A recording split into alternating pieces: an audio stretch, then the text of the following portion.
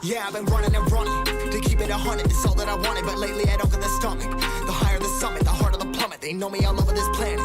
I'm just a man and I can't understand it. Proud that I win and I did it myself. Probably wouldn't if I got the help. Hearing subliminals all on myself. Feel like I'm breaking, I'm falling to hell. Told me I'm sick and I tell her, oh well. Rather be dead than to know that I failed. Live for the chase, life is a race. I'm out of space, so me get on my face. I got a taste, want the whole plate. Finna get laced if you step out of place. Like, first off, you don't run nothing. All talking, your team bluffing. My squad, we all dream crushing. We ain't rushing, no discussion. All I know is us made for this. Paid for this, yeah, slave for this. Been down and I'ma get it right. Get on sight like.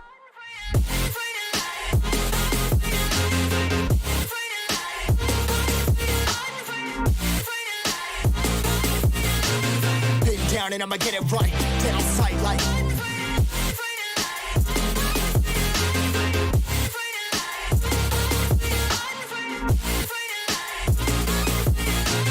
Been down and I'ma get it right, dead on sight like.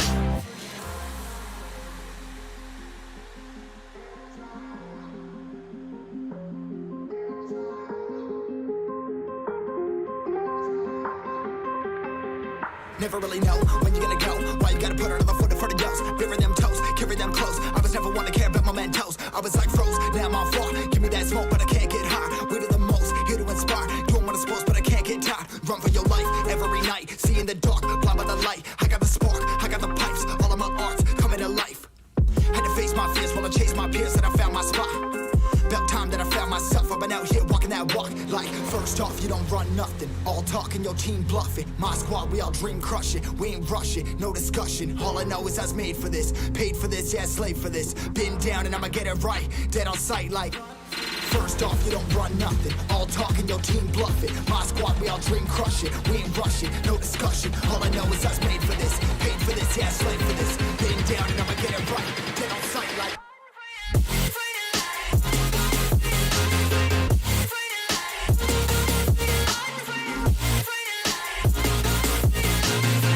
Down and I'ma get it right, dead on sight like.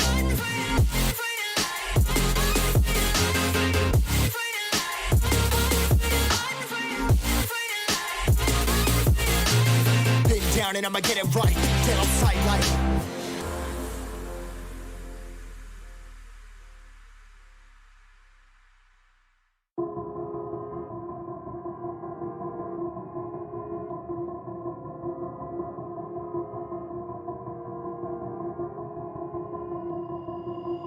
I've been thinking, lately it's just me against the world. Round and round I'm caught up in this swirl, trying to dig and trying to burrow.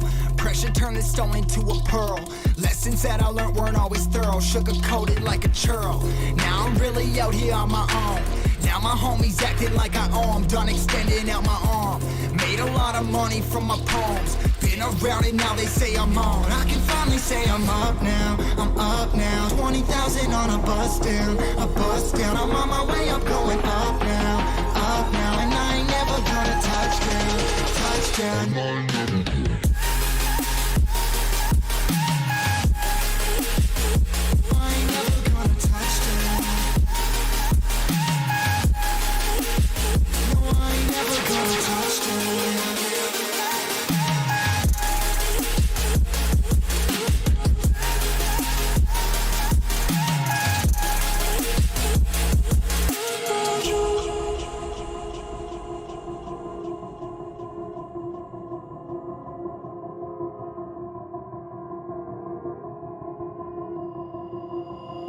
Mind's on, I can't turn it off. Late nights and I'm turning up. Hate life, then I learn to love. Down and out, now I'm way above. I always knew I had it, now I'm living out my dreams. Treat that money like an addict, it's a habit. I'm a fiend, feeling that rush. Rocket ready to launch. Hands up, ready and gone, been waiting too long. Trust on plenty, that's wrong. Old me's dead and that's gone, thank God I'm headstrong. I don't wanna wake up with a doubt that I show 'em everything I'm about. I ain't never going out, I ain't never did it for no clout. Now I'm sitting pretty on the cloud. I can finally say I'm up now, I'm up now. 20,000 on a bus down, a bus down. I'm on my way up, going up now, and I ain't never gonna touchdown, touchdown. I ain't never gonna.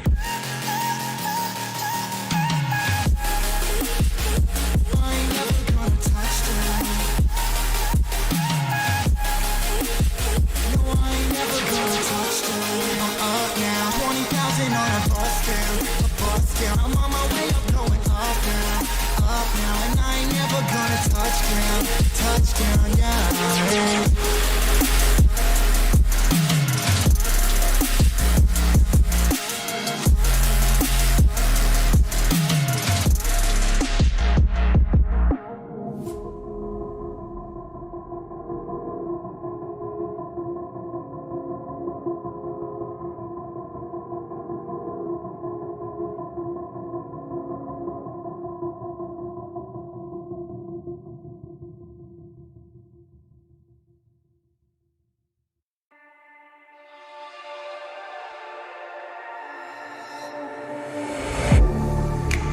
Getting hype when I aim up, elevating that game up, stepping up to the competition. Only first place, and that's how I'm living. I'm winning till they digging up my grave, eating all the things up on my plate. Game face when I step up into place. I was born and when I watched me elevate.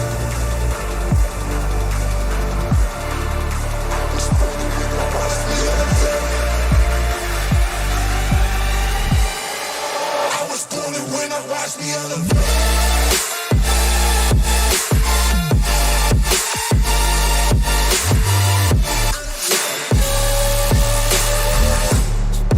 I was born to win, now watch me elevate.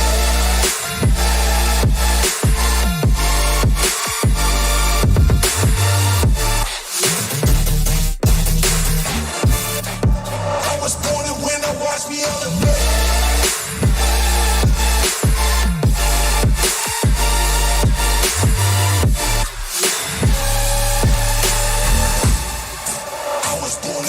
Watch me elevate.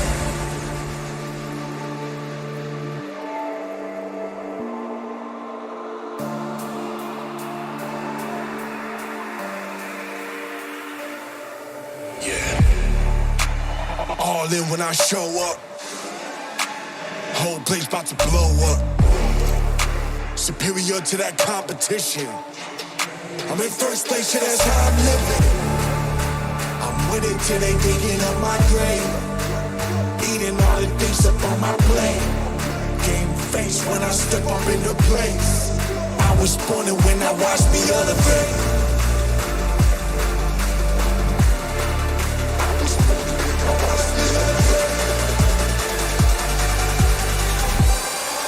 I was born and when I watched me elevate.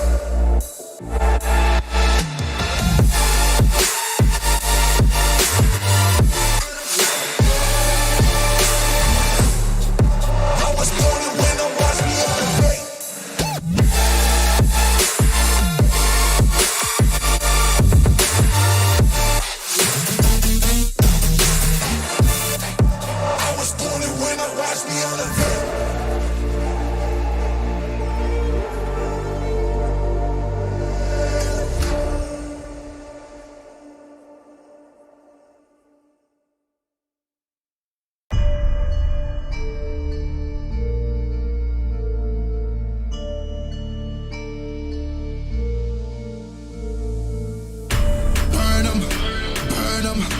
Money I be making, I'ma burn 'em, I'ma murk 'em. And if they playing with this fire, I'ma burn 'em. Murder, it's a murder. Disrespect us, I'ma spark it, I'ma burn 'em. And I be searching, I be lurking, I'ma hurt 'em. And all these bridges that I'm building, I'ma burn 'em.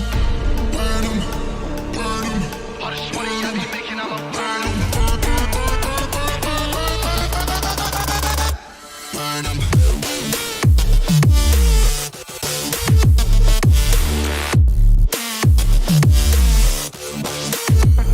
Smoke it up.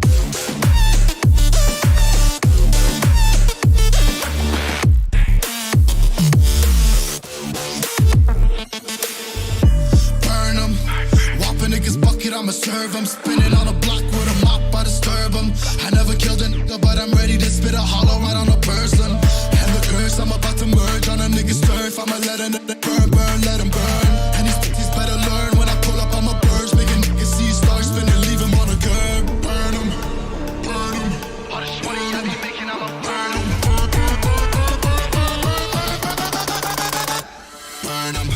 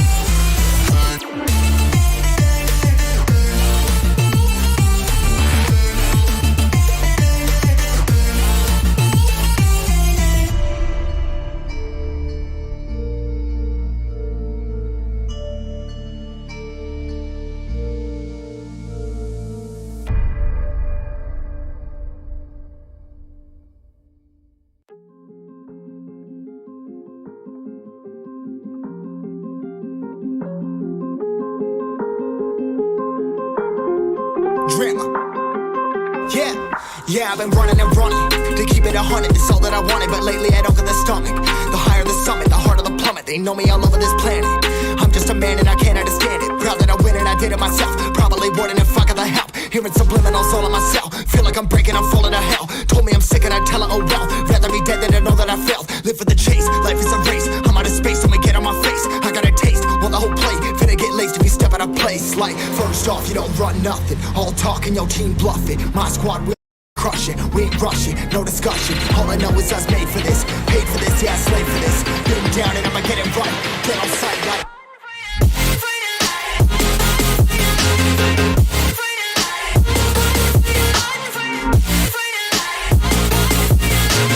Been down and I'ma get it right, get on sight like.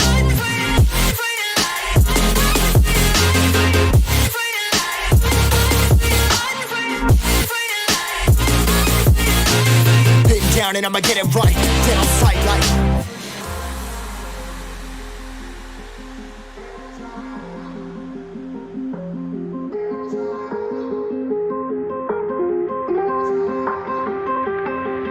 Never really know when you're gonna go. Why you gotta put another foot in front of yours? Bury them toes, carry them close. I was never one to care about my mentos. I was like froze, now I'm on floor. Give me that smoke, but I can't get high. We do the most, here to inspire. Doing what I'm supposed, but I can't get tired. Run for your life every night. See in the dark, blind by the light. I got the spark, I got the pipes. All of my arts coming to life. Had to face my fears while I chase my peers, and I found my spot. About time that I found myself. I've been out here walking that walk. Like, first off, you don't run nothing. All talking, your team bluffing. My squad, we all dream crushing. We ain't rushing, no discussion. All I know is I was made for this, paid for this, yeah, slave for this. Been down and I'ma get it right, dead on sight like. First off, you don't run nothing. All talking, your team bluffing. My squad, we all dream crushing. We ain't rushing, no discussion. All I know is I was made for this, paid for this, yeah, slave for this. Been down and I'ma get it right, dead on sight like.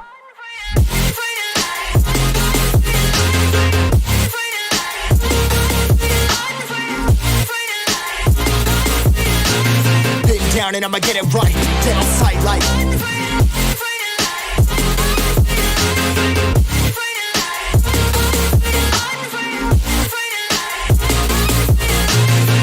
Down and I'ma get it right, dead on sight like.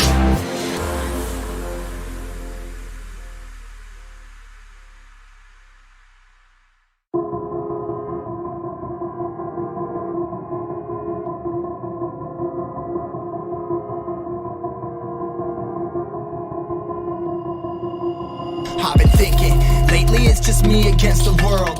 Round and round I'm caught up in this swirl, trying to dig and trying to burrow. Pressure turned this stone into a pearl. Lessons that I learned weren't always thorough, sugar-coated like a churl. Now I'm really out here on my own. Now my homies acting like I owe 'em, done extending out my arm. Made a lot of money from my poems. Been around it, now they say I'm on. I can finally say I'm up now, I'm up now. 20,000 on a bus down, a bus down. I'm on my way, I'm going up now, and I ain't never gonna touchdown, touchdown.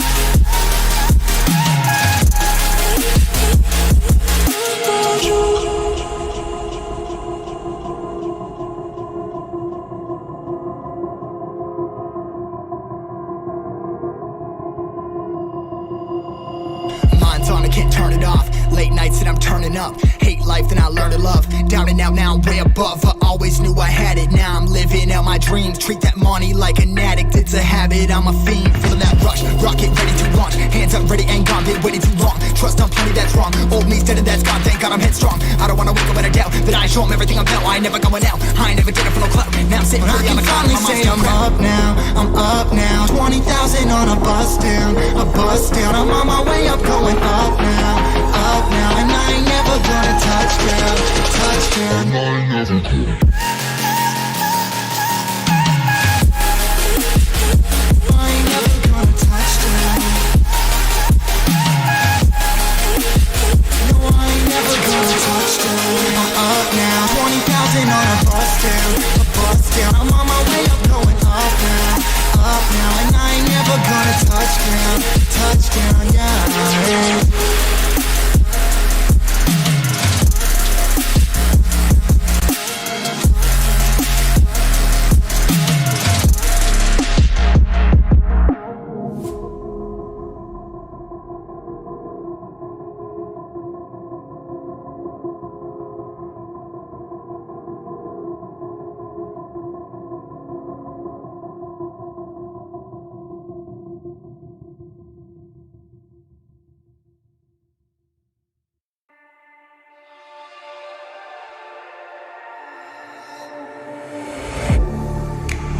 Getting hype when I aim up, elevating that game up, stepping up to the competition. Only first place, and that's how I'm living. I'm with it till they digging up my grave, eating all the things up on my plate. Game face when I step up into place. I was born and when I watched me elevate.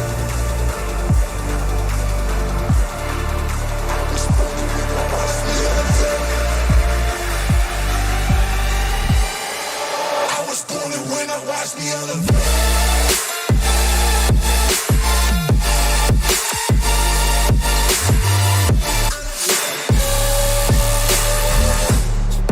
I was born to win, now watch me elevate.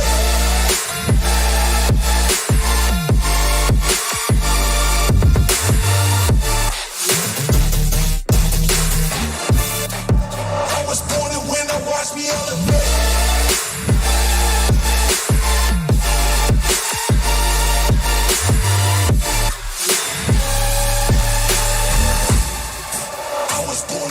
Watch me elevate.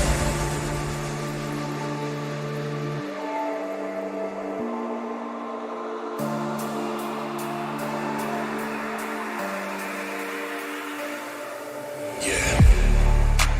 All in when I show up. Whole place about to blow up. Superior to that competition. I'm in first place, yeah, that's how I'm living. With it till they digging up my grave, eating all the things up on my plate. Game face when I step up into place. I was born and when I watched me elevate.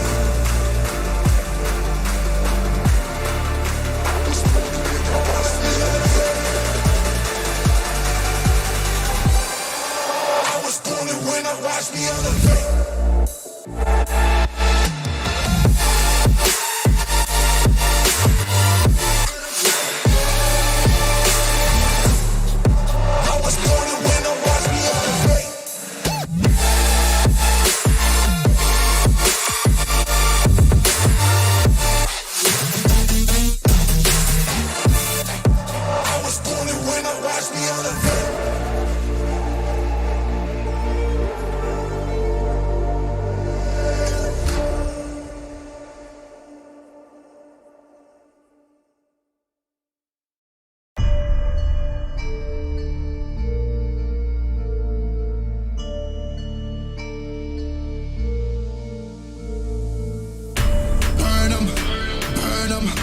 Money I be making, I'ma burn them, I'ma murk them. And if they playing with this fire, I'ma burn them. Murder, it's a murder. Disrespect us, I'ma spark it, I'ma burn them. And I'll be searching, I'll be lurking, I'ma hurt them. And all these bridges that I'm building, I'ma burn them. Burn them, burn them. All this money I be making, I'ma burn them. Burn them.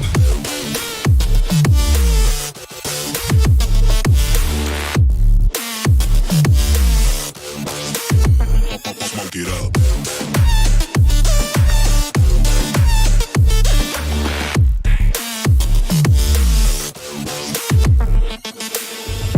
Burn 'em.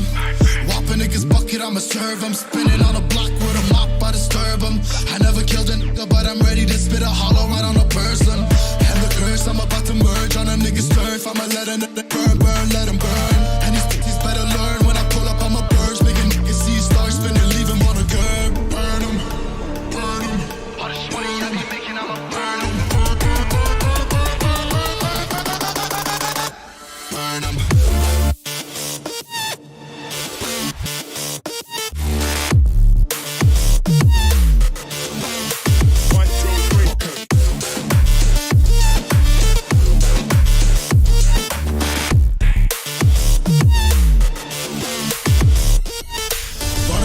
really out of town.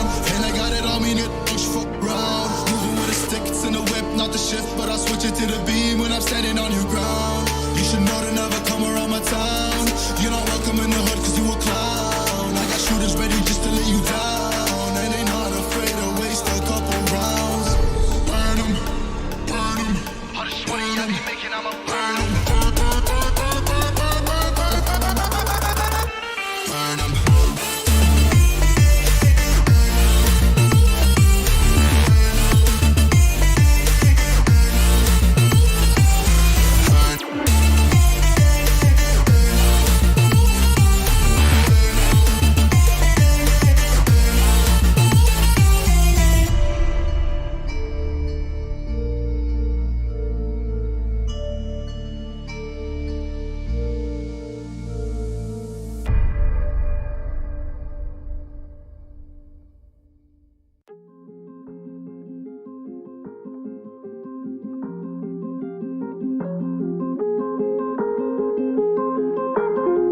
Drama. Yeah, I've been running and running to keep it 100. 10, 9, 8, 7, 6, 5, 4, 3, 2, 1.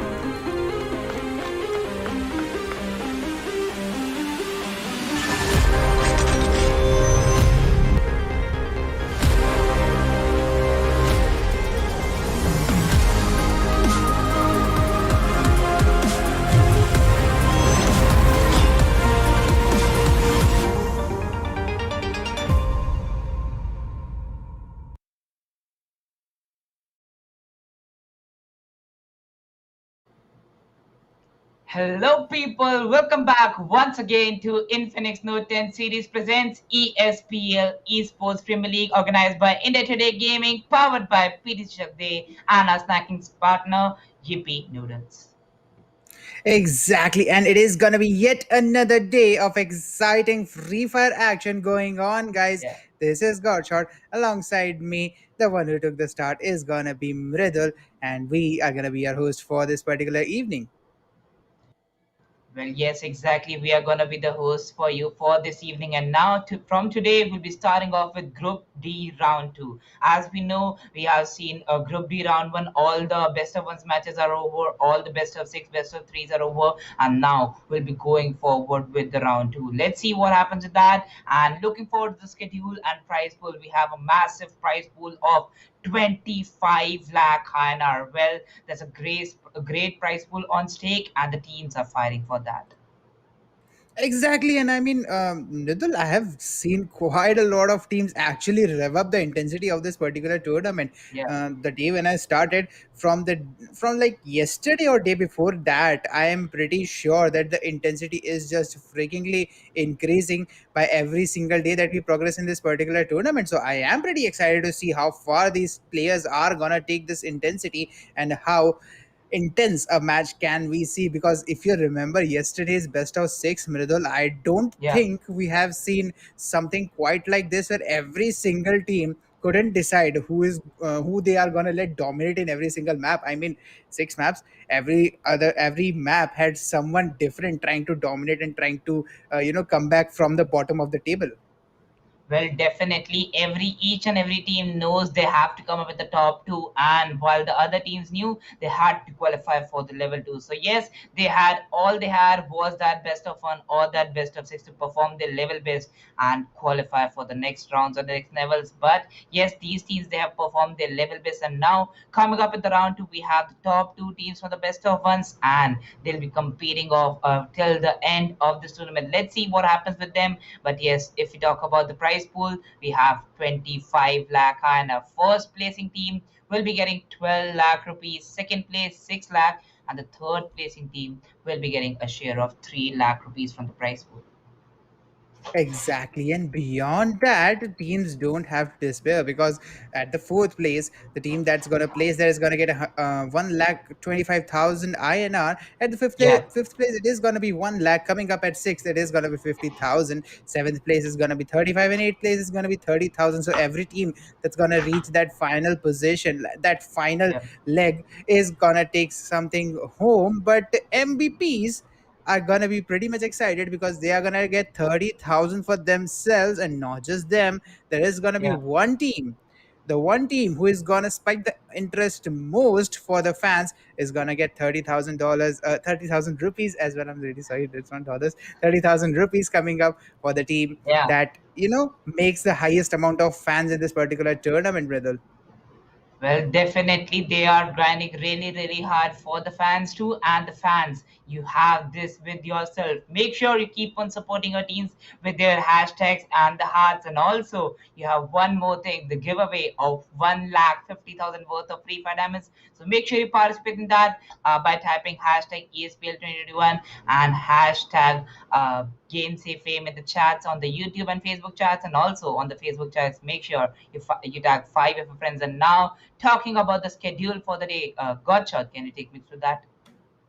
Exactly. So, guys, today we have yet another one of those interesting matches coming up for you. It is going to be a best of six as we start into this particular evening. And Yeah, moving on from there, we are going to have two best of threes to follow up that trend. So, it's yeah, going to be actually four best of threes if you kind of take my point word into it. But two best of threes are going to be played by the same 12 teams. So, yeah, that best of six is gonna be all sorts of interesting because yesterday we did have quite some experience in the best of six format. So I am thinking I really want to see the trend going on in best of six quite the similar way, and I really want some upsets coming here and there. But best of threes, it's gonna be the same level of excitement. What do you think, Mridul? well, yes, exactly, because they have some chances with them to make the level best play here, and they won't lose them. From 4 p.m., we'll see a best of six, and starting from 7 p.m., we'll have two best of threes.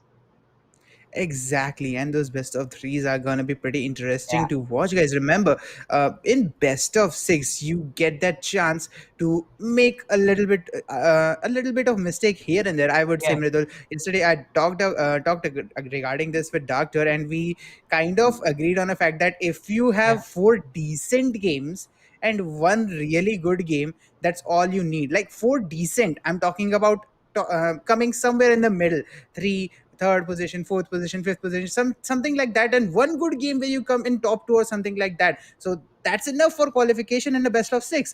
But how you're gonna get it, Mridul? Can you talk us through the rank points table here?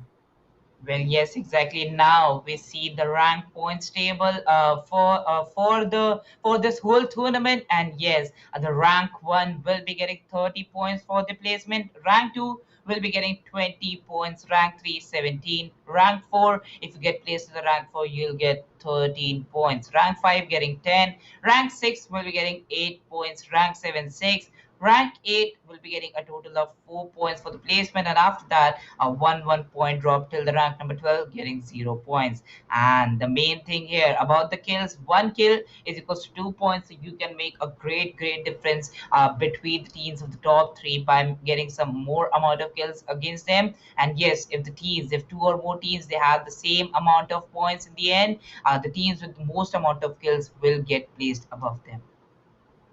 Exactly, because those skills are going to be really deciding factor here. And Yeah, Mridul, we have seen in the best of six format almost every single squad hits somewhere around the same number of kills, five, six, seven. We see a lot of them coming here. There is a frequent match here and there, like one or two, where one particular team dominates. But generally, in what I have seen in best of six, we do have teams which kind of come close to five or six yeah. kills per match. So definitely those 12 points are going to be really important when it is going to come to the placements, because best of six, I would say it's going to be the most competitive in out of the matches that we are going to see today. And Yeah. there the teams will have to gain every single point that they possibly can. We have the example of yesterday.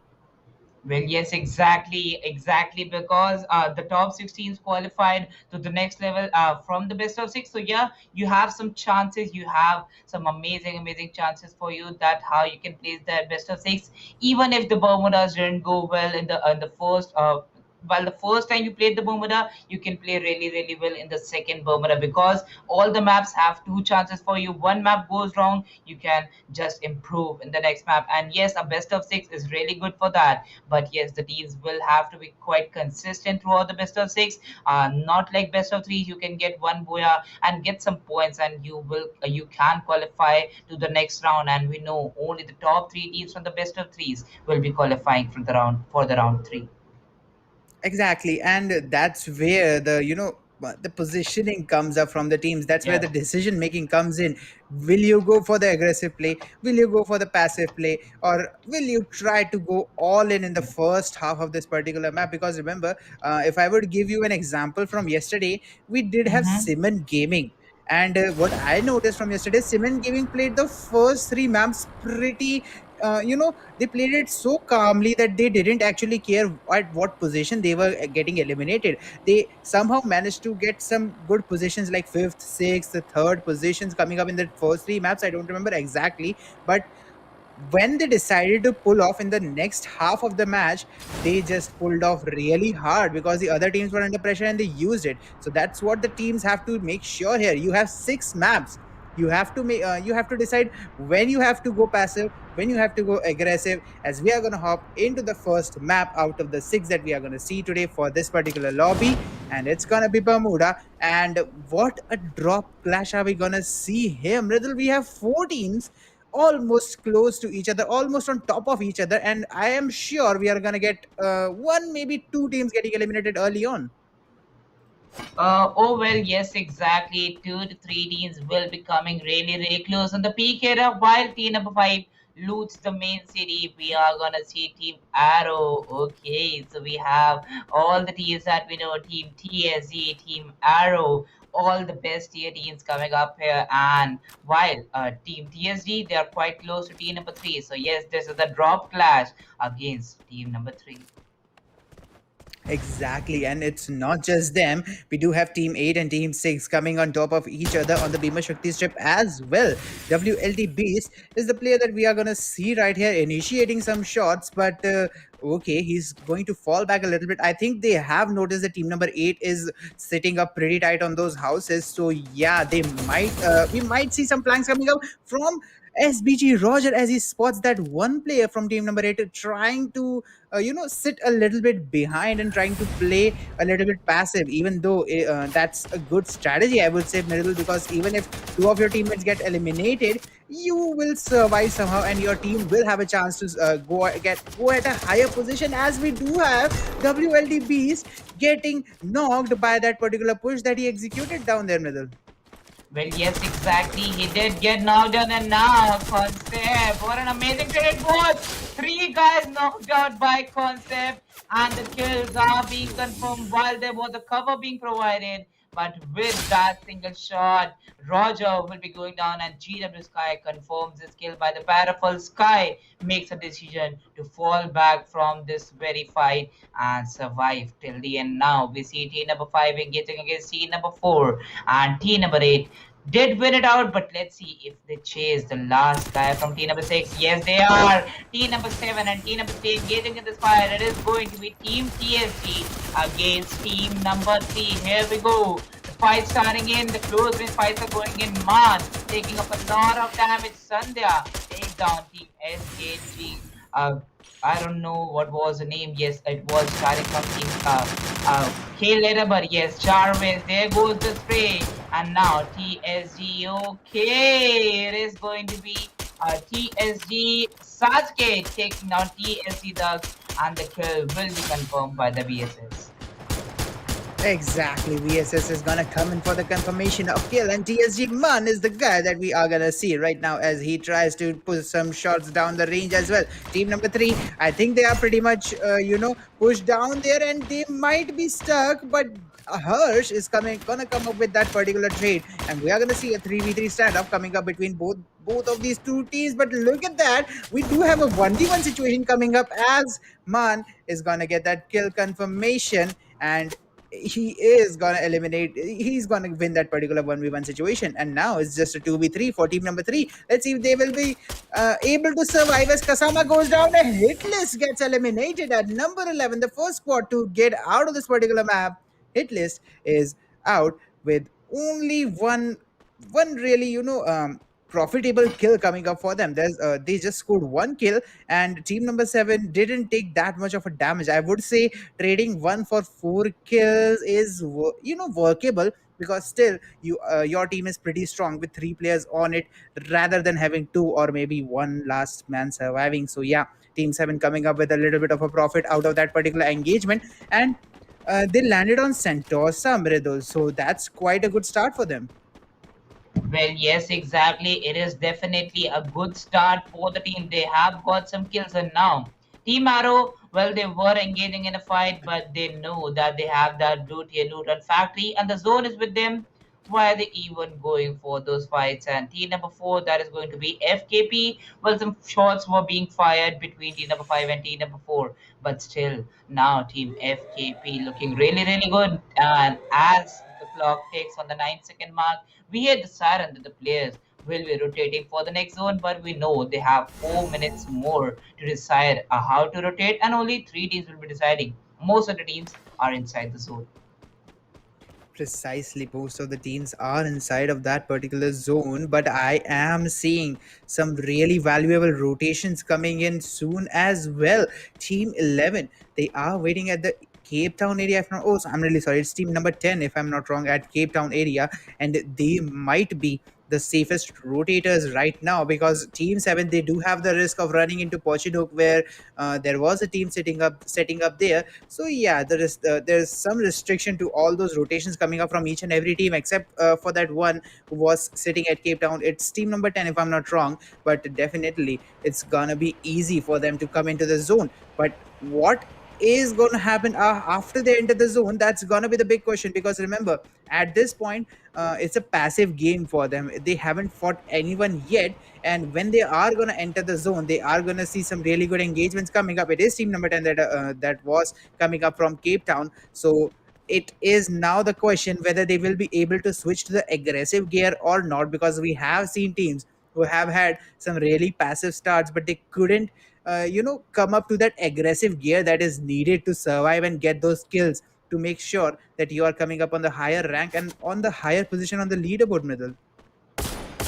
Oh, well, yes, exactly. The higher position you get on the map by scorecard, it will be really benefited for the team. It will be really, really benefited for these teams, because now they'll be going against team number 8. Team number 9 will be rotating and straightforward going against team number 8. They have already took out three guys from team number 6, and the team has been brought down to a player disadvantage.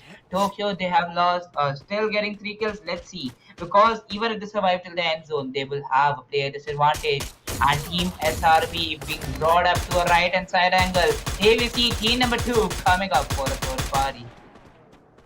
Precisely, and the third party might be really valuable if executed properly. But look at that, team number 5. One player gets stuck on the tree. What are you doing, man? That's not a way you are gonna play this particular level. I mean, it's a best of six. Yes, you have some second chances, some third chances, maybe even sixth chance, but definitely that's not how you're supposed to play where the blue zone is situated. I mean, you are on the edge of the blue zone. There is most probably, I mean, 9 out of 10 times there is going to be a team inside there.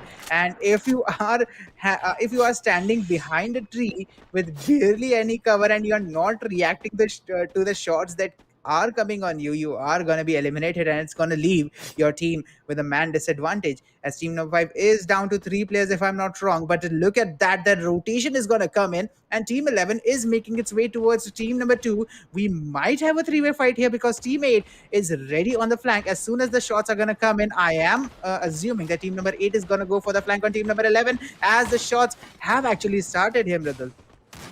Well, yes, the shots have been started and the fights are going here. Here we see the fourth party incoming. There goes a time bomb. Oh my god. HH3 did get one guy from that grenade, but will get knocked down from another grenade. Here we see Dave Duker down to his boat, but here comes the revive behind that blue ball. Bordel Shinu going for those sniper shots in the close range, and the shotgun was the shotgun. The shots were really good. Vino takes on one, takes on another, and now the kills will be confirmed. Exactly, and talking about that particular fight, team 11 is sitting really tight down there on team number 2. I think they might not survive this particular one, but the TRP, if I'm not wrong, I think they are true rippers and they have definitely decided to stay out of that particular fight. Team 11 is kind of stuck there. I think that's the only player surviving for them. Yes, it is the only player that's surviving for them, and the team number 2 is sitting on top of him. He is sitting in a kill box. If I have to put this into a concept, he is sitting in a kill box. One good grenade, and he is toast in this particular situation. Let's see how he is gonna play and how the rotations are gonna come in, because team number 10 is coming on that particular flank anytime soon. Team number 2 is gonna be flanked yet again for the second time. But let's see if they are going to win that particular fight on team number 10, because they have the advantage that they have already fought a team that tried to flank them. So definitely team number 2 will have a little bit of a momentum carrying on that particular fight if team number 10 approaches them. But let's see if that fight is even going to come in, because I mean, why does it always happen to me, Mridul, that the prediction that I make somehow gets I mean, the players listen to it and they don't do it exactly. Well, I think so. There is a good connection between you and the players, but still looking for the team's team HH. Oh no, they have lost all the three guys. Well, Prit, he was sitting inside a fortress as you were talking about. That was a fortress of death. But now, well, they'll be going for the shots. Pahadi, Team Elite Pahadi takes that amazing MA2V shot and gets the first frag on Team SCR, but the players will be revived. Team Elite is looking really good here. Well, they have started to fight. They were holding the peak area, and the only team to be outside the zone is going to be Team TSC. Well, they are going for the late rotations.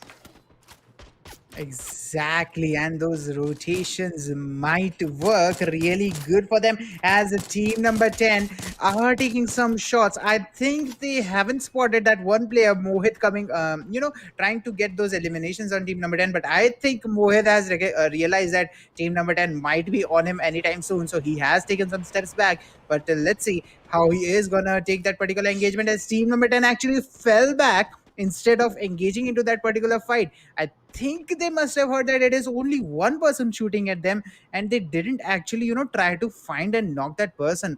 They really need to initiate that aggressive side of them. Otherwise, I would say that being only passive isn't gonna help them. Even if you end up at second position, if some aggressive team gets more kills than you, they will easily top you off on the leaderboard. So yeah, it's a risky move from team number 10 that they are not rotating and trying to find some kills at this point, where the zone is condensing all the teams on top of them, and anytime soon they will be flanked from any possible angle.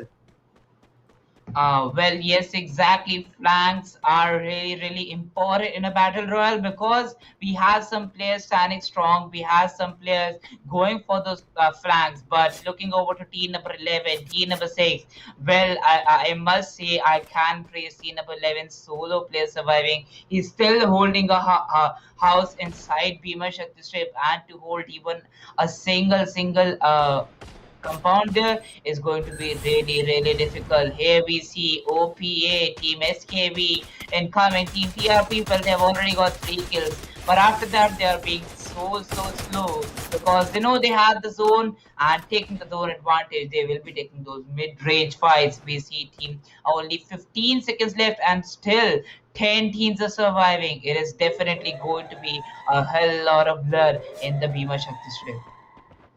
Precisely. And about TRP, I would say they are making sure that they are not burning themselves up in the fire that is brewing slowly and steadily in this particular area, because they know they have 3 kills. If they play it calmly, they can secure a bunch more, because if I remember correctly, the way they got those 3 kills was pretty bad, as I would say, because they were being pushed and they countered that push so precisely that they got those 3 kills. So yeah, if they play this particularly calm game, they will have some kills coming up for them, and that's how you are supposed to play in this particular zone. As we see, Surya Bhai gets eliminated. That's team number 6 coming, getting eliminated right over there. But Team Elite's iconic Jaunty, Killer, and Pahadi, all 4 of these players are trying to take that position, and I think they have spotted team number 4, which was trying to come inside the zone. Although Pahadi, that was a risky move. Why there is no blue wall for you? He's gonna get knocked and he's gonna be revived pretty easily as well. But that was a risky move coming up from him. Jaunty is gonna get that particular kill, as the team 9 Whoa! FKP is gonna get eliminated because of the zone, not by team Yeah. number 10, because of the zone. That's 4 kill points wasted, I would say, Mridul.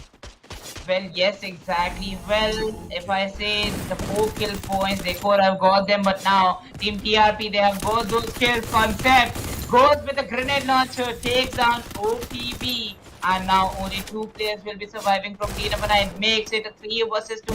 It was a 3 versus 3, brought down to a 2 versus 3, and here we see a good trade incoming. WC Sandhya will be the last player, and the third body shots are being dead. Here we see another player knocked down. Only Shanti available from the team to go against C number 8. Well, it is going to be a 1 versus 1 fight now, down to 2 versus 2. But the players, they're still not popped in their meds, and still they're healing. The zone has went outside. A new kill leader pops up. Team Elite is going to fight against team number 1. With that, team SRB 18 gets eliminated at the 8th position.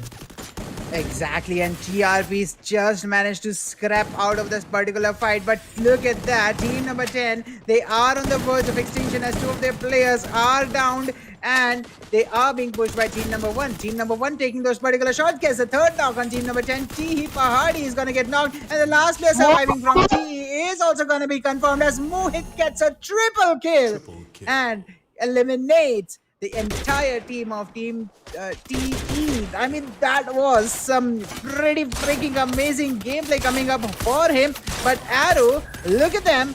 God, like Shino is trying to get some shots, and they are trying to get that third party coming up on team number 1, who just eliminated team 10, and they are weak from those particular wounds that team number 10 caused them because the grenades. Okay, it was a flash, if I'm not wrong, coming up, and Shino is gonna get that one confirmation. Toxic is gonna be knocked, and team number 1 is gonna be flanked really hard as Karthik tries to go and bait the knock that came on his team. Team number 5 is going to push forward on that particular squad, and Shadow Shooters is gonna get eliminated.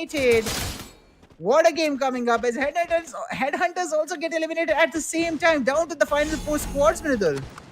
Well, yes, exactly. Back to back Headhunters, Team Elite, Storm Shadows. Well, Storm Shadows, they did wipe out Team Elite, but they get eliminated from Arrow, and now TSG just making a great move inside the zone.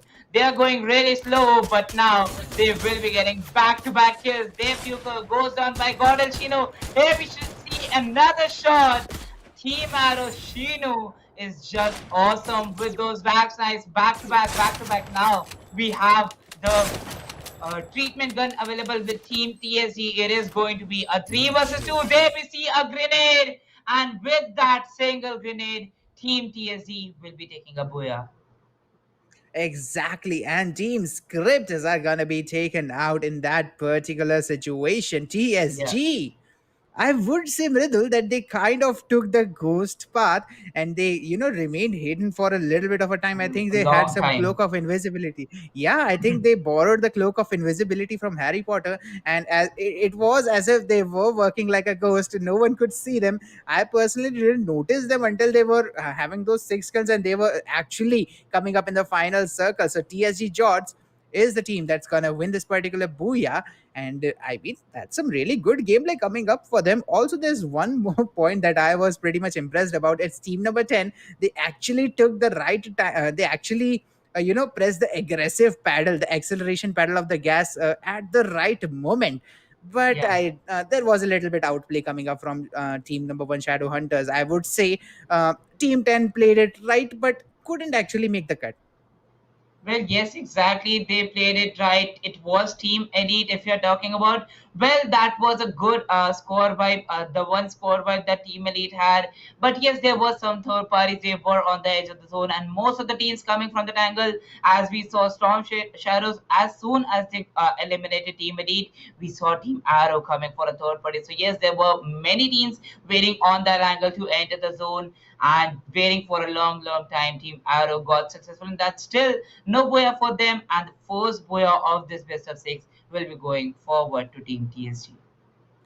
Exactly. And there's one more point that I noticed in this particular map of Bermuda. I saw 6 points going to the zone. I mean, three players Yeah. eliminated because of the zone. So, yeah, those 6 points are not going to be distributed to any of the teams. That's a little bit of a bummer because teams need to have every single point that they possibly can. And I remember four of those points could have went to Team Elites at that's sitting at number 7. And if you add Yeah. 4 points, and all four of those points would have been kill points. So they would have been sitting at sixth position, but they kind of Mm-hmm. missed it to the zone. So they are sitting at the seventh position. But moving from top to bottom, it's TSG George that's going to come up with the 44-point lead. I would say it's a strong lead, it's a good start, but not exactly a dominating one. So TSG George has to make sure that they keep this one consistent. Otherwise, there's going to be a little bit of a pressure coming up on them, even though they got that particular booyah. But Scripters with 30 and Arrow Esports with 27, not far behind.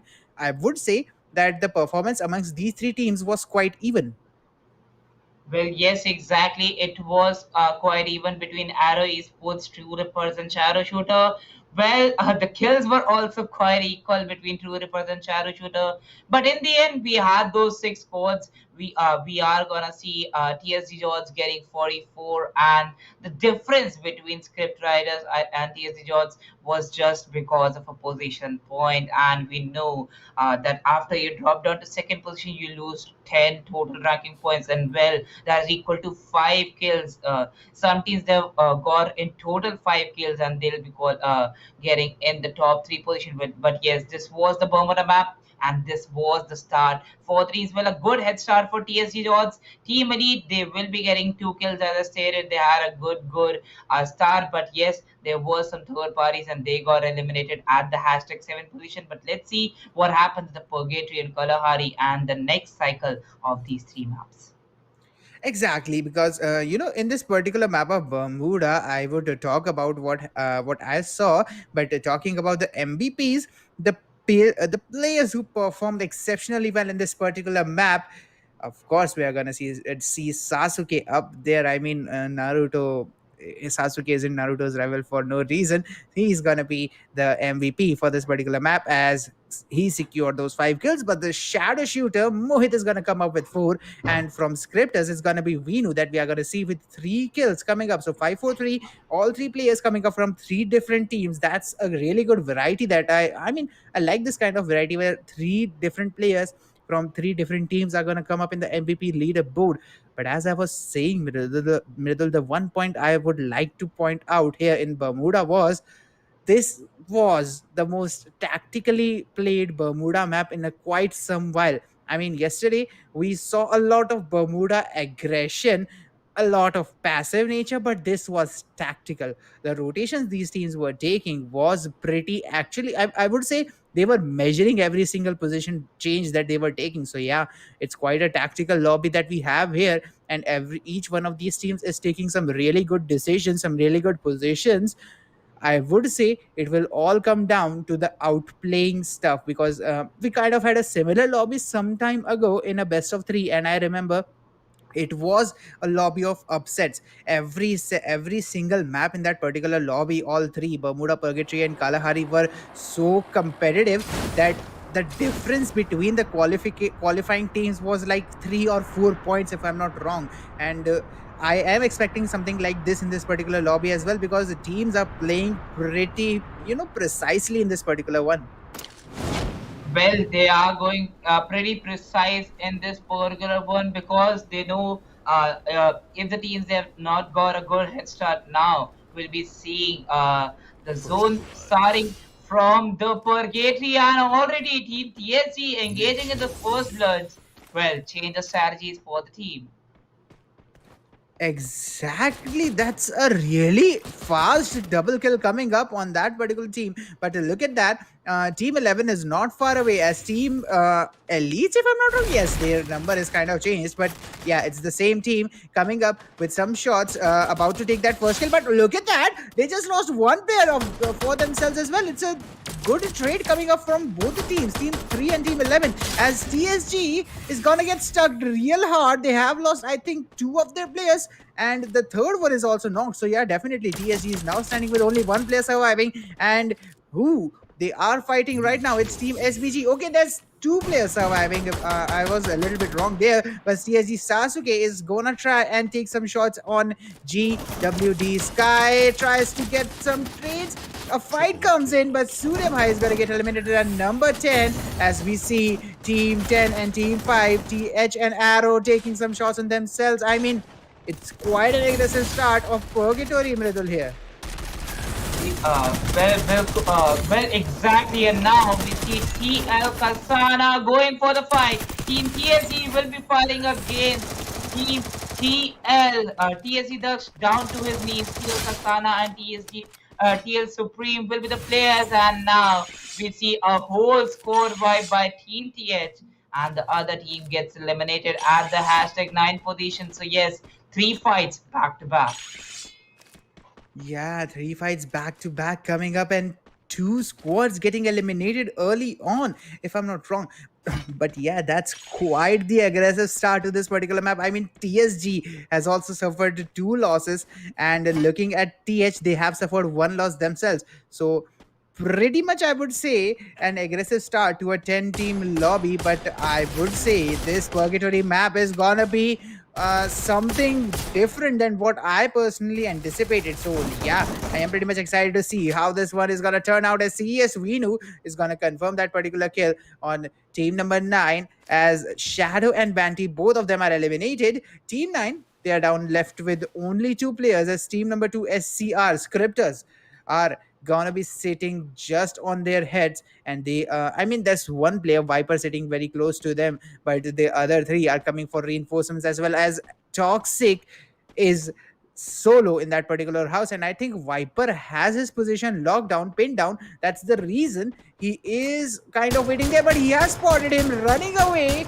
Can he get some damage? Okay, he can, as that was a really fast runaway coming up from Toxic. Team number 2 is gonna take control of that particular house. Will try to locate the other player, but I don't think they're gonna find anyone here. So let's see how they're gonna rotate from this particular position out. I would say that's quite a good start for some for like, I think 4 teams coming up in this particular map of Purgatory. And I would also add the point that all these teams actually had some losses except for Scripters. Scripter didn't lose any players, so yeah, Scripters is on top with that particularly good start. But the other teams, they have got the points, no doubt, but they have also lost players. So we still have some other teams into that particular opening where they can take the platform in this particular stage. And TSG, they are down to 2 players, so we might see some new team coming up with the booyah in this particular map, Mridul.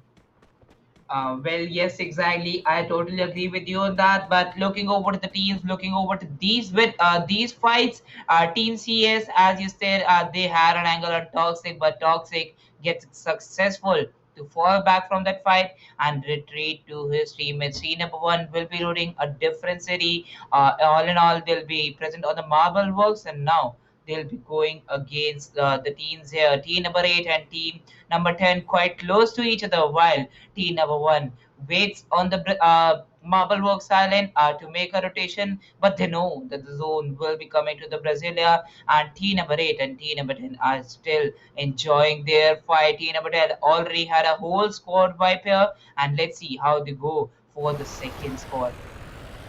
Exactly, the second squad is gonna come up as TSG. Yes, they have four kills, but they are down to two players. That's not a situation you want to find yourself in this early stage of purgatory. I mean, there's barely 6 minutes coming up on the timer, but they are mostly down to two players at this point of time. So yeah, they will have to go on that passive route. TSG did take that passive route in the previous game as well for a little bit, but let's see how they're going to play in this one, because I think this is the particular time where they have to go ghost and have to hide for for at least a little bit of this particular map of purgatory. Otherwise they might risk getting eliminated early on. Oh, yes, exactly. Because Team TSG, well, even if they have got two kills now, they'll be down with a player disadvantage got shot. And going with the player disadvantage, they will be coming on the Mount Villa. Well, they have a vehicle, but leaving that, they'll be going inside the zone on foot. Exactly, and that rotation is what's gonna be really important here. Let's see how they are gonna take it out. They are taking vehicles, which is quite of a risk in itself, because vehicles do make a lot of sound and you can be spotted for a very long distance. So yeah, it's a risk in itself. But let's see if they are going to get any reward out of it. Early rotations, fast rotations, that's what they can take it out for. But let's see if they do it without getting spotted. As team number 10 TH, they also have a good start, but they have lost only one player, so not that bad of a start. But let's see how this is going to play out, because even that one player disadvantage can be pretty lethal if you get stuck up with a four-man squad trying to suppress you. Oh yes, exactly. Because of the squads with that player advantage, just like Team Scripters, Team TRP, we talked about Team FKP and also SRB18, and we know the experience that these teams have. The experience matters, and that experience is obviously helping them. Even after being with four kills, Team TSG, oh no, stop that car. Well, he stops that car and will be clapping on the sniper tower. They exactly know how the zone will be coming, and being down to only two players, how they exactly need to rotate. The shots being fired by the VSS, but yes, misses some shots, and T number four now is really looking good. There goes a grenade, can't take down the guy. One single grenade, and team number four losing two guys back to back, and only the lone survival will be coming with his vehicle. Oh no, there are two guys. Sorry for that. Team FKP was on a player advantage against Team TH, but now only two players will be surviving. Here we go with that first knock. The second knock comes up. Supreme goes for a trade fire, saves his guy, and a quadra kill for Supreme. Clutches it out against team number four. And yes, this was a 1 versus 4. TL Kasana. Now they'll be facing a third party on Brasilia. They were down to only two people, and only the last survivor will be taking that vehicle. Let's see if he's allowed to go or not. The shot's been fired on his vehicle. But let's see if the vehicle gets blasted. Yes, it will be blasted. And with that sniper shot, lot of 4 takes the last kill. Shut down for Team TH2. Well, that was a great score wipe against team number 4, but a third party results that team number 8 will be taking those 2 kills. Exactly, team number 8 is gonna take those two kills, but there's one more factor that they kind of force here as well. Mridul, they just eliminated Hitlist out of this particular map, where Hitlist had 8 kills for themselves. 8, that's 16 points already, and they got eliminated at number 7, if I'm not wrong. So, yeah, number 7. That's some really good points coming up, 20 something points. So yeah, they are gonna be pushed up high into the particular leaderboard when we are gonna see the map wise scorecard. Although I would like to see what impact this is gonna cause in here, because hit list, if they would have survived, even those two players, they would have gotten one or two extra kills, and they would have definitely denied a couple of positions to some other teams who are getting kills as well. So yeah, team team hit list had a really good start, but they couldn't finish it off that that profitably. So looking at that, let's see how True Rippers and Team Icon, Team Elites are gonna play this particular one. Out as Lord of War is trying to get those long shots on the particular player Iconic, as Team Elites, one of their player was knocked. A grenade is gonna come in. Look at that bounce and the timing of the Chrono Shield. Both of those were pretty good coming up as Team Elites. They are being bombarded right now, and Team True Rippers is trying to get the elimination on them. Let's see how they're gonna play as Lord of War tries to take some shots. Jaunty is gonna get a lot of damage. I think Team Elites is better off if they fall back for right now. Team True Rippers has the better position, has the man advantage, and has the gun skill that can complement Team Elites right now, and they will get eliminated if they don't play this correctly. And I would say it's a big risk coming from them if they don't manage to run away right now, Mradul. It's a risky move. Let's see how much of a risk they are willing to take right now. Well, yes, exactly. That is definitely going to be a risky move, as you stated. But still, Team Elite, they got placed on the 7th position with only 2 kills, and now they will be searching for those kills. While searching for those kills, they got a whole squad wiped out of the game. But still, even after 4 kills, they have lost one of the guys, and we know how important is each and every guy. And being that it was Pahari being one of the most valuable players, one of the important assaulters from Team Elite, he's down, he's outside the game, but still waiting for his teammates to clutch it out, to wait for the teams to wait for the situations, and now they'll be holding a great position. And as I stated, the zone will be coming for the Brazilian Marvel Works, and it will be divided between 2 islands. But yes, the bridge is connected by Team Elite and Team TSG. Exactly, and Team Elite, Team TSG, both of them would prefer staying on the positions that they are in right now, Mridul. I am gonna predict that the zone is gonna come somewhere close to them.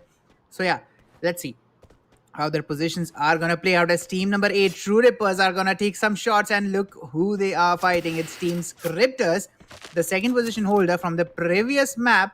Let's see how this particular fight is gonna go in, because True Rippers, they themselves couldn't secure that high of a position on the previous map scoreboard. So yeah, let's see how TRP is gonna play this out. They don't have enough kills.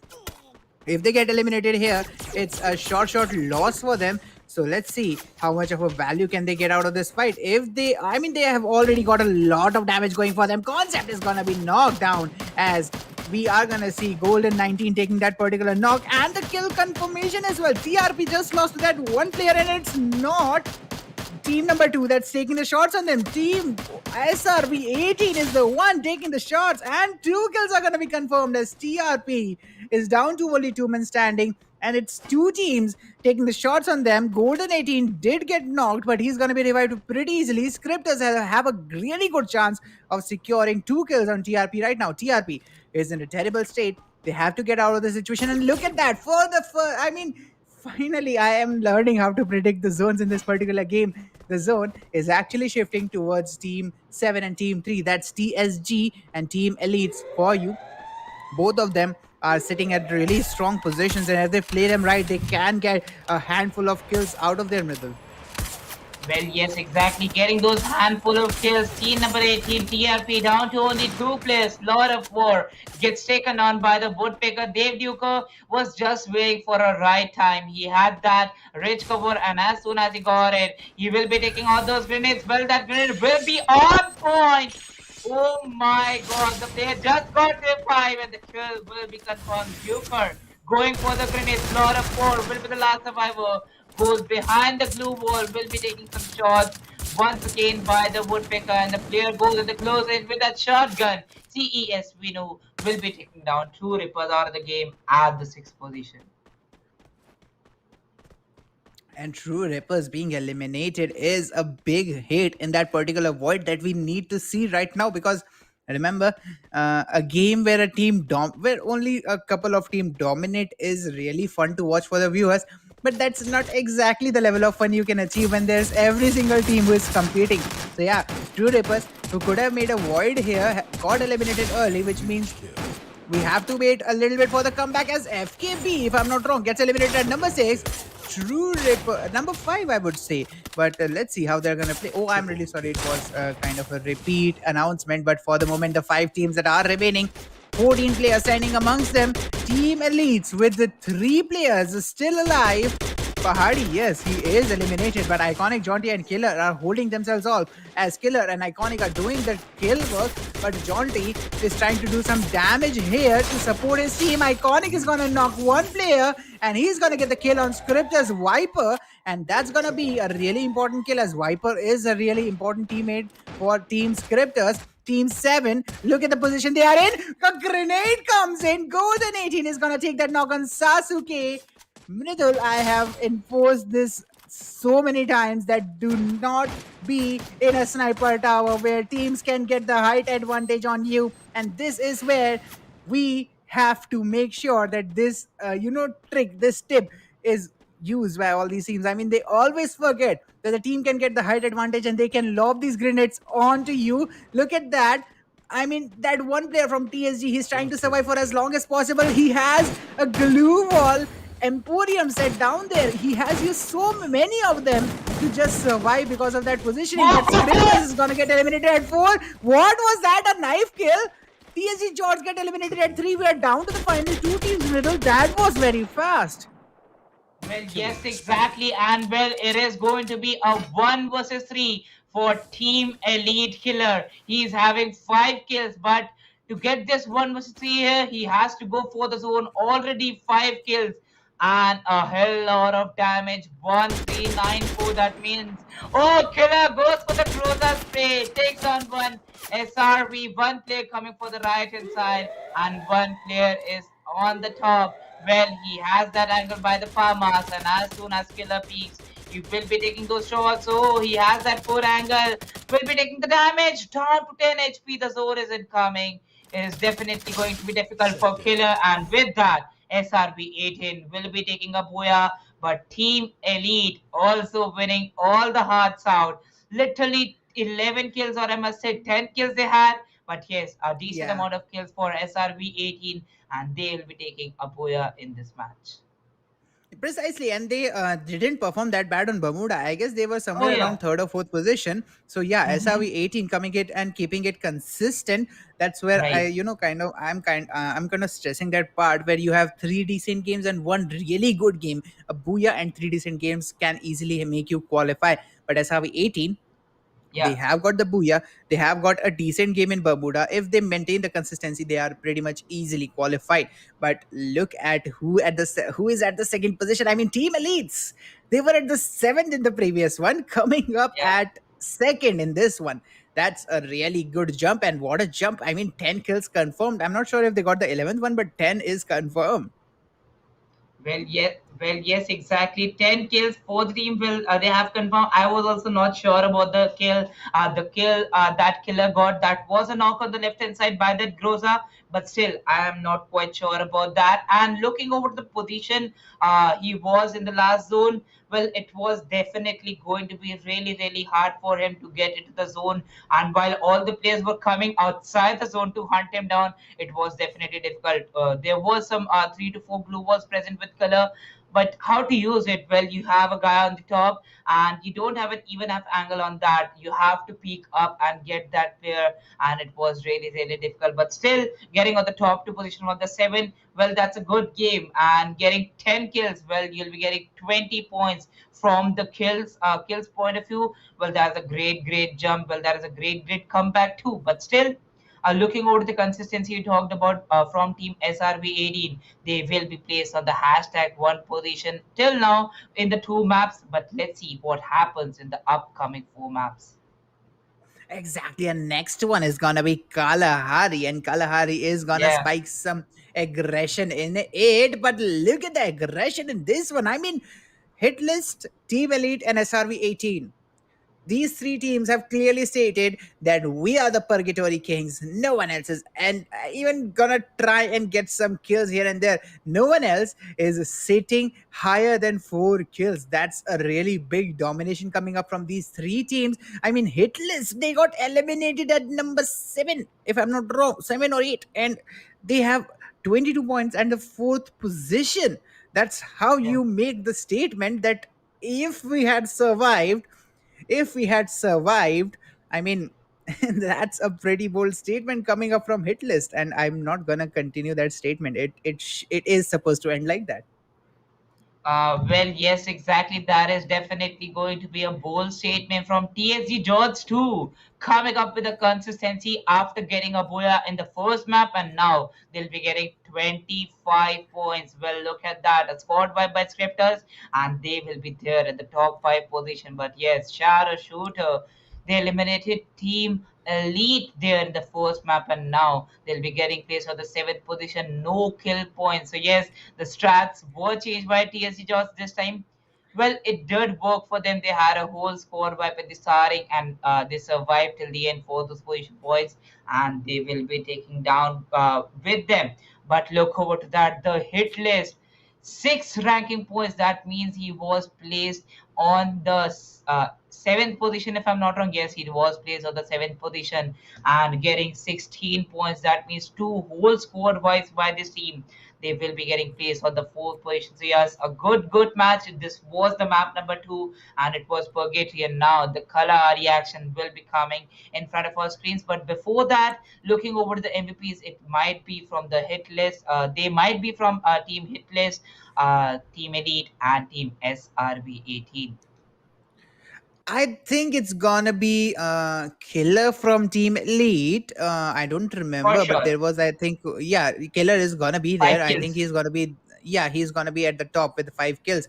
But I think there's one player in hit list who got 4, if I'm not wrong, 3, maybe 4 kills. So yeah, he might be there, but. I guess the rest of the MVP is gonna be from SRV 18, but let's just see Whoa, what the. no. Oh yes, exactly. He had 5 kills. It's Supreme from Hitlist coming up at the second position, and at the third position is gonna be SRV 18 with Golden 18 representing them. Killer definitely securing the top position because I mean, he was the reason his team came at the second position overall. So yeah, Killer definitely deserves that spot. But Supreme, his team got 8 kills. He is the solo reason his team is surviving in the top 6 spots, Mridul. So yeah, a good credit coming up to Supreme as well. But Golden 18 also performing some really good gameplay coming up in the final circle. But I mean, SRV 18, they were kind of playing similar to what TSG played in the map of Bermuda. They were hiding, they were silent, they were playing like ghosts until the final 2 circles, and that's when they started fragging. Golden 18 was in the lead in that particular process. Well, yes, exactly. He was in the lead there, and well, he took the advantage also. He will be placed on the 3rd position, and now going forward with the Kalahari, the map of the aggression. Here we see Team Arrow already taking a drop as soon as the flight path starts. The flight path will be starting from the Stone Ridge till the foundation, dividing the map into an exact 50-50 ratio. Exactly, and that 50-50 ratio is gonna influence some really good drop locations as well, Mridul. I mean, okay, why would you drop in the freaking middle of the map? And that two of the teams decided to go at the same location. It's Team 11 and Team 5 that we are watching right now. Team HH and Team 5 is it Arrow? Yes, I think it's Arrow. That both of these teams are dropping in the in the same position. And look at that, Team 4 and Team 6 have already started to take some knocks. Team FKP down by 2 players already. It's Team 6 that's trying to hunt them. Let's see which team it exactly is. But for the moment, Team FKP is down to 3 players as one gets revived, and GWC Sky is gonna take some shots. It's SBG that's going for those kills, and Team 4 has already lost 2 players, Mridul. Well, yes, exactly. Losing those players, they will be going on a backlash. And here we see the third kill also confirmed. Headhunters will be going against team number 5. Already we see a new kill leader. 4UN also going for the fights, and team FKP gets eliminated by team number 6. And now Headhunters coming up with a great strategy. They'll be taking down two guys from Team Arrow, and they'll be straightforward rushing towards Arrow. Karthik, you have to score it. Takes on one guy. But with that N65, Karthik goes down and the whole team gets eliminated at the hashtag 9 position. Exactly, that's the that's the 10th position that they got eliminated at. 9 teams now remaining with a total of 35 players standing amongst them. Two teams have already made their way out, if I'm not wrong. But let's see how these particular teams are gonna be playing. As team number one, they are gonna sit at that foundation area. They are not contested at all, and it's a good way to start the map of Kalahari. I mean, you don't actually need to get contested straight out of the drop.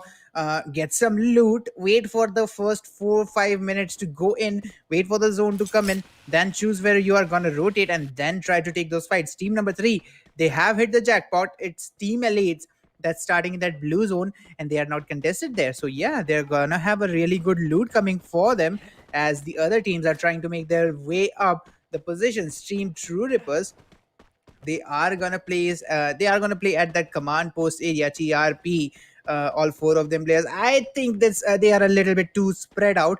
I think they should regroup for the moment and try to loot from there on out. But 3 minutes 15 seconds in, and I would say this is quite a start for Kalahari.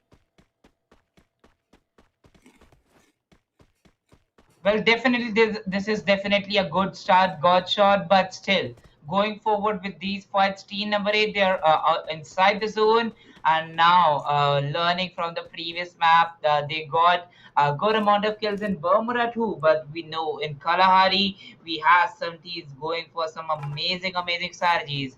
And with that, we see team number 3, Team Elite, dropping off on Bayfront, getting that blue tail loot. Team number 11 dropped off on Refinery, got team number 5. Team number 6 dropped off on the sub. They got team number 4. And Team TSD will be taking the launcher straight forward, going against team number 11. Well, there is definitely a long stretch for the teammates, and they don't know that they have split up on the Refinery. Reaper will be facing the whole team there, will be taking down the guy. TSD Jarvis coming up with a good play there. Team number 9 will be going against team number 1.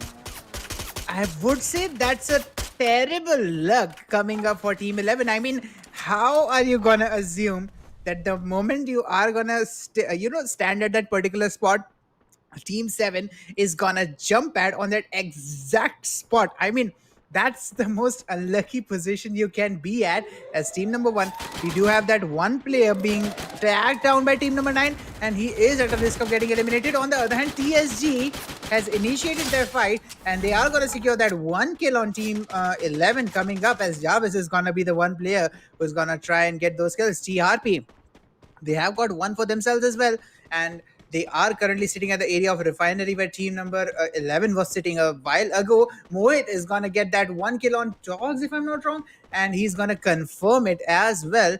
Team number 8, Ridul, I think I am seeing a little bit of a big mistake coming from team number 8. They are playing way too split. That's way too far. They are playing at each other. Look at that push coming up from Lord of War. What is he doing? He just went inside the team one's fortress. His teammate is gonna get knocked, but Lord of War, he is just sitting beneath two players from team number 1. He's gonna get spotted. He's gonna get those shots. He's not sitting beneath. He is sitting in front now. Lord of War tries to get some shots, reloads his gun, moves back into the Chrono Shield's cover, and KV Nalger is gonna take that kill for himself. That was an irresponsible push, if I would say, for that particular one. Lord of War, he shouldn't have done that, and I think I think that is gonna be a really painful mistake for this particular team, Vidul. Well, definitely, there is definitely going to be backlash for the teams, and a lot of for getting lost.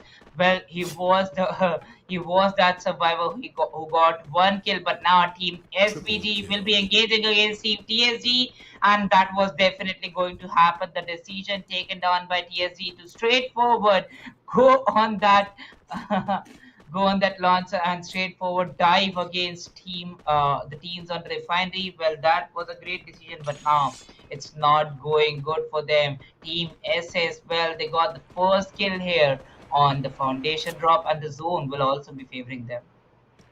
Exactly. Let's see how the rotations are going to play in. But look at that. Scripters are already playing with a man disadvantage. I mean, they haven't given it up as a kill, but they are playing with only 3 players. So it's going to be a very big disadvantage for them. And for once, I'm going to tell them to play a little bit passive on Kalahari. Please, no hit. It's what they need right now because it's pretty early on. And if they end up in a fight right now, they might not be able to make the cut for it. But Team SS, they got that one kill from team number one. The straggler who was running from team number one has been eliminated. It was Toga, if I'm not wrong. But look at that TRP concept is already down. Team number 10 is the one they are fighting right now, and this Sandhya is trying to locate the players who have taken the shots. I think he has the confirmed location that the players are somewhere close to him towards his left, but he can't exactly pinpoint where they are. So definitely, TRP, they are gonna lose concept. There's no way they are gonna save him at this point. So yeah, concept is pretty much eliminated out of this particular game. But let's see how Sandhya and the TRP killer, if I'm not wrong, are gonna take that particular one. Harsh is gonna confirm that kill on concept. Kasana is gonna take that knock on Tokyo. WC Sandhya and Tokyo, these are the 2 players surviving, and Tokyo is already eliminated. Sandhya is now down as the last man standing, and Harsh is chasing him down with a grappling gun. That's some Spider-Man action coming up. Let's see if the Spider-Man can catch Green Goblin as team number 8. Sandhya tries to run away, tries to engage. That's a really, really risky move coming up for him. Harsh is gonna push up with some shotguns. Sandhya is gonna take that particular knock, goes for the confirmation. Can he get it? Oh, I mean, oh yes, he got it. I think it was a little bit laggy, but yes, Sandhya is going to confirm that kill. But Yeah. he's going to have 3 people standing behind him trying to get this cover, Mridul. Well, yes, exactly. He will be trying for those cover shots by team number 7, and now team TSG will be going against team number 3. Well, it is definitely going to be a lot more of action incoming, and it is going to be Team Elite Killer on that very angle on the turret. He has a great angle. Jarvis goes up with that hook grappling gun behind T Killer, and now the cover will be provided. But let's see for how long Pahari being down on the lower ridge will score up there. Goes with that MA2B. Jarvis down on his feet. Exactly, and look at that fight coming up on team number 7. They are sitting at the roof, but those 2 players, they decided to make the push, but now they are stuck on the roof. They are being pounded up on different directions, and Team Iconic, Team TE Iconic is really putting up some lead on these players. TSG Jarvis, who was knocked, is gonna be raised up back again, and it's the same cycle coming up for these 2 guys. I mean, they are getting knocked, they are getting raised, and it's repeating itself again and again. TE Pahadi is gonna get knocked down there. TSG loses 1 player, but I think Team Elites has also lost 1 as well. Sasuke is trying to confirm that particular player who's trying to get the kill on Jarvis. He gets the kill. It's TE Killer confirming those 2. Pahadi is knocked, and he's gonna be confirmed as well. Look at Sasuke. He is just gonna walk in style. Gonna say, yes, you took our man. We're gonna take yours. That's some really swaggy kill coming up. But TSG has already lost 2 players. TE is down to 1. Killer, can he survive this particular fight? It is pretty early on to get eliminated, Mridul. And if they get eliminated here, it's a lot of points they are gonna lose. So yeah, they will have to pull up in the remaining maps. But look at that. TE Killer gets stuck for a little bit. TSG, Jarvis is gonna make the push. It's not Jarvis. Jarvis got eliminated, but TSG is gonna push, make the push. It's Man who is trying to get those shots coming up as Sasuke goes for the grappling hook. It's a total Spider-Man action coming up, but can Killer survive here, Mridul? It's a very risky move. It's a very risky fight. It's a 1v2 situation. Grenades are gonna come in. He's gonna take the knock on Man. 1v1 coming up for him. Can he survive? goes and confirms the kill. Make sure that it is a well-traded fight coming up. Sasuke and Killer are on top of each other. Mridul, who can win this particular 1v1? Well, yes, exactly. That was definitely a good one, Mrs. One. But Sasuke, with that grenade, will let Team Elite Killer come in the open. And yes, he will taking it down. With that, TSG down to only one player. But now they have two squad wipes. That means 8 kills up. Oh, sorry for that. 6 kills for the team. Team Mridul, squad. let me interrupt you for 1 second. I would say that's what happens when two of the best freaking teams in the lobby fight each other. I mean, Yeah. they what a trade coming up from all of them. There were 7 kills between these two teams. And I mean, that's the way you're supposed to trade off if you are fighting someone really strong. At least they hampered the possibility that TSG is gonna get some higher rank. So yeah, TSG might not survive for a little bit, for as long as they could possibly have survived. But definitely, that was a really good fight from both of these teams. Well, definitely that was that. The teams could not have survived from that, but now looking forward to the zone here. It is closing in. 18 still surviving. 18s and 18 players. Well, that's different, Godshot. Team SBG, they'll be having 5 kills and they have two single players, two solo players against them. Exactly, but I mean, 18 players at 8 teams, that's a lot of man deficit coming up. Yes, Team Scripters is playing with one man less since the start, and they haven't taken any fights. So, yeah, they are sitting pretty passive right now, but look at that. Team number one is just on top of them. This fight might get initiated at any time possible, but SRV 18, let's see how they are going to take this particular fight, as I think they haven't spotted Team Scripters as of now. But look at that. Team number 9 has 4 players going on them. Team 6 has 3. I mean, how exactly is this particular 18 player base divided? I'm not sure. But that's a really big man deficit that's coming up. And I'm not seeing that many teams with that much man disadvantage. TSG, yes, they have lost 3. Team 11, yes, Team 11 has also lost 3 of them. So, yeah, we do have that one player surviving from Team 11. TSG George getting eliminated at number 8. That's what I was talking about. Team Elites did get eliminated early on, but they may also made sure that TSG isn't gonna survive for long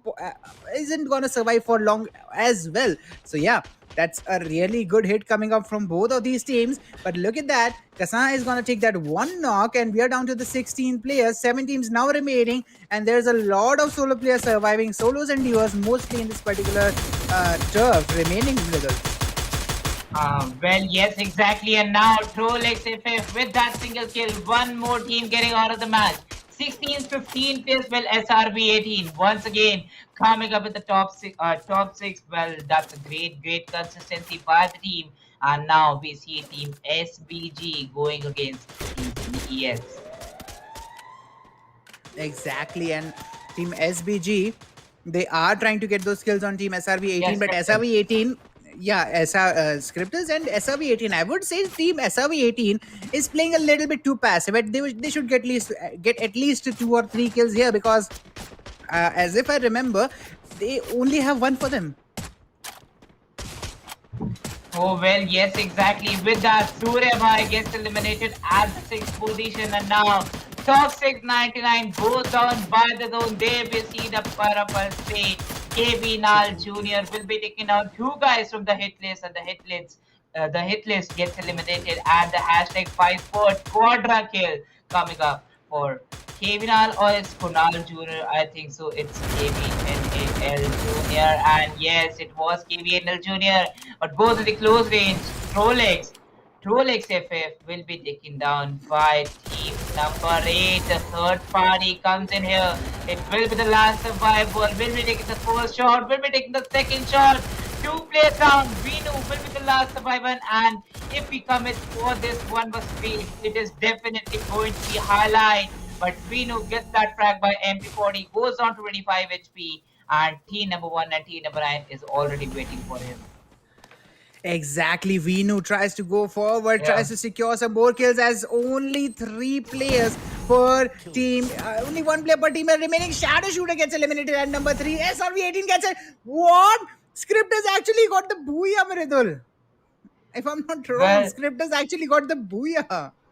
yeah, well, yes, exactly. They just waited for the zone. It was definitely the death zone for scripters, but yes, they waited for a long, long time. Those two maps were really difficult for scripters. Well, they managed to come at the top six position, but yes, getting a boya in this match, it will definitely be a great help for them. They have maintained their consistency, and now let's see how the other three maps go for this team, this very team, scripters, because now they have already got a good chance against all these teams. They have played all the team maps against all the other 11 teams, and they know the exact strategies, how to utilize them, and how to change their drops for the betterment of their team. Exactly, but Mridul, I would like to add that one point that Scripters actually got the second position in Bermuda. And Oh coming up with a yeah, booyah here, that's a really strong point coming up from Scripters. So, yeah, we can't say until the very last map of Kalahari, the second map of Kalahari, who is going well to be in the yes, top six because these teams are just pulling each other apart. That's a tug of war. That's actually multiple tug of wars working around in this particular lobby. Each team is fighting with 11 others to see how many they can pull apart. So yeah, let's see how by the end of this particular match, which teams are gonna come and claim those top six positions. But I mean, scripters, Mridul, they started with only three players. They only had three players since the start, and they actually ended up keeping all the three players till the final circle until they actually got the booyah. yeah.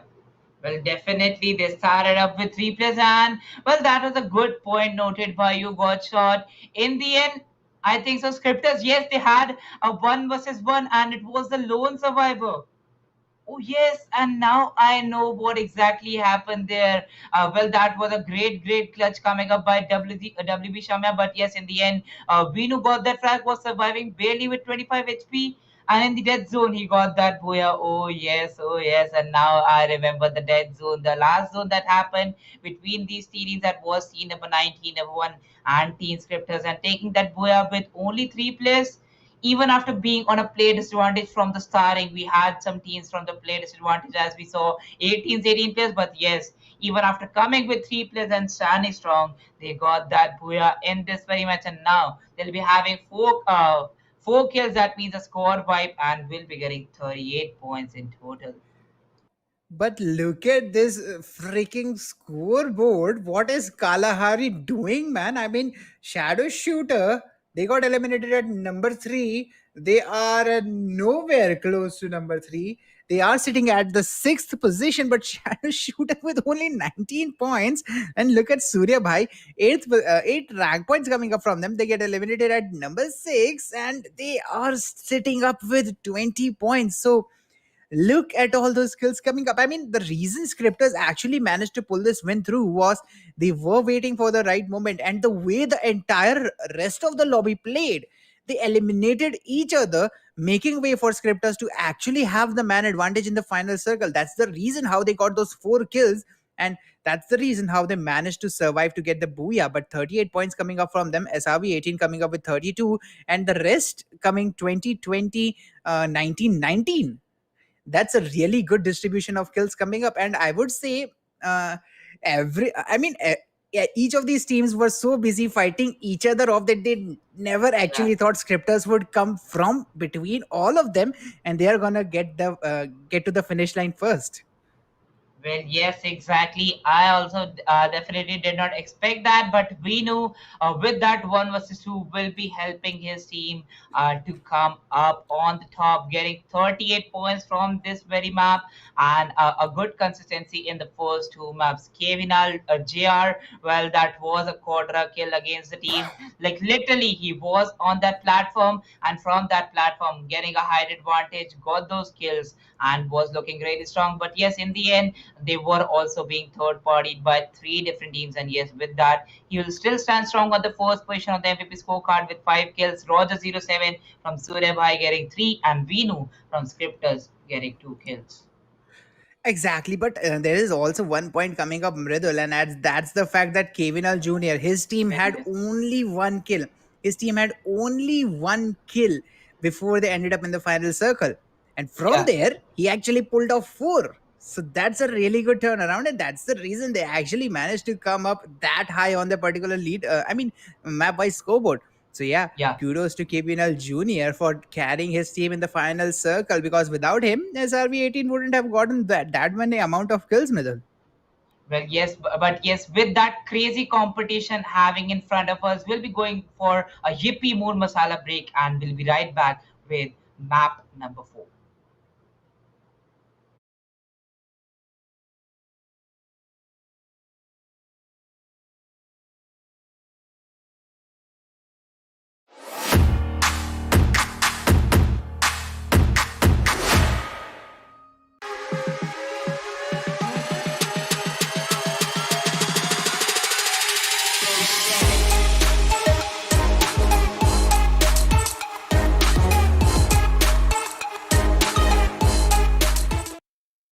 कभी chill mood में,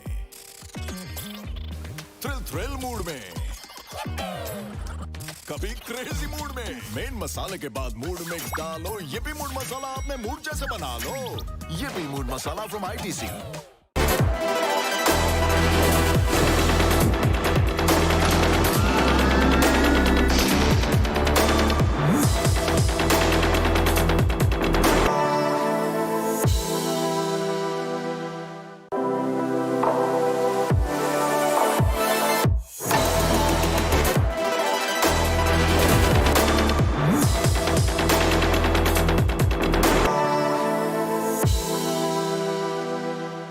Dhoni always cool.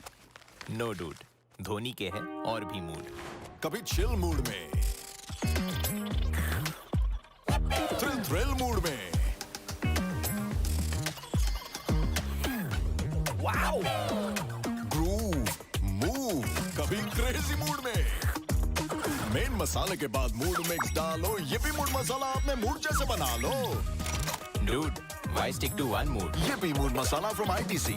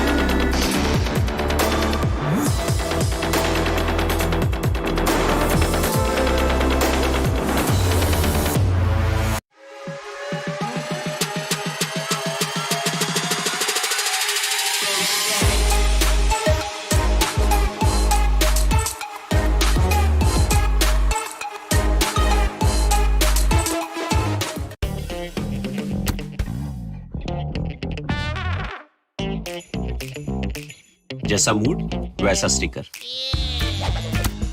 हर mood masala pack के साथ धोनी के mood stickers free. Collect all 10।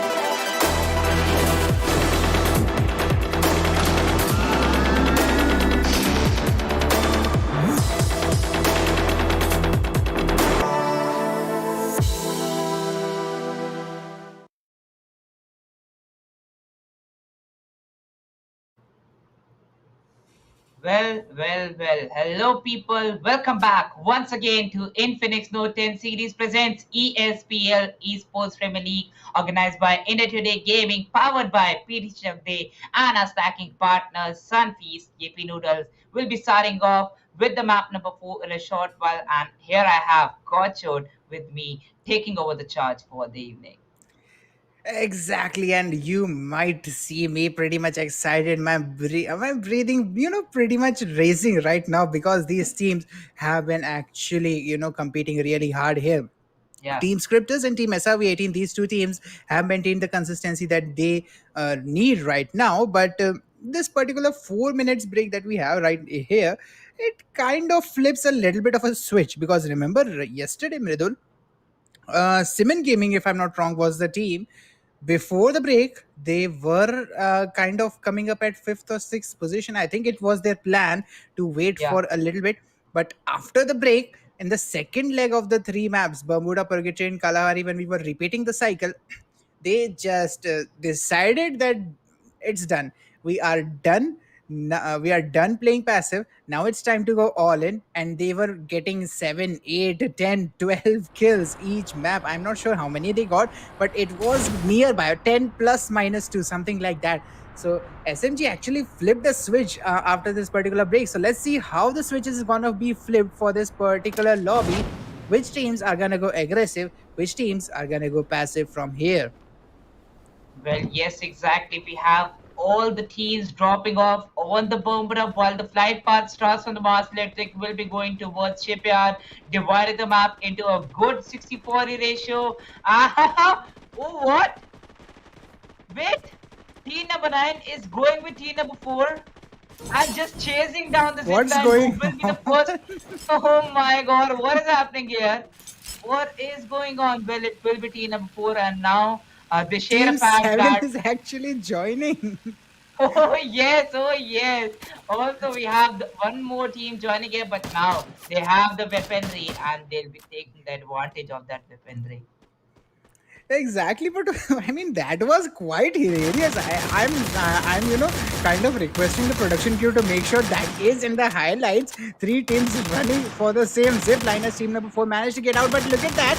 Team 7 has got their hands on the weaponry, and TSG is coming up for some kills. As Team SS has almost lost one of their players. Yeah, they have lost one of their players, and Team TSG is kind of trying to get those skills capitalized, but they have also lost one of theirs. Team 4 is actually fighting for. Okay, he actually took the zip line. I mean, why would Man go there? Why would he push that far? As TSG is taking some shots. Look at the distance they are shooting right now. Team HH, team number 4, they are trying to take those long range shots, headhunters, but let's see if they will be able to capitalize on those skills. But I mean, why did Man actually push right here? If I'm not wrong, he got eliminated at this particular spot where Team 4 is right now. That's a little bit too aggressive to push forward. What would you say, Mridul? I mean, that's quite aggressive and that wasn't needed that early in the map of Bermuda. Oh yes, exactly. Like he was streaming and aiming for one and only fight through this river and going for that fight. He will be taking the advantage. But where is team number 9? Yeah, exactly where they are. Oh Oh, there yes, they are. now. Oh, there they are. But just like in a matter of second, they're outside from this very area. And look over to that. Look over to these two guys. Well, man, that was a bad decision. But yes, team number 9, they got caught off against team number 7. The whole team could have been eliminated. I don't think so. We could have spotted them on the map angle if they were on the left hand side. And yes, we can now see shadows.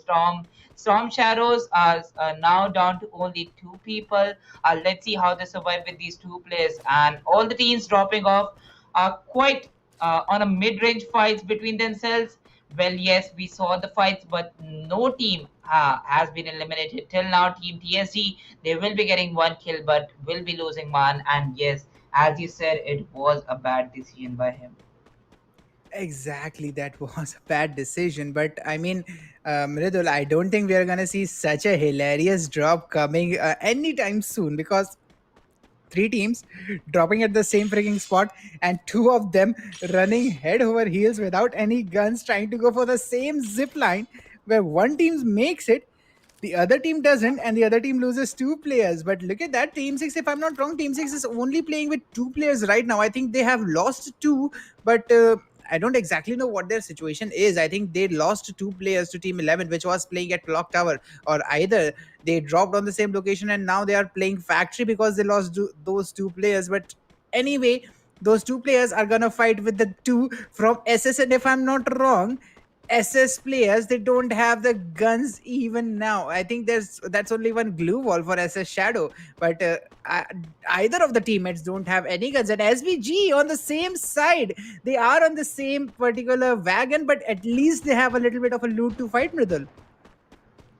Well, definitely they do have a loot to fight with, and now, as you said, at least they have those loots. Team number six will be taking advantage of that 2 versus 2 fight. But yes, it was definitely going good for team number six, and now only the last survivor from team number nine, that is going to be Storm Shadow's Shadow, coming out of the compound. He will be going in the open, and he might be spotted from Roger going in the open. Team number 11 also will have a good angle on the teammates. And yes, with that, Chara Shooter getting eliminated at the 11th position. Now the circle comes down to south. It might come between the peak and Pochinok, or it can also go for the Pochinok Mars Electric area. Well, yes, now with that, team number 10 and team number 8 are closing in together. A UAV drone pops in above team number 8, will be revealing the positions for team number 10. But yes, now team number 8, one player has already closed in towards team number 10, and it is definitely looking good for the teams. Team Elite will be going for a late rotations here because they chose once again the blue tier loot in the Kalahari. They chose Bayfront because of blue tier loot, and Team Elite just waiting for the drops. Which drop has that blue tier loot? And we will for sure see Team Elite going for that. Exactly, and I think that's kind of a pattern that you need to avoid. If the opponent team captures this particular pattern, if they notice how you are dropping, they are gonna aim for those locations and they are gonna eliminate you before you even get the chance of retaliating. So yeah, team elites need to, kind of change a little bit here and there to make sure that they are unpredictable. But let's see how the other teams are gonna fare out, because look at that, if I'm not wrong, it's team TRP that's coming in head to head with team number 10. Let's see how this particular fight is gonna end up, as team number 8 is closing in on those slopes, and I think we have a little bit of a cover advantage here, as one player is playing behind that electrical tower and the others are up, slightly uphill with some trees and glue walls running for cover as well. And Sandhya is way in the distance trying to play the lurker, but TRP actually lost one player. Okay, that's some damage coming up to him. He isn't exactly knocked, but Supreme is gonna knock Concept, and Tokyo is also gonna get knocked. TRP is now down to two players within a matter of seconds, and Sandhya is gonna get that one confirm kill on Kasana. But look at that, Sandhya tries to go for that particular closing fight. Concept is still knocked, but Tokyo is confirmed. Sandhya and Lord of War are the two players standing against the two players of Team TH. Let's see if these confirmations going to come in. What happened? How did that happen? TRP. They just lost both of their players at the same particular spray, but I mean, that was a risky maneuver. Mridul, I think the reason they got eliminated here was because they were playing far too split up and they didn't have enough players to cover each other up. And Team 10, they actually picked them off one by one, coming up with 4 kills, although they did lose two of theirs. That's a fair trade coming up from them. Well, definitely, those were the strats that we waited off. But like literally with that amazing spray control and that spray transfer from team number 10, Team TH, they will be taking those 4 kills. But I don't know why. Like we have seen this pattern from team number 10. They have engaged in those initial fights, but they lose their teammates. I think so that split up is not working for them. Even if the players are pretty strong to get those 1 versus 4s, 1 versus 3s, but still, team number 10 will get 4 frags for them. Exactly, but I mean, TRP, they were coming as the kill leaders. They kind of had like 2, 3 kills working for them. But coming up in this particular fight, they were split up pretty good in the start. I mean, they had two players in pairs. There were a pair of two going on that particular fight. Yes, Sandhya was a little bit sitting really far behind, but the player he was cover he was I mean supposed to cover. I think that was the strategy. I think the player Sandhya was supposed to cover was way far and way deep, so he wouldn't have needed that cover initially. But the other two, I don't know what happened. They split. I think it was Tokyo and Concept. Both of them actually split it up and they got taken off one by one. And from there, I think Lord of War and the other guy Sandhya, both of them were left and they couldn't stop that particular fight coming up from team number 10, the two players remaining from there. So yeah, TRP, the reason they got eliminated here is that they split up, and if I'm not wrong, that's the exact same problem yesterday OPG girls were having. Mridul, if you remember them, OPG girls were facing the exact same problem, that they were splitting too much and getting eliminated pretty early on. This is, I mean, 90% identical to their situation. Well, definitely it is going to be 90% identical, but still looking over to the teams, looking over to these fights. Team number 5, they're inside the Pochinok, and only 10 more seconds for the teams. Team TSG, well, they have lost one of the guys, TSG man, quarterly, and now they'll be moving against team number 7. Well, it is going to be Daksh and Supreme against team TSG George. Exactly, and Daksh and Supreme both have 4 kills going on for them. I would say that they shouldn't take this particular fight. They should wait it out before taking any fight. I would say wait for 2 zones. Let the fourth, maybe fifth zone come in, and then try to pick off players. Maybe in the fourth zone is the better, is the sweet spot where they should start getting those trades up. But for now, I think team number 10, both Supreme and Daksh, should wait it out and should let others take some fights and take some damage before they actually start up. Otherwise they could get they will be on the risk of getting eliminated pretty early on, and this is still not the position to get eliminated at, even though you have that much amount of kills. So yeah, let's see how the decision making is going to work out from here. But the remaining teams, I am seeing some pretty tight rotations coming up here, because if you pay attention, Ridul, team 3, team 5 and team 4, any sort of movement from either three teams and they are gonna end up fighting each other. So yeah, there are some pretty tight rotations coming up in that small space, but let's see how those rotations are gonna work out. Well, definitely. Let's see how those rotations are going to work out. But look at that. Team TSG. Well, they are preparing with that one hand push up for the fights. Well, they have to be aggressive in these fights because they'll have to rotate for the next zone. Exactly, and they will have to make sure that they are in that particular fight. But look at that, who comes in, guns blazing. It's team 4 taking that particular backstab kill on team number 7. And TSG, I mean, I think they weren't even expecting to be shot from that side. Look at that. Team 4 coming in, getting that kill, and just walking out at it as if it was nothing, as if they are just walking in the park and some kid is just playing out there. That's how they are dealing with this particular situation. But they actually helped team number 10, even though unintentionally, but that is going to help team number 10 a little bit. Now they are in a 2v2 equalizer situation. Okay, now things are going to rev up as team number 6 is coming for the backstab. Team number 10, they are going to be in a terrible situation. SBG Roger, he's just gonna walk in the meadow and right in front of team number 10, as Daksh is gonna move forward. Okay, it's Supreme who's gonna move forward. Daksh is gonna get eliminated, and Supreme is gonna confirm the 5th kill. Coming up at 9 teams are still remaining with 27 players alive. I think team 9 and team 10, both of them are sitting up at 1 player each.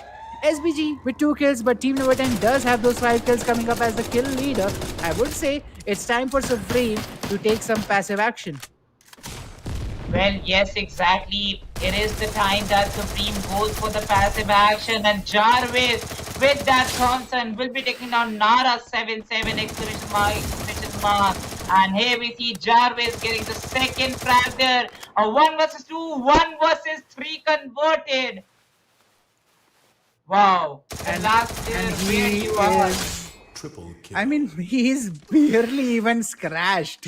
He isn't Yeah. even knocked after that 1v3 coming up with a quadra kill. TSG Jarvis has just, I mean, pushed everyone out of this particular zone. But look who we have fighting here. It's Sky and Supreme coming up in a 1v1 situation as FKP gets eliminated at number 9. Either of the players who gets eliminated here, it's gonna be really hard for them. But TSG George, they get eliminated at 8. How did that happen exactly? I couldn't keep up with the kill feed, but definitely that was something I wasn't expecting at this moment. TSG George eliminated at number 8, 7 positions now remaining. TL Supreme is falling back. T Sky is also falling back. Both the solo surviving players are falling back, which means Team 4 and Team 5, which are now fighting, might get us, might be the source of our next squad elimination. Let's see which of them is gonna survive here, Mridul. Well, yes, exactly. Well, that grenade was on point from Headhunters. GW Sky getting eliminated from the zone. And the team gets eliminated at the hashtag 7 position now. 6 teams left, but team number 4 and team number 5 engaging in this very fight. Exactly, and total of 20 players standing.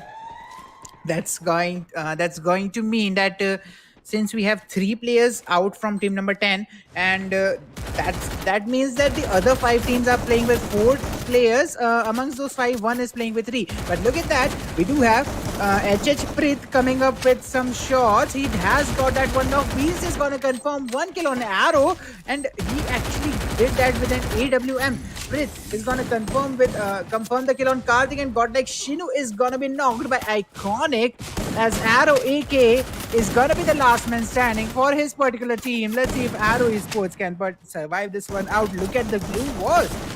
Everything is jammed here, and he is totally gonna be crammed in that spot. Arrow Esports gets eliminated at number 6. Coming up in the final 5 squads, Mridul. Well, yes, exactly. With that, the hit list getting eliminated once again in the top 5. And with this, the 4th map will be coming to an end. Pahari Team Elite still surviving. And with the last headshot, Pahari will be taking down Team Scripters at the 4th position. Exactly, and not that big, not that far down. Team Scripters is gonna get eliminated at number 4 spot. Pretty decent, I would say. Some consistency maintained by them. Let's see how many kills they actually got. But for the moment, Headhunters, they are coming here to flip the map around. NHK Beast is gonna get knocked, but Reaper is gonna pick him up really soon. Beast is gonna get knocked by Blaze this time. And I think that's a little bit preferred. If he is going to get eliminated, at least it's not by some other team. At least he's not giving those kill points to someone else. But SRB Shanti is going to get that kill on the last man surviving from Team 4, and they are going to get eliminated. Down to the final 8 players, final 2 teams. It's a 4v4 showdown as SRB 18 loses 2 players. Kevin Al Jr. is knocked. Golden 18 is knocked. Shanti is going to be the last man standing in a 1v4 situation. 1v3 exactly, as CE has lost one of their players. Shanti is trying to get those knocks, and he gets that 1 kill. But SRB 18 gets eliminated number 2. And Team Elite is gonna get the second booyah, if I'm not wrong here. I think it's their first booyah, but SRV 18 coming up at second. I think this is kind of reversed of purgatory that we saw. Well, yes, exactly. This is a reverse of Purgatory we saw as the map number 2. And now in the map number 4, after a long wait of 3 maps, Team Elite will be taking a Boya in this very match and just totally dominating the Bermuda lobby. They predicted the zone that it was definitely going to land between the Peak and Pochnock area. They had that height advantage, waited for the teams, got those sniper shots. And we know if Pahari is standing strong with the sniper rifle, it is definitely a win-win for Team Elite. Exactly, and Pahadi is just like a pahad, just like a mountain Yeah. that other teams, cannot climb at a particular moment. Yes, he got eliminated in the previous 3 maps, but surviving in this one, securing the booyah, Team Elite is gonna come up with some really good point loop coming up for them. And I would Yeah. say there's that we can easily see three teams now performing consistently. The first Bermuda map, Team Elite actually kind of screwed up and they were at the seventh position. But after that, a second position, maybe I think it was fourth in Kalahari. But yeah, a booyah coming up in this one. Nevertheless, it's quite a good score for Team Elites here, and the remaining two maps of Purgatory and Kalahari, I think they are going to be a little bit of an easy task for Team Elites. Well, definitely not looking forward to the positions here. The Team Elite is definitely going good with the kills, Gotcha, as we know, and the kills make a good difference in the overall scorecard. Still waiting for the two maps to end with a best of six. Purgatory and Kalahari is going to come in front of us. But before that, talking about this very match, Team Elite, as I said, had a great position in the end. Headhunters and Team SRB 18. Well, looking forward to the consistency of Team SRB 18. I think so. They're looking really good in the top six that will be qualifying for the next round. Exactly, and they are looking really, really decent and safe at that particular spot. But Yeah, since it's top six, it's not that hard to maintain in the top six because all you have to do is be consistent. You don't have to play immensely out of the way. Just be consistent, and you can make it into the top six. But look at that, the top six in this particular map of Bermuda. I would say it's these are the teams who have been maintaining the consistency. True Rippers, Surya Bhai, Arrow Esports, Fashion Gang, Fanny, and Shadow Shooters. I would say that all these five teams have been struggling since the very start. Yes, some of them have managed to come up in the top six, but the top six that we have right now, Elites coming up at 46, Headhunters at 31, SRV 18 at 30, Hitlist with 20, TSG Jords with 14, and Scripters with 13. These six teams, I would say, Mridul, have just been in the top six since the very start, and they are not letting the other five come anywhere close to them. So I would say the lineup that we have right here might be the actual overall, overall scoreboard lineup. It's a yeah. very far off prediction, but I think this might be happening and this might be coming really soon.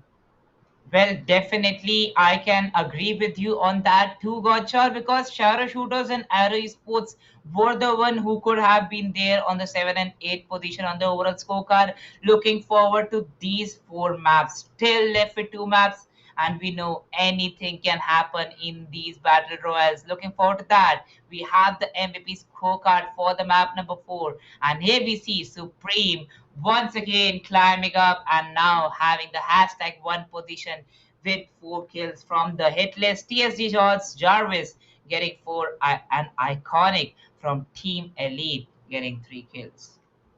Exactly, and those three kills actually made a little bit of a difference for Team Elite as they secure that particular booyah. Remember, Iconic was the guy who turned the tide in that final circle coming up Yeah, against SRV 18. He was the reason those three knocks were confirmed, and yeah, Team Elite actually, got that particular booyah. Because remember, Team Elite was actually playing pretty passive in this one. Their starting was way too passive. They were trying to stay away from fights for as long as they possibly can. In the final circle, yes, there were all four of them, but since I mean there is that kind of a taste of blood thing that comes up in this particular game, that if you are playing a little bit of a pacifist side, you aren't gonna get that many amount of kills in the final zone. Even if you come up until second position, you might not be able to take the booyah. To get the booyah, you have to maintain that passive position, but you have to get the kills at some point of time. Otherwise, it's done for you. You can't be a pacifist for the entire game. And that's where Iconic came into play. But look at that. That's what I was saying, Ridul. Team Iconic once again, Team Elite going once again to the blue zone. But guess what? They have a visitor coming up there as well. well, yes, they have a visitor there. T number 11 and Team Elite firing off. And with that, him 60 in his hand, he will be getting the first blood in this very fire. And now looking really strong. Goes with the MP40. Iconic gets the second frag on this very team. The third frag by a K98 on Funny 007 YT, and Praveen will be the lone survivor from team number 11. Exactly, team number 11. I think they just got obliterated as team Yeah. number 3 is team elite is just out there. I mean, they just got the booyah, and I think they are pretty much confident that yeah, we are not letting you take our zone. We are not letting you loot our area.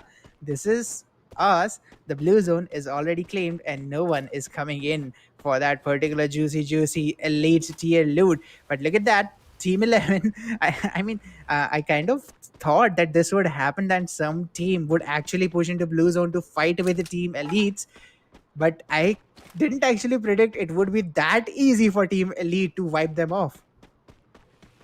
Well, yes, exactly. I also did not predict that, but it is definitely going to happen here. Team TRP will be rotating from that very zip line and will be coming towards center, leaving the teams that was quite close to them, and now they'll be enjoying their loot on this very city. Well, it is waiting, already waiting for them. Picks up the ammo, has that SKS, changes with a woodpecker. Exactly, changing that for a woodpecker is a quite a good decision, because woodpecker, Yeah. we have seen some really good clutches coming up from that particular weapon. So yeah, it's a good decision coming up. But those 11 teams and 41 players still surviving, team 11 should be feeling really upset right now, because no other team has actually had any sort of losses going up for them. Team 5 and team 10, I would say they are close to getting into a brawl here, but I think team 5 is playing passive and they are not taking that initial fight, because this is pretty early in the map of purgatory to get eliminated. And I mean, the way they are sitting in that house, I think their plans are pretty much made up for this map, and they are not going out of this building until they are forced to. Well, yes, exactly. They are not going out of this building. And if we know this is that very building we talk about, but still, a whole team standing out strong there. Team number 10, well, I think they just love those initial fights. Team TH going for all those initial fights. Well, always Supreme stands strong there and gets those kills there. But now they'll be standing against team number 5. Well, they are waiting for them and they have an upper hill advantage too. Exactly, that advantage is gonna be really key as team number 10. Look at the place Harsh is shooting from right now. He doesn't he doesn't have the height. He has to look up, and arrow AK, he has that sort of head glitch position coming up there. So Harsh might not be able to get this particular pick off. Although the positions have been revealed, and arrow ABD is gonna start that pick on Supreme. ABD is gonna move forward, trying to get the confirmation as he goes in, gets the shots down, but how he didn't get that confirmation, I don't understand. ABD moves forward, but what was that? Karthik coming up with a double knock with a single molly. That was brilliant.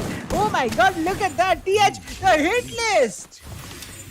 Everything just flipped for them. Arrow pushed really hard, and it looked like as if the ball was hit for the boundary. But look at that, the hit list is out at number 11, and what a push coming up from Arrow Esports.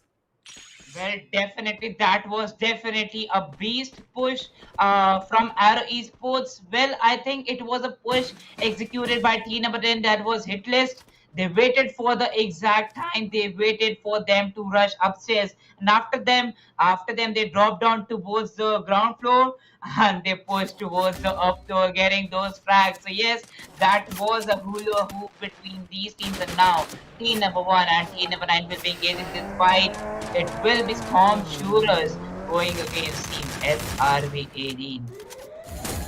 Exactly, and look at that, Team Storm Shooters. Who are they fighting? It's SRV 18, and SRV 18 has already confirmed one kill. Looking for the second as well, and third one is not that far away.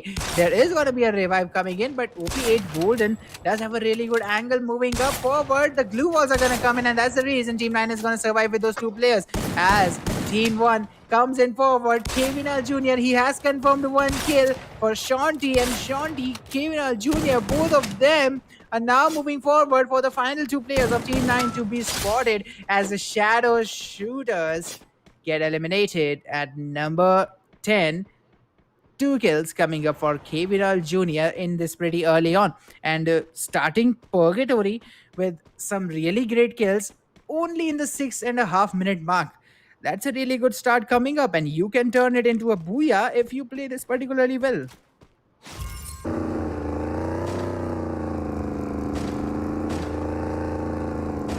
So let's see how this particular one is gonna be played out, as we do have these players moving in and trying to get some relocations going on. We do have team number 3, Team Elite. That one player, what is Jaunty doing that far off outside the blue zone?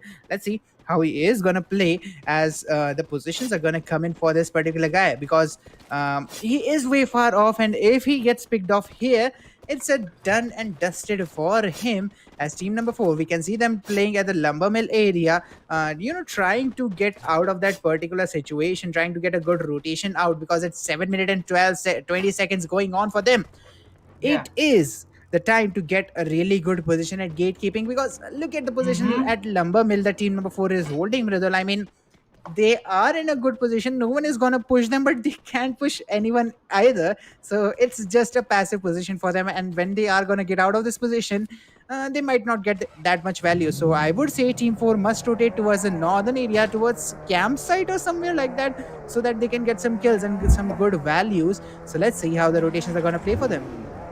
Well, definitely now having a fight of team number 5 and team number 11. Well, they are here for a third party, but not for a long, long time. Rotating by that very vehicle, Team Headhunters will be going against team number 8. And with that, oh my god, look at that headshot. Team Hitlist. Whoa, whoa, whoa. They were eliminated on the hashtag 11, but now CES Viper takes on Team Elite Iconic. And that will be the fourth player getting eliminated from Team Elite. Exactly, Team Elite losing that one player might be a little bit of a hit, but I think they have a really good start. And if they play with those 3 players precisely, they can convert a good booyah coming up. But look at that, team number 5. They are sitting pretty tight between team 4 on 2 flanks, and that one player from team 11 sitting in the midst of them. So yeah, this might turn around. The team 5 might get a little bit of a backstab situation from team 11, but let's see how they're gonna play it. And the shots are gonna come in, and team Arrow is gonna take some kills. The first kill is gonna come up, and ABD is gonna go on a triple kill streak for that particular moment, as he's gonna confirm the third kill. And the shots are gonna come in. SRB 18 is looking pretty tight here, as team 2 Scripters has got an angle on them. And okay, TSG is at number 2 this time, and they have got a really aggressive angle on team number 1, and this might be a really tough situation for SRB 18.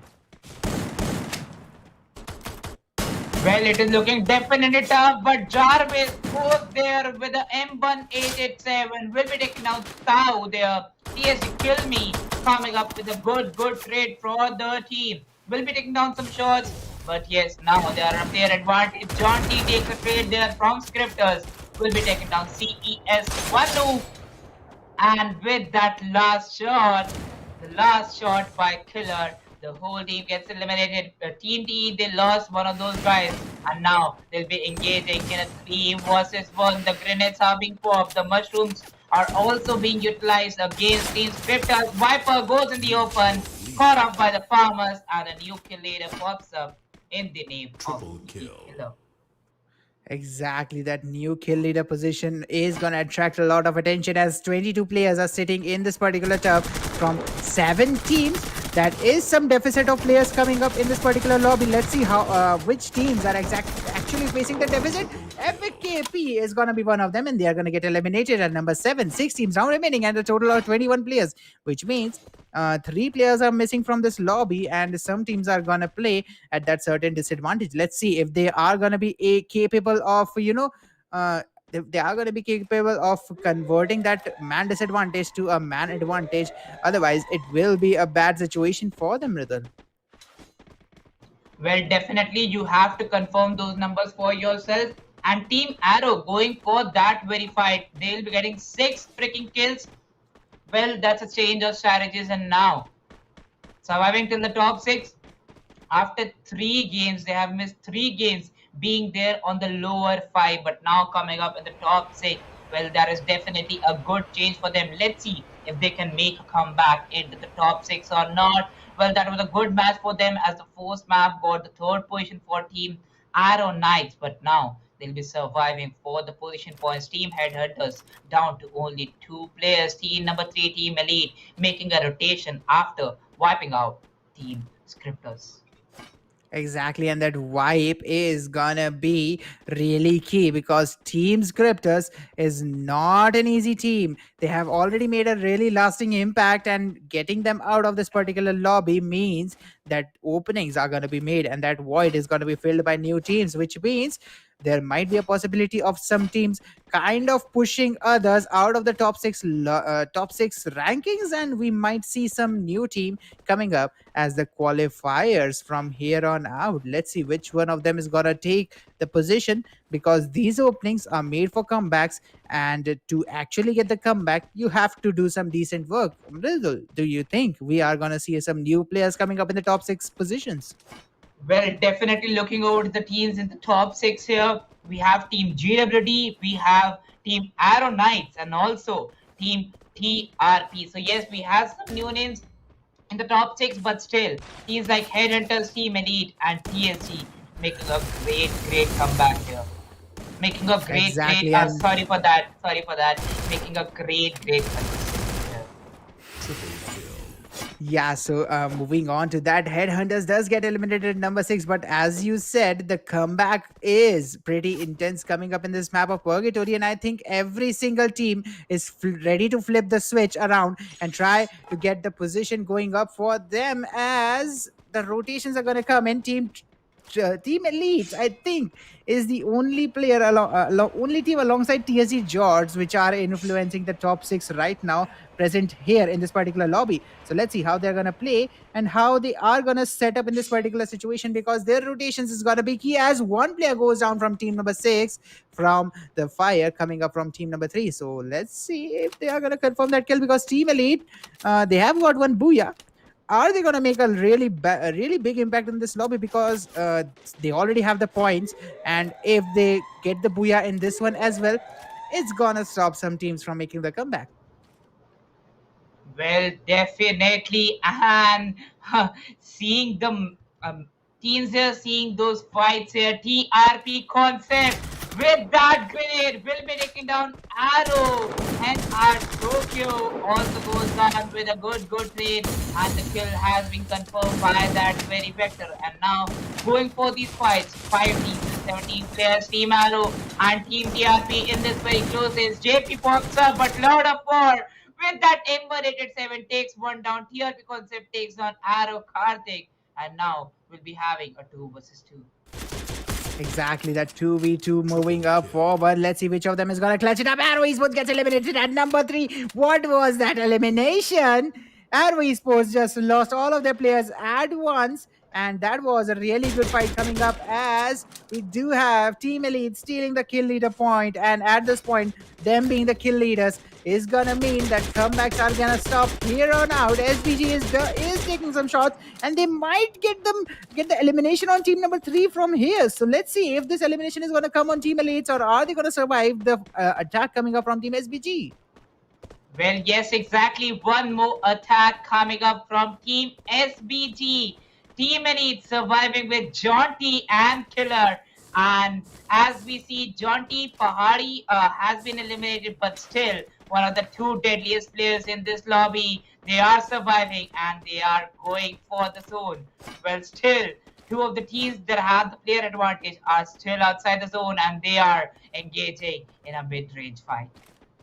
Exactly, that mid-range fight is where you actually want to take this particular map of Purgatory. So let's see if it is gonna cause some really good havoc out there because at this point of time where it's a 16-minute mark that we are seeing here, teams need to make those initial pushes so that they can push actually and get that booyah for them. So let's see which team is gonna be capable as four of these teams which are left are down to 13 players, and that's a little bit of a deficiency coming up. But that's two players from Team Elite missing up, and some, and I mean the rest, that one player that we are also missing. Let's see which team actually has that one player missing up for them. As John T tries to get some kills, Team Elite Mridul, they already have 9 kills here.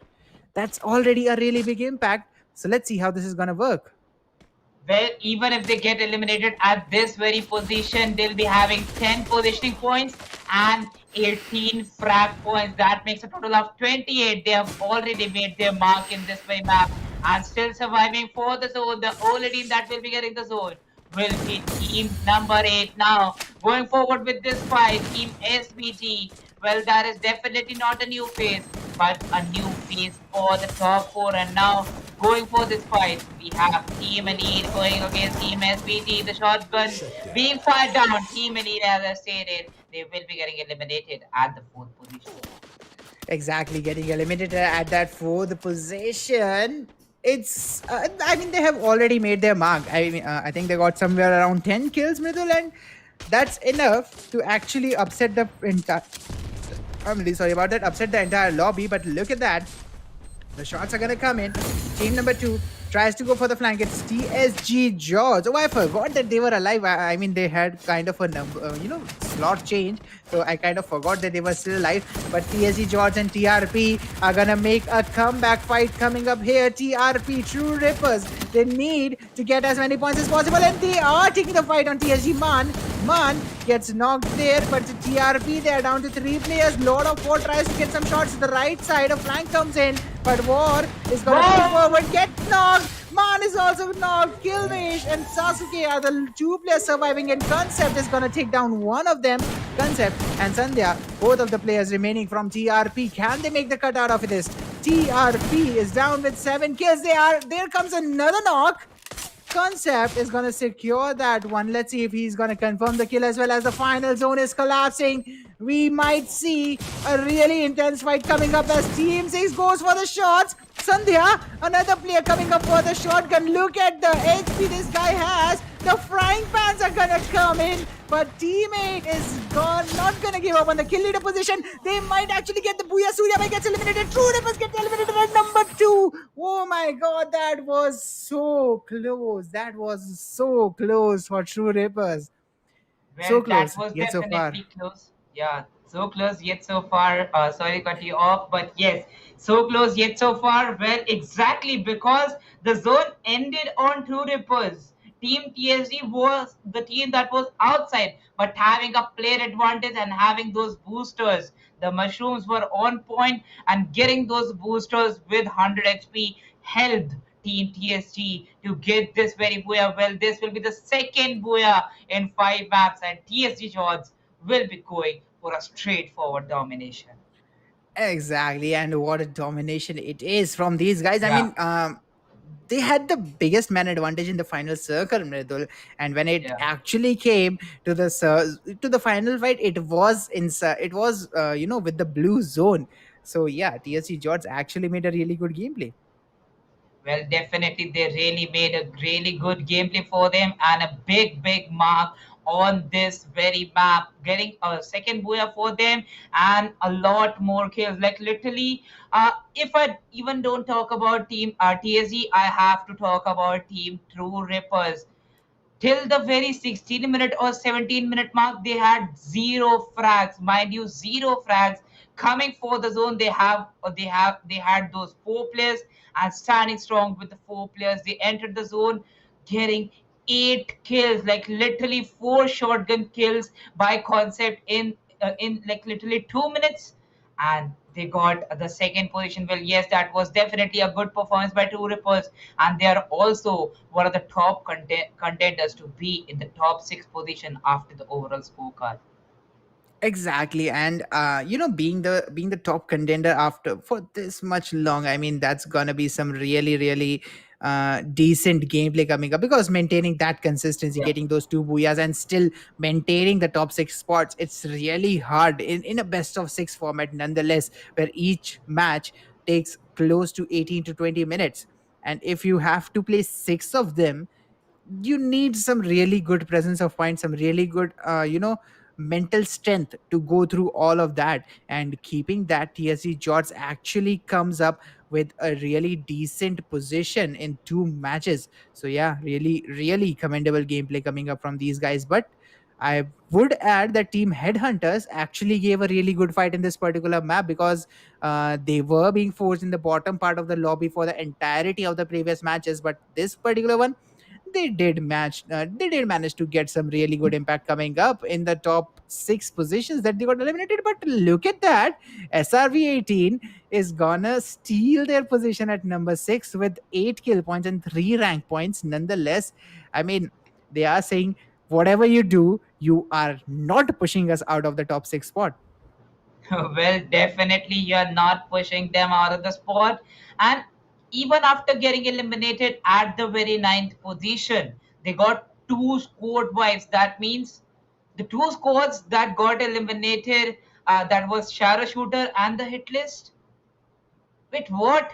SRV 18, they got eliminated by the other team there, but still standing strong with two squad buys they got in the start, and they will be taking an advantage from that. But looking over to the map by scorecard from the starting, TSG was once again getting a booyah with a total of 46 points. True Rippers maintaining a great consistency with Team Elite getting 36 and 31 respectively.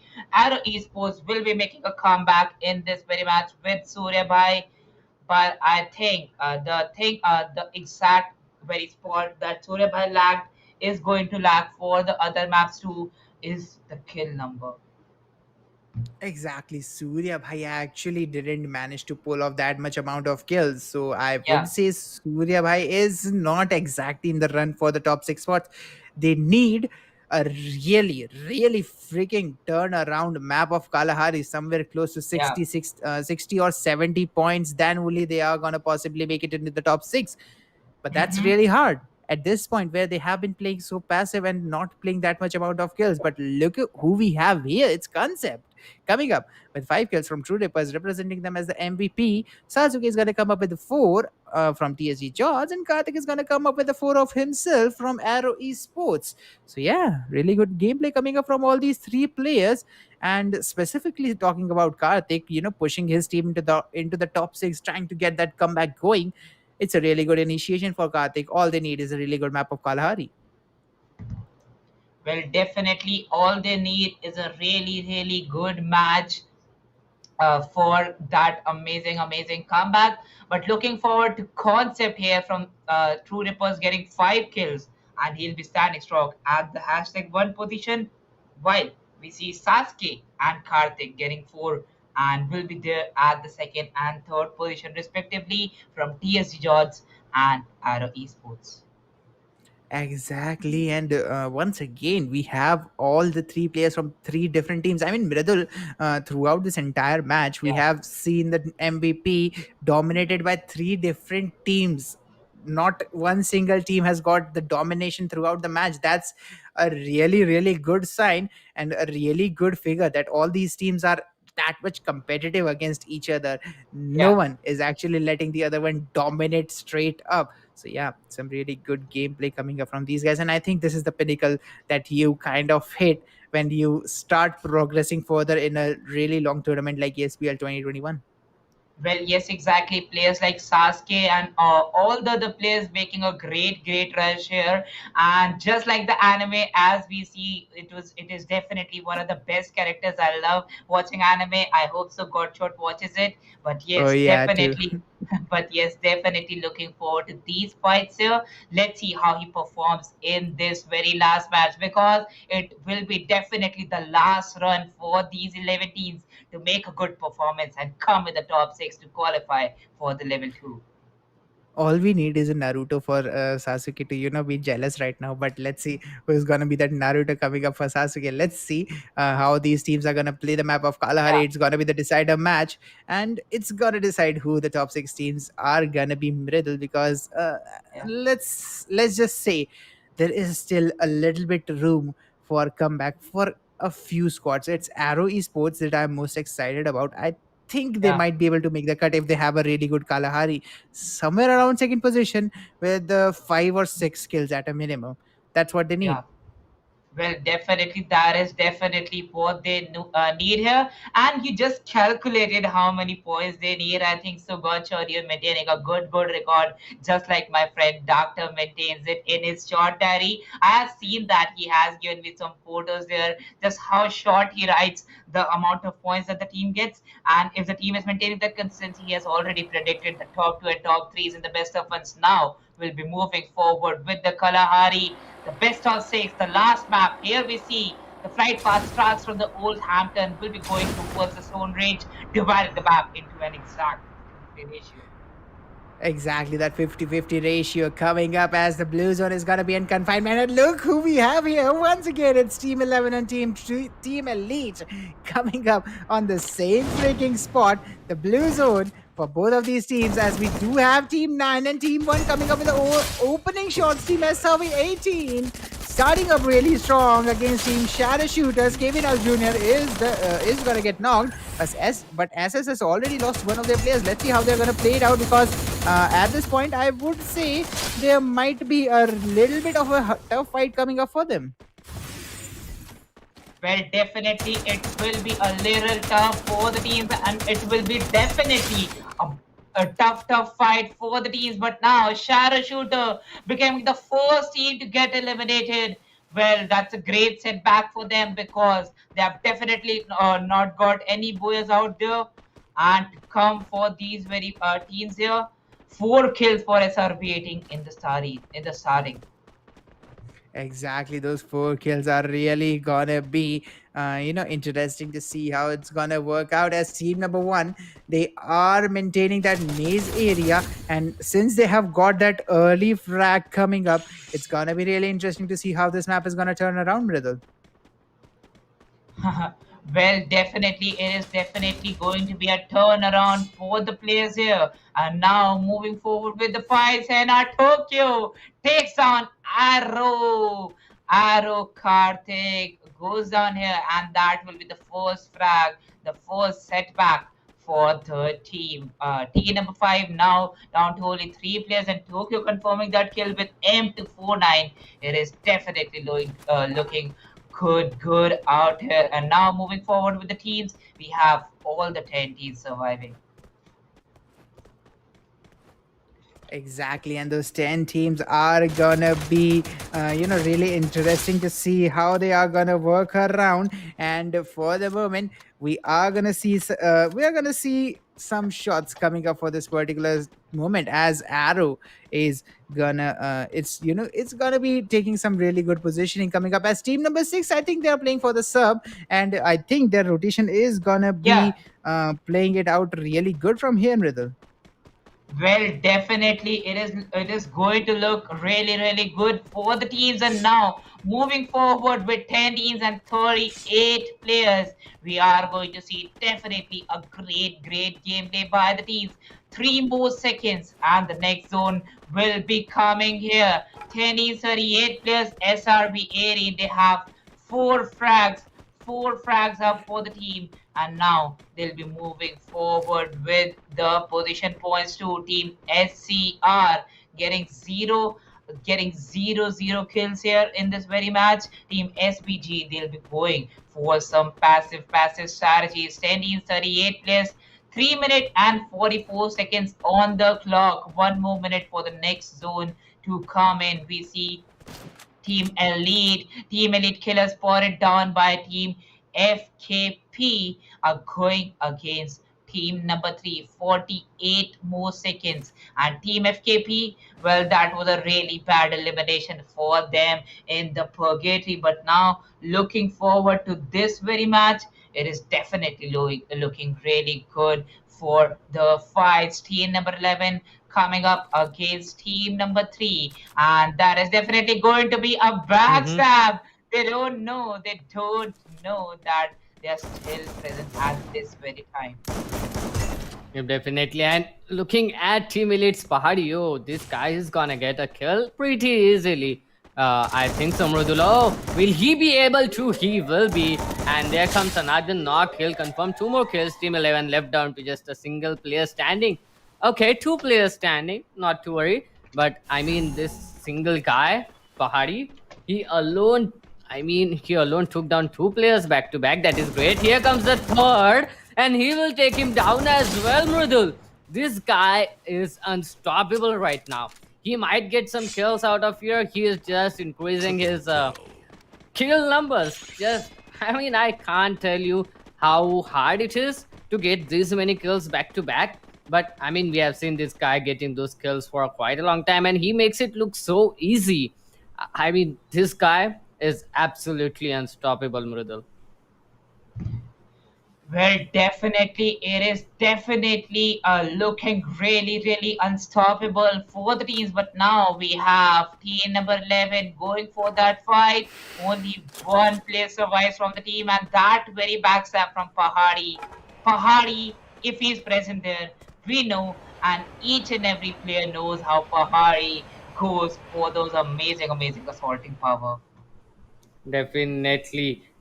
And I mean, I'm pretty much sure that this is gonna be kind of that team elite game which we have been wanting to, which I have been wanting to see for quite a long time. And oh, Pahari, that was a perfect trajectory. He's gonna get the last player down by a deed. That's how you end an enemy in a complete humiliation. On the other hand, on that refinery area, oh my god, Mridul, there are lots of team, and we can see team number 165. They are pretty close to each other, and that is kind of a cheeky angle there from Arrow JP. Let's see how this guy is gonna play it all out. I mean, he was looking pretty fine, but he wasn't able to convert that kill. On the other hand, we can see Team SRV, Shanti is gonna get some kills. Not some kills maybe, but yeah, playing pretty good. On the other hand, Team 5 Beast 777 looking pretty good as well. Arrow, they are down to just 3 players standing. JPYT is down to 10 bits of health, and he's gonna go down and he's gonna get confirmed as well. 2 players down by Team SRV. Looking pretty fine. Team number 1 might be very happy today. 7 kills already. And they are converting some more. Here comes one knock. Finally a trade which we can say. And Team Arrow down to just 2 players here, Mridul. Well, definitely down to the 2 players. Look at that. The population in refinery will result for Team SBD to take that launcher. And going forward to the next very team, this is going to be team number 10, team number 1, team number 2, and team number 5. There we see a grenade from Headhunters. Asif takes that grenade and takes the player down on his knees. TSG Sasuke looking pretty good, huh, right now? Let's see how Arrow can get those kills. Will he be able to take it down or not, Mridul? I mean, these guys are looking pretty much hungry for the kills. NHK Beast, on the other hand, he is gonna get himself a kill. Team number 1 looking pretty solid right now. Team number 10, 2 and 5 fighting. All are fighting in this refinery area. This shows how hungry the player are for those kills, Mridul. They are looking for getting as much as skill points as they can, and Arrow AK, this guy is in such a great position. He can just prone down there and he'll not get hunted, and he can just take those heads out of those bodies of other teammates by just standing up. That guy is in a good position, and TL Supreme might not be expecting this. Well, that Chrono Shield is definitely gonna help him up, and here comes the push. TSG looking pretty fired up as well. Jarvis and Sasuke, the only 2 players left of this team, Mridul, looking pretty fine. Let's see how these players are gonna convert it. Look at that. Arrow AK is gonna get a kill. Jarvis on the other hand is gonna knock a player out. Will he be able to confirm it? Of course he'll be able to confirm it. And here comes the confirmation. And TSG with a total of 4 kills, looking pretty solid here, Mridul. Well, yes, exactly. It is definitely looking really, really bad. But as you said, solid for some teams. Arrow, they have a solid position, but they have a player disadvantage there too, Doctor. Looking forward to this very fight. SRV 18. Oh my god. is it SRV 18? What happens to some teams, like literally performing really passive in the 3 games before the break, and after they break, they are energized for the fights, going for some aggressive games. Definitely. Yesterday also we saw these teams coming back after that half time and on those next three maps. And today also we are seeing the same trend going on. This is kind of a strategy, but Sasuke has been knocked down by Team Elite's Iconic. Iconic, as always, looking pretty precise with his aim. Let's see how longer can the players of Team TSG survive. Whoa, what a beautiful shot yet again coming from Iconic. And he is gonna take TSG Joe's life, and they are out of this entire server. Not the server of this entire map, but yeah, they are out. They are eliminated at #9 pretty early. But looking at the aggression in this map, Rudal, I am not sure how many teams are gonna be standing there till the last zone. Well, yes, exactly. In the last zone, two teams, sorry for that, two zones. But this last zone is looking really good here. Doctor, is it the Yep, last zone? definitely. I don't think No, so. I said the last zone. When the last zone will come, I don't know how many players will be there. The players' Oh. aggression is too much right now. They can easily take down one or two more squads before going on towards the next zone, Mamrudul. Well, definitely for the next zone now we have team number 6, team number 4, and team number 3 going for this very fight inside the very third circle, and still 18 players. Well, it is definitely just like the Kalahari, the first Kalahari that we saw in this very best of 6, and now team number 5 with 2 players, team number 7 with 2 players, team number 8 with 3 players moving for the circle. Team Elite is holding a great spot there. I mean, Team Elite is looking too powerful right now, Mrudul, because they have a great position. They are fired up as well. Iconic and Pahadi, both of these guys have been killing a lots of player. They took down TSG as well. So Team Elite at this point of time looking pretty good. SRB 18 this time. They have got 8 kills and finally they are gonna get eliminated. Beast 777 will be the one to confirm that kill. Well, it was kind of necessary. But let's see how longer are these gonna stay alive. Team number 10 on the other hand, looking pretty good. And I mean, looking at the position of team number 4, they can take down a player or two easily. They are at the border of the zone. They can cut off a lot of rotations and they can just stay alive for quite a longer time. They will just start moving in with them and it will be fine for them. But the main question is, how longer are the team who does have player deficit at this point of time, are they gonna survive? And if they are gonna survive, how longer? That is the main question here, Mrudal. Well, definitely that is a good main question for us, and more 30 seconds while the next zone will pop in front of us. There goes a grenade behind that glue wall, but yes, that glue wall will provide a good cover for Arrow APT. Throws that grenade. Oh no! It takes a hit from the side of that glue wall. Second grenade goes in for that Molly, and GLOP gets eliminated with that. Team TH taking an exit at the hashtag celebration. Definitely, they have taken an exit, but look at Team Elite. I mean, they have 7 kills, 3 for Iconic, 4 for Pahadi. Jaunty and Killer yet to open up. Once these guys also open up, this time this team will be unbeatable. And I am pretty much scared because they have all the 4 players alive. And Arrow AK, oh no, this is the wrong time to get down. You won't get raised even. And oh, here comes the player. Here comes the cover fire, but Pahadi, he was holding the pack.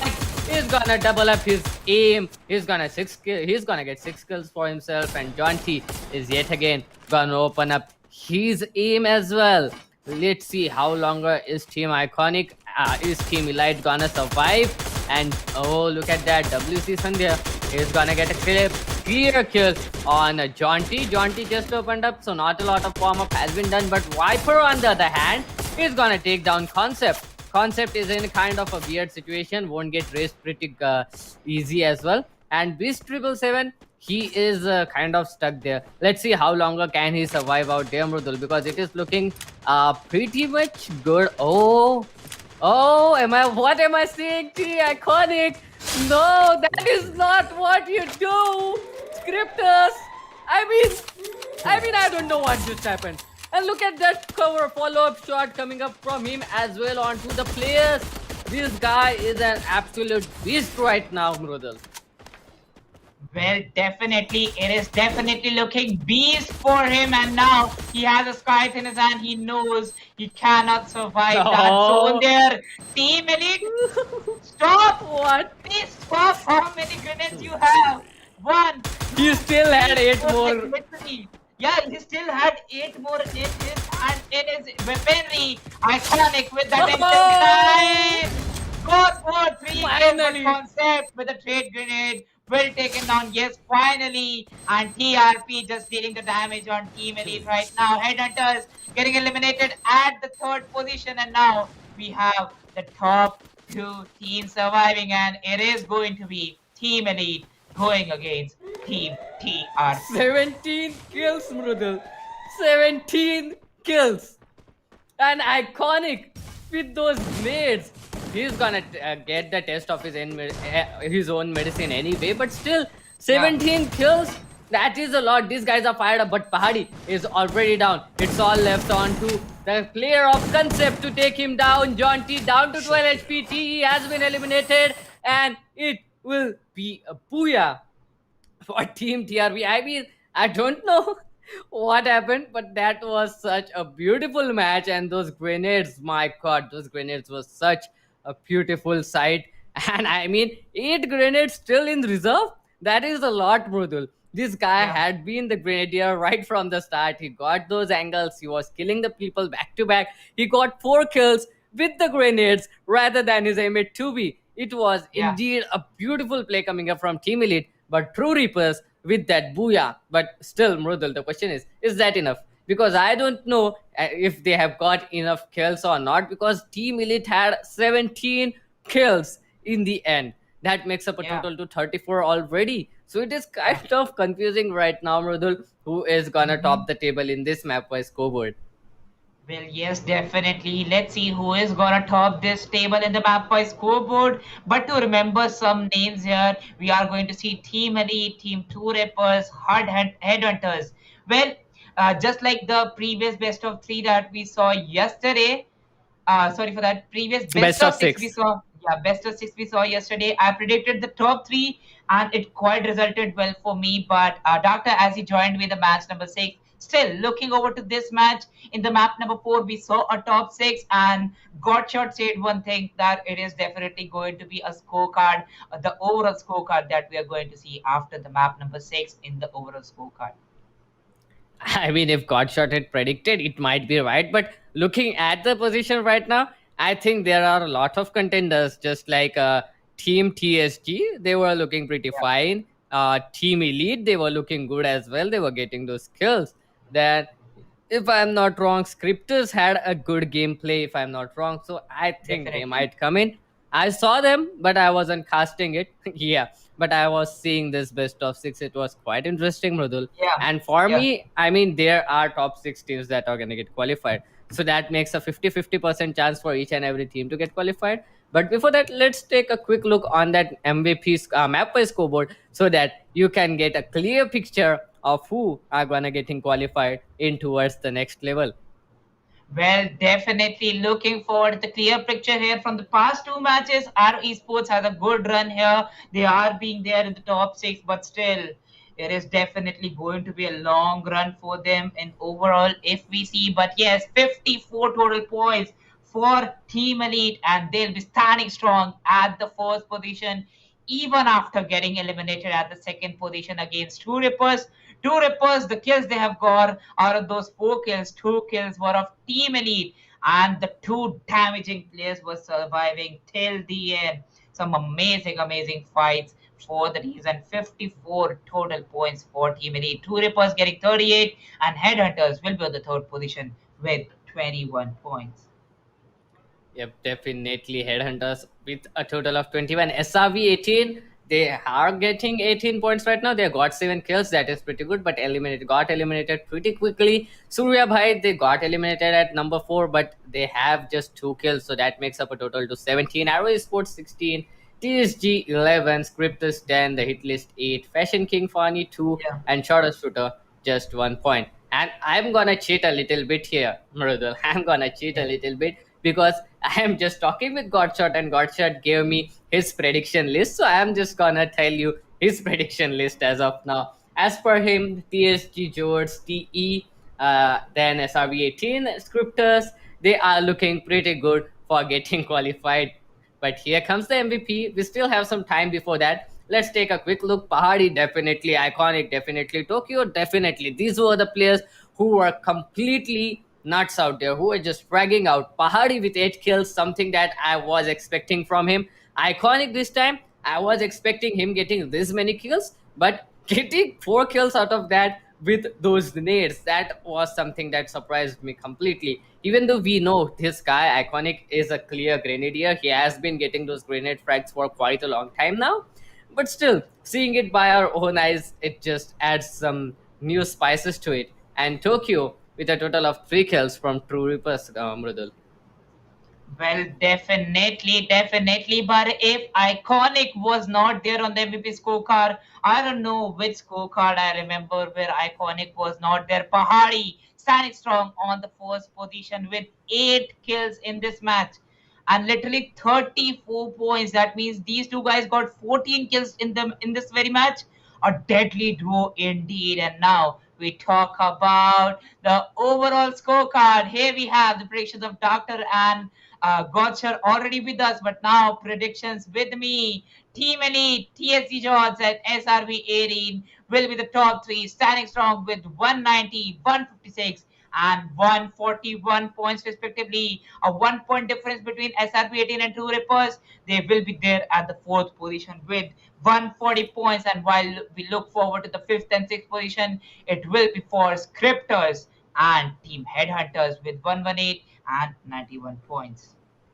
Definitely 118 and 91 points. Arrow Esports with a total of 82. They are not gonna get qualified, but just 9 point difference. That is great. Surya Bhai 76, Hit List 74, Shadow Shooter 53, Fashion King Fani 21. Yes, got 0. Maybe they got eliminated pretty early, but look at Team Elite right now, Mridul.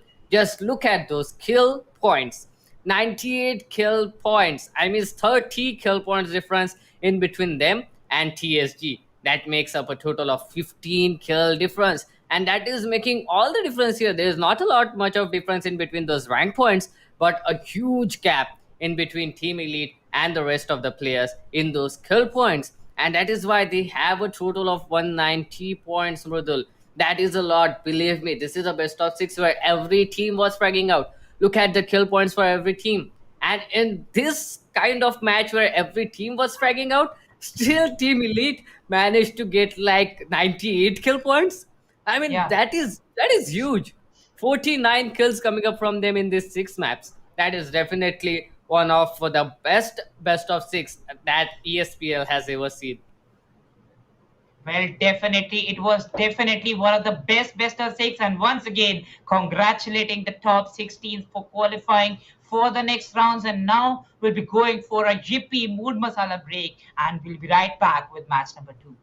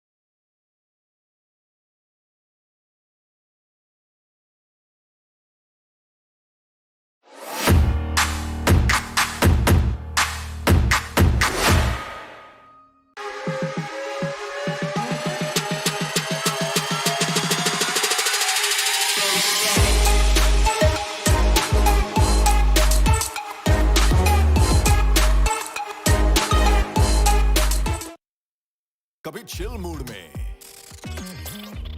Thrill mood में,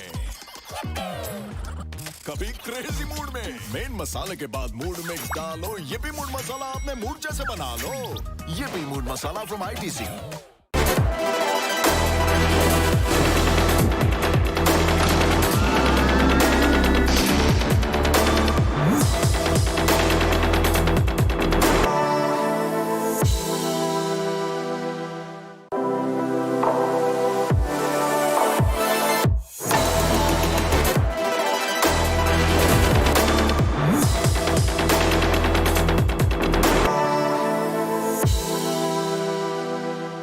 Dhoni always cool, no dude, Dhoni के हैं और भी mood. कभी chill mood में, thrill mood में, wow, groove, move, कभी crazy mood में। मेन मसाले के बाद मूड मिक्स डालो, ये भी मूड मसाला अपने मूड जैसे बना लो। Dude, why stick to one mood? ये भी mood masala from ITC.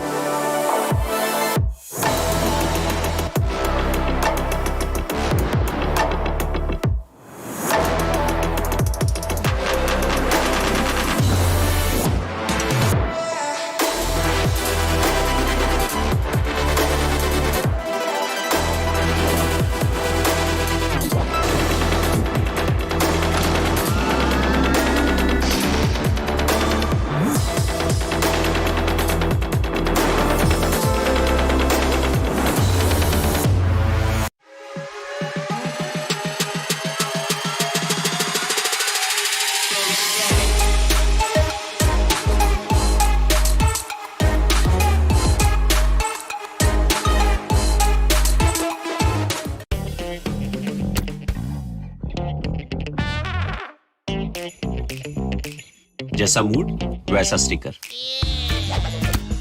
Her mood masala pack के साथ धोनी के mood stickers free. Collect all 10।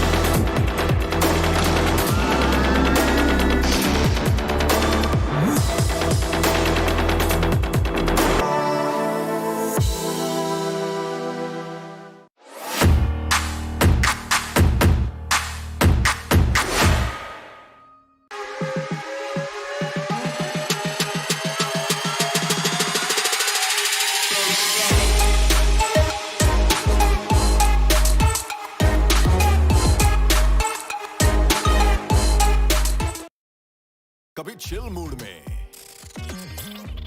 थ्रिल मूड में, कभी क्रेजी मूड में। मेन मसाले के बाद मूड मिक्स डालो, ये भी मूड मसाला अपने मूड जैसे बना लो। ये भी mood masala from ITC.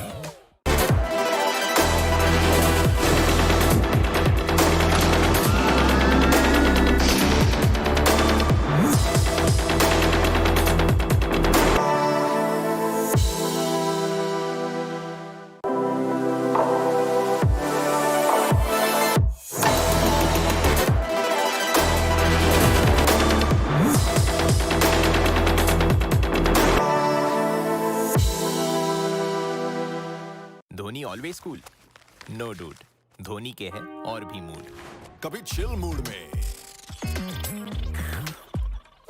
Thrill mood में, वाओ, ग्रूव, मूव, कभी क्रेजी मूड में। मेन मसाले के बाद मूड मिक्स डालो, ये भी मूड मसाला आपने मूड जैसे बना लो। Dude why stick to one mood ये भी mood masala from ITC।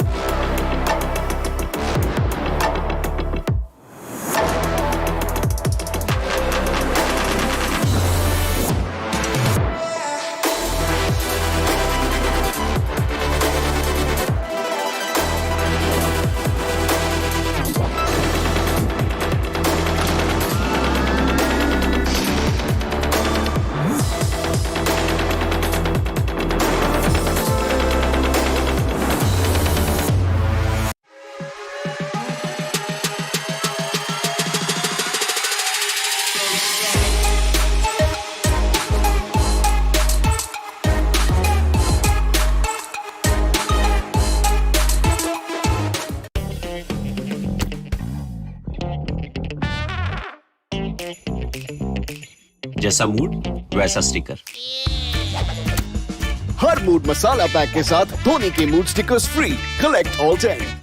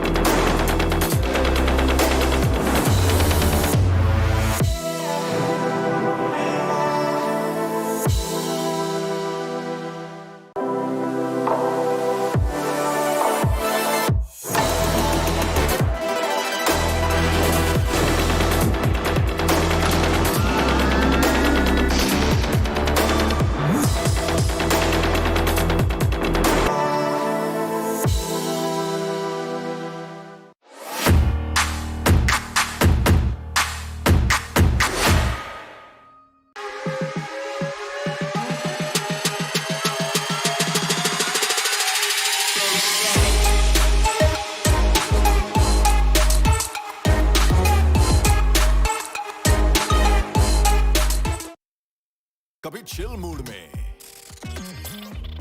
Thrill mood में, कभी क्रेजी मूड में। मेन मसाले के बाद मूड मिक्स डालो, ये भी मूड मसाला आपने मूड जैसे बना लो। ये भी mood masala from ITC।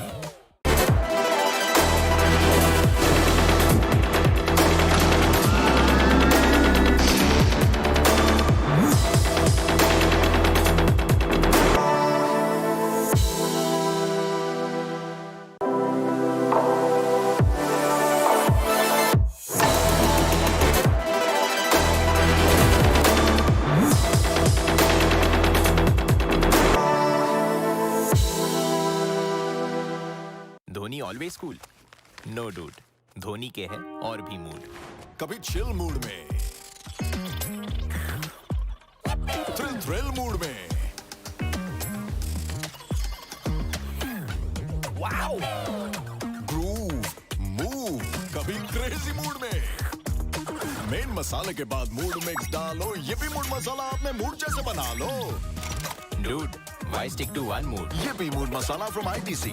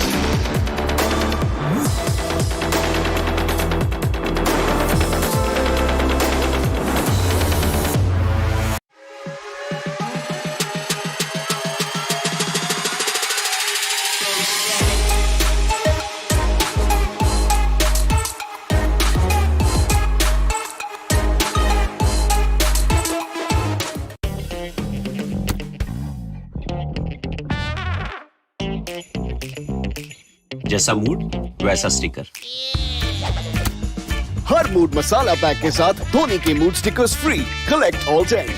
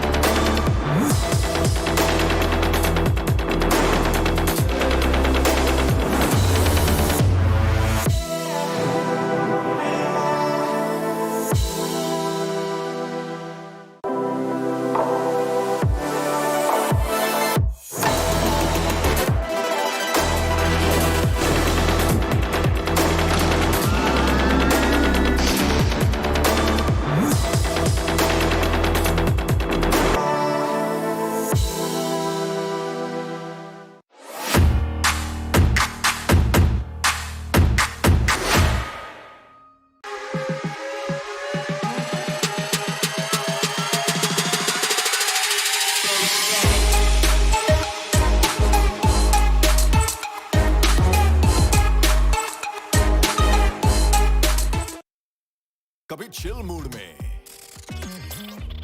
Thrill mood में, कभी क्रेजी मूड में। मेन मसाले के बाद मूड मिक्स डालो, ये भी मूड मसाला अपने मूड जैसे बना लो। ये भी mood masala from ITC.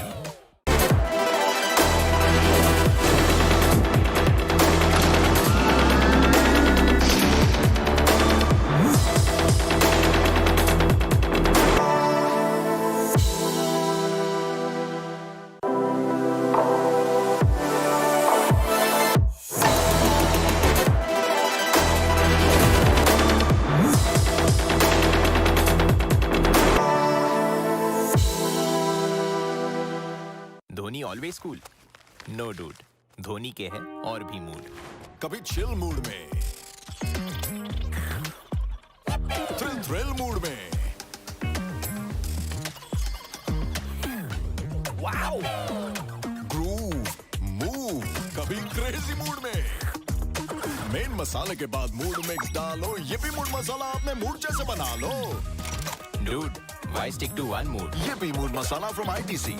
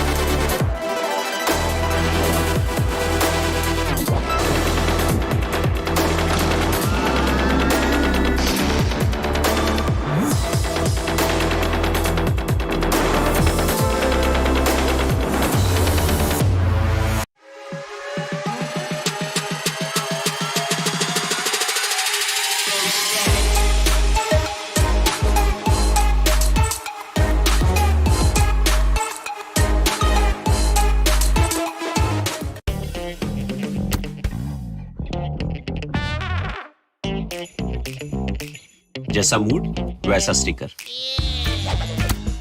Her mood masala pack के साथ धोनी के mood stickers free. Collect all 10।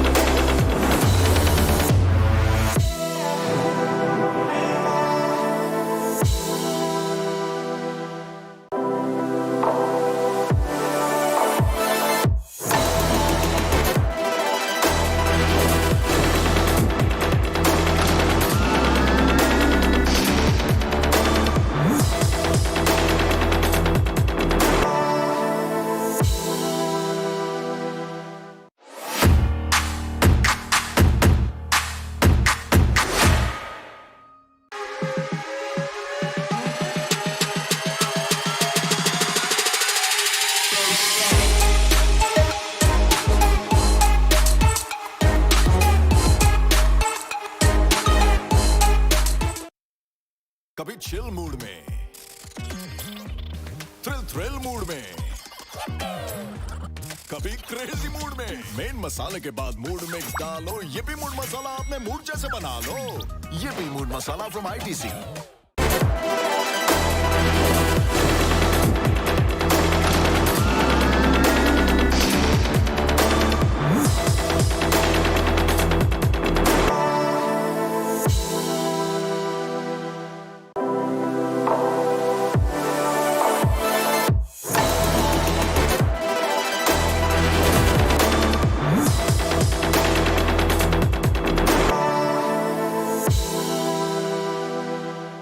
Dhoni always cool, no dude, Dhoni के है और भी मूड। कभी चिल मूड में, थ्रिल मूड में,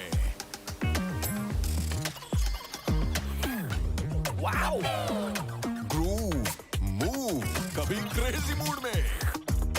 मेन मसाले के बाद मूड मिक्स डालो, ये भी मूड मसाला अपने मूड जैसे बना लो। Dude, why stick to one mood? ये भी mood masala from ITC.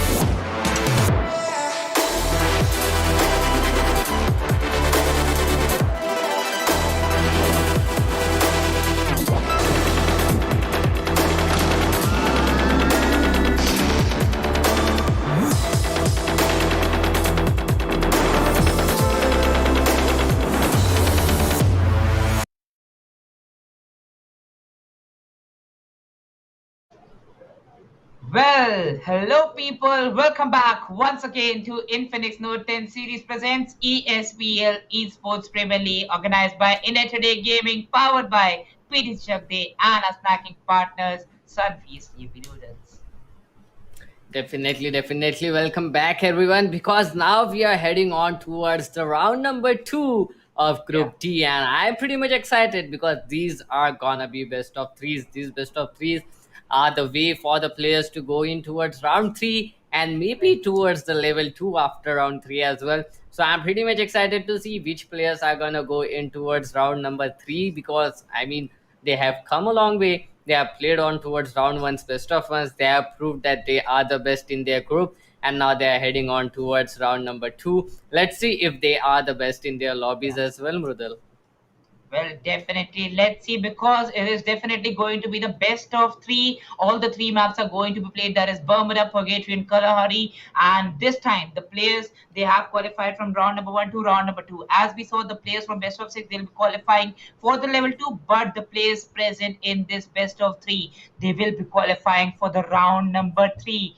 And only the best will qualify for the round 3, and let's see who are gonna be those top 3 teams. But now, going forward with the map number 1, here we start with Bermuda. We see the clock tower, we see the amazing areas of peak. And now moving forward with the flight path, we see team TA. The flight path starts from the Rimnow village, going to the riverside, dividing the map into a 70-40 ratio. Oh, dividing the map into a 70-30 ratio. You know what this means, Mridul. We all know that this means a cluster is gonna get formed. We are gonna see action pretty soon, because not every part of the map is accessible. Let's see how the players are gonna play it out. The blue zone is on towards that meal area, and I am seeing 4 teams going on towards Shipyard, Mridul. So this is gonna be kind of a difficult place for the players to be in. Team number 7 split up just after they saw 2 teams drop in towards Shipyard. Team number 11 making their way on towards it as well. And where is Deep going? I mean, he's gonna go outside of the map. And here comes the first initiation. It will be team number 10 taking some shots onto the players of team number 12. Let's see how the players are gonna play it out, because this is Shipyard. A lot of cover is available for the players. A lot of places accessible as well. So let's see how the players are gonna play it out, because I am pretty much excited to see how the players are gonna be playing this map. Seeing this cluster right in the start of map is kind of a 50-50% gamble for each and every team. And I saw the first knock come in, but it is for team number 1 at the peak area. somewhere I didn't expect team number 8 getting the first kill and being the kill leader as well. So lots of first fights coming in here.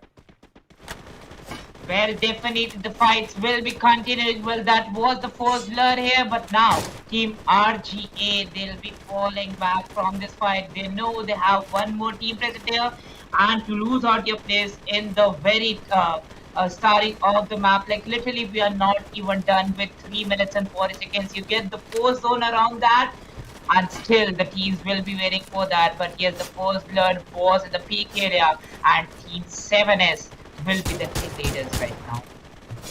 Definitely Team 7S will be the kill leaders, looking pretty fired up as well. Team number 1 down to just 3 players surviving one here on this ground. If he can take a player or two down, that is gonna be fine. But to be honest, Mrudul, I think that he needs to get away from here as soon as possible.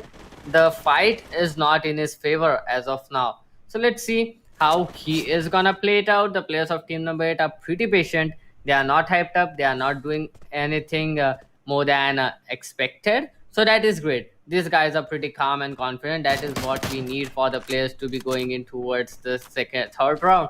So I mean, looking pretty much good here, Mrudul. And I think that the map is gonna be like that for quite some time here, Mrudul. Well, definitely, and seeing Team 7S, well, getting that first frag meant a lot for them, but still they are not executing that rush. Well, they know the height advantage always matters, and now they're quite looking good with that. They still have a squad house, and one player that was RD21, he did try to get some amazing intel that was needed for Team 7S. But yes, they didn't get that, and now they will be taking those zip lines and will be dropping off to the Pochinok City.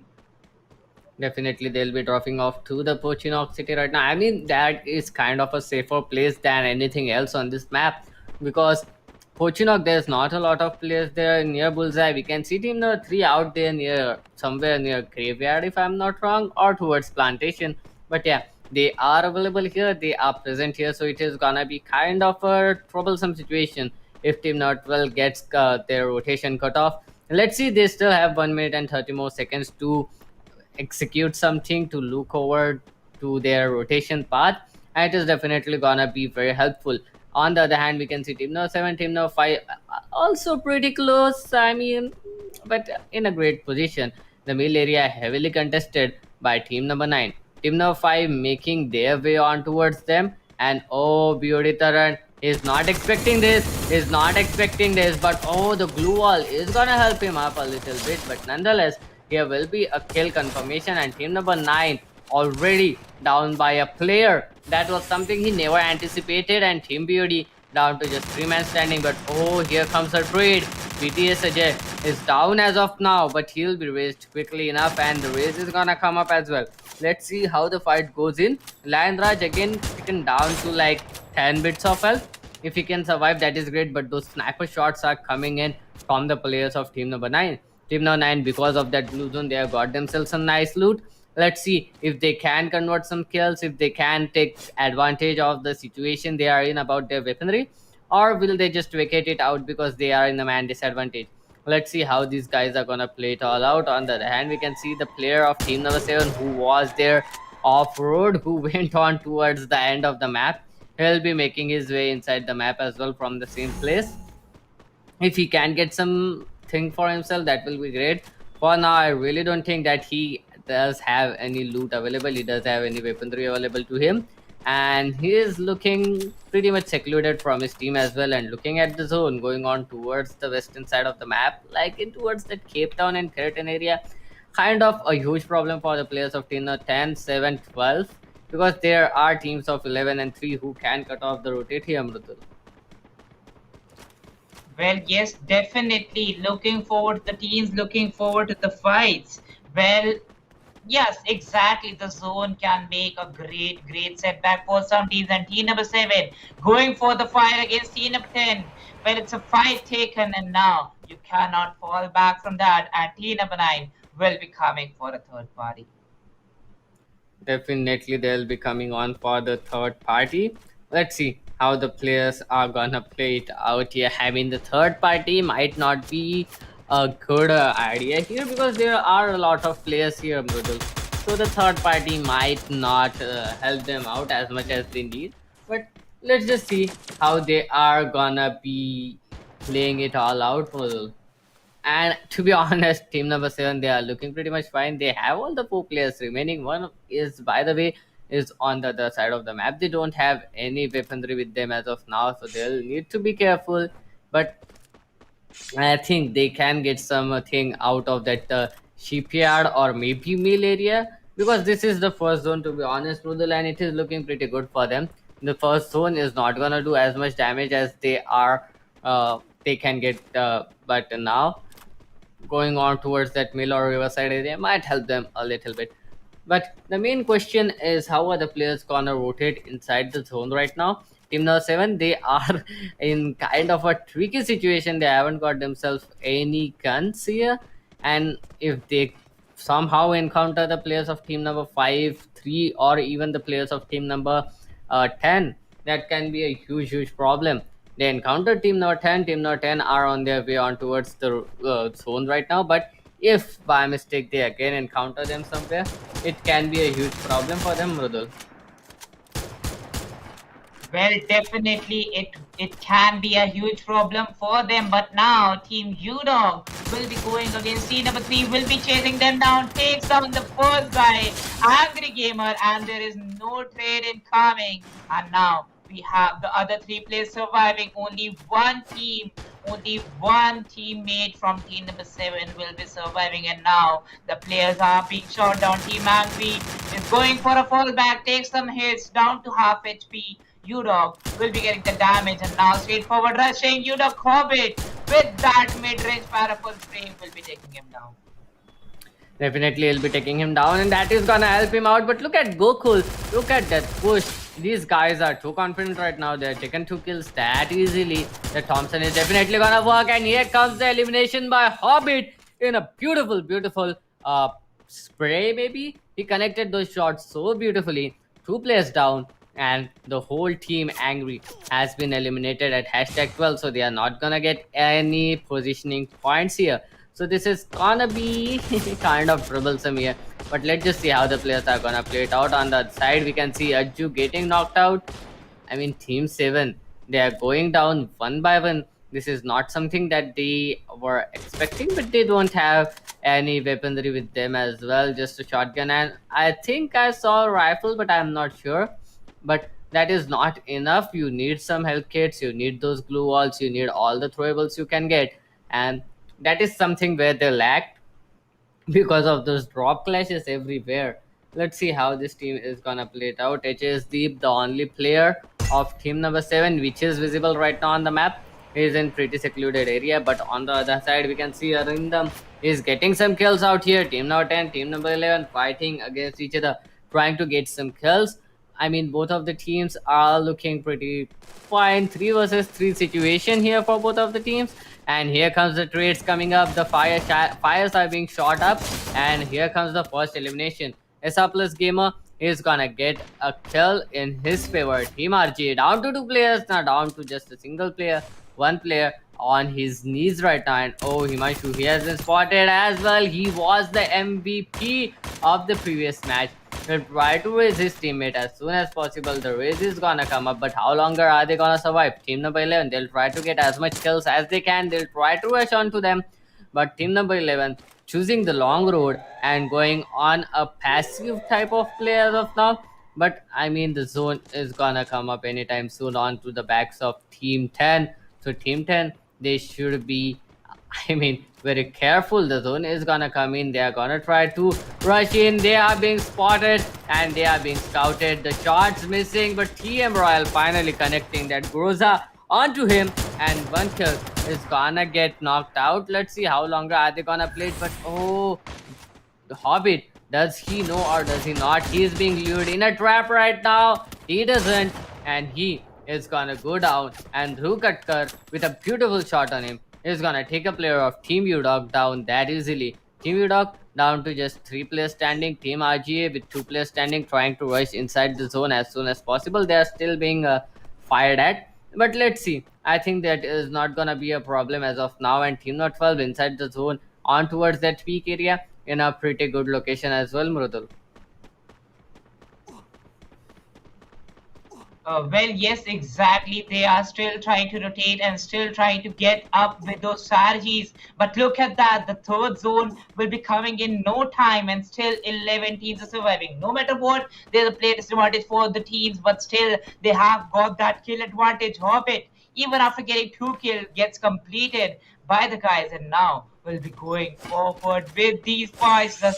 The zone will be closing it. Team number 9 will be going against team number 5. Definitely, team number 9 will be going against team number 5. Let's see if they are gonna engage or not. For to be honest, I really don't think that team number 9 will engage on towards the players of team number 5. They are still trying to get a good location. They still doesn't want to attack anyone. But now team number 5, they are surrounding them, so that is gonna be problem. On the other hand, team number 1, they are targeting the players of team number 11, and one player down already. BL, they came in with just single man disadvantage, and now they have equalized the score. They have got a kill, and now they are trying to fight against the player. But team number 9, team number 5, finally they started to engage against each other, and team BOD already knocked down 2 of the players for team number 5. Team number 9 playing it very passively, playing it very great. They got those 2 knocks, and now here comes the push.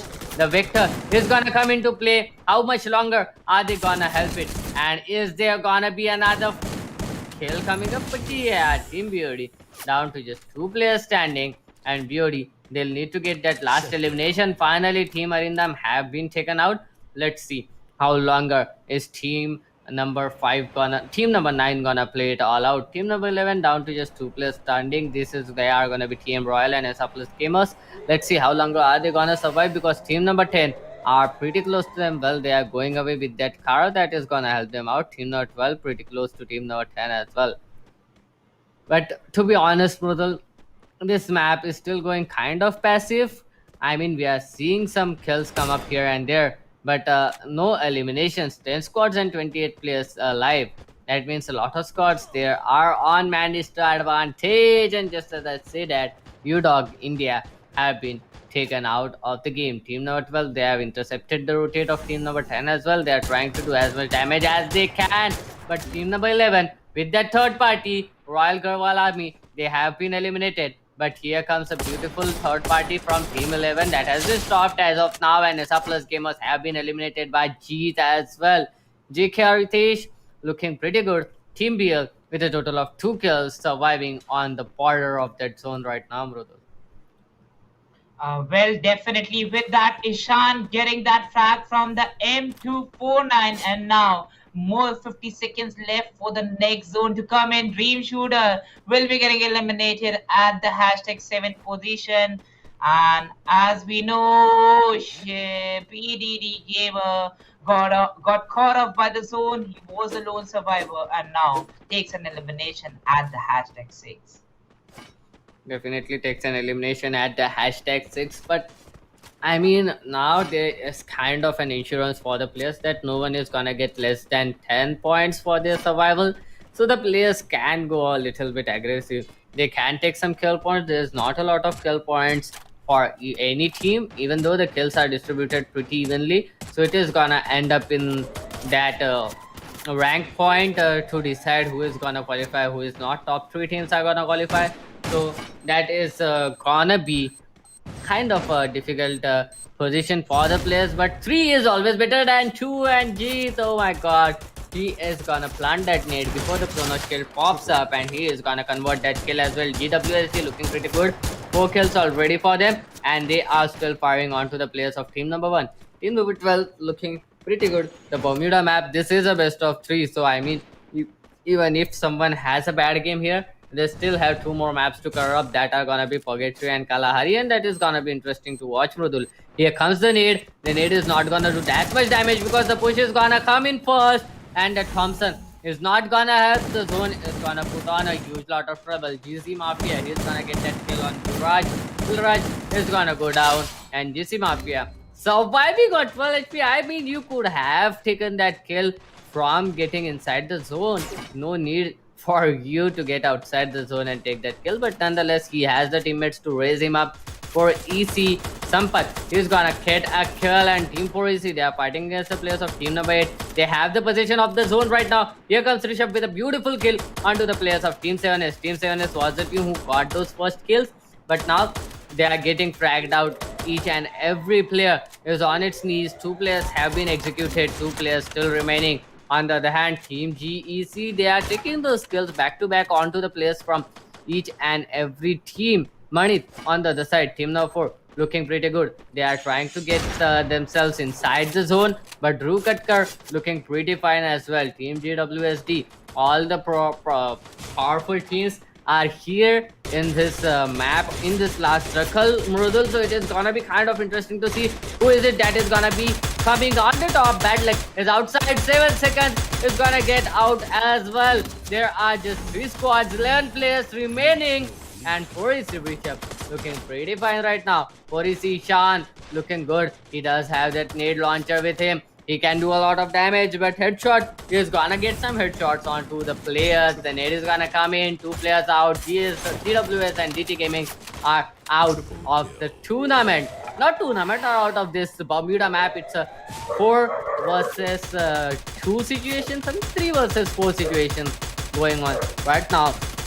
Team number 2, with all the 4 players standing, 8 kills confirmed already. They are in pretty good shape. They need to get that booyah. They are getting some more kills as well. On top of that, there comes the nade. Team number 4 putting out a tough fight here, Mrudul. It is not looking that it is gonna be that easy for Team 4 EC. Yeah. Ishan is gonna get 2 kills, Mrudul, and it is gonna end up in a dead zone. And Team 4 EC are gonna get that booyah, Mrudul.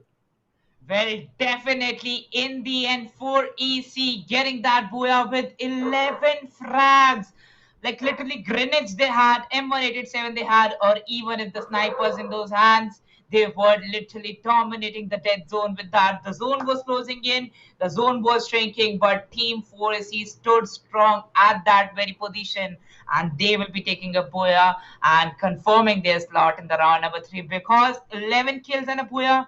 What more you can expect from this very team? 52 points in total for them. But let's see who will be the other teams at the top 2, at the top 3 position. Yep, definitely. I mean, there were too many teams that were fragging out there. Team 7 seconds, they got pretty good frags.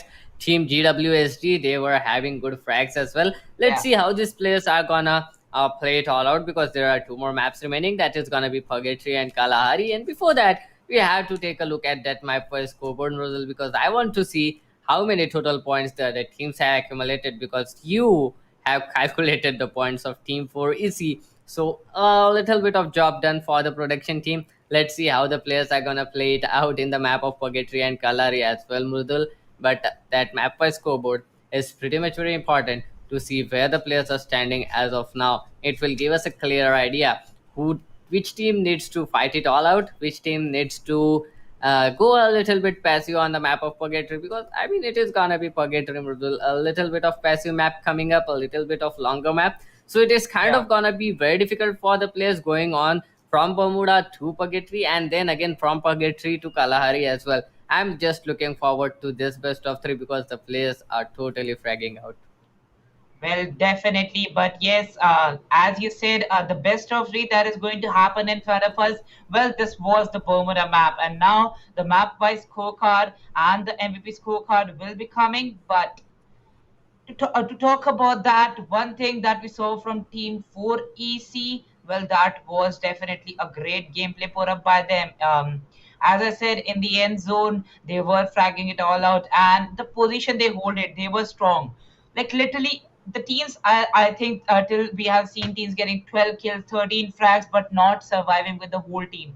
This very team was surviving with all the 4 players, and that very advantage with the zone matters a lot.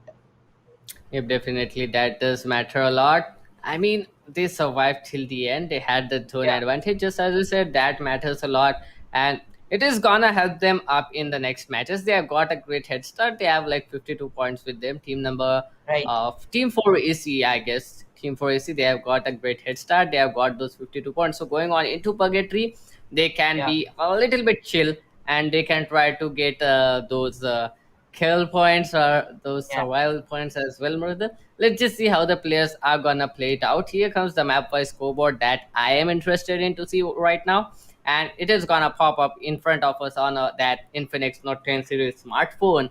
And Team 4AC, just as I said, with a total of 52 points. Team Money 2 with a total of 30 points, 10 kills from that kill points, and 20 because they got eliminated at number 2. GWS and DT Gaming a total of 27, 7 seconds 17, Bad Luck 14, Bruda of Destruction. Oh my, that is a great name. A total of 12. Arindam 11, Udog 10, Deep Shooter 8, SR Gamer 6, Royal Gurwal Army 5, and Angry Army just 0 here, Mrudul. Well, definitely just zero here for Angry Army from this very map. But yes, it is definitely going to be a best of three, and only the top three teams will be qualifying for the round three. But now, teams like Team 4EC, Team Manage 2, and Team GWS and DT Gaming, they will for sure get a good head start here. Getting 20 plus points in the first match will also give them a great lead. But 52 points in a single match, it is definitely looking really good for Team 4EC. Definitely looking really Yeah. good. Here comes the map MVP as well. Sorry, I just messed it up. But yeah, but here comes the MVP, Mrudul, and it is gonna be Ishan with a total of 4 kills from 4EC, Rishabh with a total of 3 kills as well from 4EC, and Jeet from GWS and DT Gaming with a total of 3 kills. I mean, we have seen this guy fragging out. We have seen Ishan with that grenade launcher. We have seen Rishabh with those beautiful Groza plays. So I'm pretty much sure that this is gonna be a beautiful best of three coming up in the map of Purgatory as well as in the map of Kalahari, Mrudul. Well, definitely in the map of Kalahari, let's see what happens because it is definitely going to be one of the best aggressive maps. But till now, the Group C and Group D, I think so. Talking about the aggression in Yeah, Kalahari, they have let down us with that because they get so passive, and that like being passive is not bad, doctor, right? Being passive gets you those points that is really that matters for you in the overall scorecard. But Kalahari being so short, how the teams how the teams manage to get those passive strategies on Kalahari, I always get shocked. But now moving forward with the longest map, in this map you can get passive, get some strats, get some big rotations. The flight path starts from the ski lodge, will go towards the quarry. definitely from Ski Lodge towards the quarry. I mean, dividing the map in like 60-40 ratio, that is definitely gonna help the players out. Every part of the map is accessible. Golf course being the blue zone right now, this is somewhere the players will try to go in, but okay, they made me eat my words just like that. Okay, nonetheless, team number 4 EC, team number 2 for EC, they are gonna go in towards that Marble Works area, and they have that whole island for themselves. Brasilia, a little bit of contested, but campsite is the place where I'm interested in because team number 4, team number 10, they are fighting against each other. Let's see how longer are they gonna be fighting against each other out there. Team 11 on the other side, they are making their way on towards Brasilia and kind of split, but look at Crossroads. I mean, 3 teams, team number 7, 9, and 3 against each other. All of these 3 teams got eliminated pretty quickly in the previous match, so they'll need to get those kill points or rather survive here on the map of Purgatory. The choice is theirs. Let's see how these guys are gonna play it all out. But Q-Dog, they have been taken down by the Team BL, and Team BL in such a powerful spot right now that I can't express enough. I can't emphasize on that enough how powerful the spot is right now for Team BL and how many players can they take down GZ Mafia. Oh, that Chrono Shield is gonna come up on time. Here comes the shotgun. Oh, Udog Hobbit. He's gonna get another in that ski lodge area, but GZ Mafia here looking pretty good as well. Mridul, let's see how the players are gonna play it out because I'm looking forward to this match here. Well, definitely looking forward to this match too. But now, oh no, team number 7, this very guy is caught off against 4 players while 2 guys are going for that left rotation. He sees them, but all he can do is just hide behind that tree and not for a long time. With that, UKMRHMYT will be confirming his first kill. Definitely, he'll be confirming his first skill. Let's see how the players are gonna play it out right now, because now the teams are in kind of a player disadvantage situation on such a big map as well. So the players need to be pretty much sure about how they are gonna play it all out, because it is gonna be a lot more difficult from now on for the players to maintain that streak, to maintain that gameplay as well. So let's see how the players are gonna play it out. I'm pretty much interested to see what is gonna be their what can I say, action, a plan of action, because Marble you can see team number 2, that is Policy, had it for quite a long time, but now team number 3, they are making their way there as well. Team number 6, they are losing players back to back. Team number 1, this time they do have an advantage onto the players of team number 6. Just as I said, that was such a powerful position. They took down 2 players of team number 6 easily, and now they are still focusing on to the last player, that is gonna be Walker. Not the second last player, Hobbit is here as well. So Hobbit can be a huge danger, but he is outside the ski lodge. There's a player waiting for them outside the ski lodge. Let's see how longer are these players gonna continue doing it, because it is gonna be kind of difficult for either of the team to get out of here alive. So Team BL, even though they have a good angle right now, it is kind of gonna be a little bit difficult to how the players are gonna play it out, Mrudul.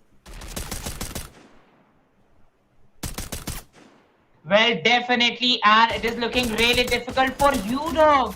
Well, this was the team who performed really, really good in the previous match, and now, oh, okay, now knocking up one more guy from the teammate Hobbit, confirm this kill, make the shield for himself. Viraj was, it was Viraj, sorry for that, Viraj. Yes, Viraj also goes down with that MP. And we know how much SMGs and shotguns can be damaging in the close range. SP Hunter will be coming. Well, team number 1 had advantage, but now they are on a Yeah. disadvantage. Well, I told you that position was kind of in both of their favor, because if one of the kill even got confirmed, it would have been totally disastrous for team number 1, and that just happened. And team number 1 now in kind of a difficult state. Let's see how longer are they gonna play it, because Hunter now left in kind of a weird situation, and here comes the push. Oh, he's gonna get a player down. U-Dog Walker trying everything he can, but look at that, a game of tag being played by both of these teams, and bad luck, even though they got those two crucial frags, not 3. U-Dog is surviving with 2 players right now. Even though they got those 2 crucial frags, they're gonna go down and look at that. Oh, that was kind of beautiful coming up from Arindam. They don't have any nades. Oh, Raj, in such a powerful spot. Will he be able to take the players down? Will he be not? Let's see how longer is he gonna play it all out. The players are not connecting any shots on him. Finally, Arindam connects that shot. And one more team out of the lobby, out in the lobby there, Mrudul.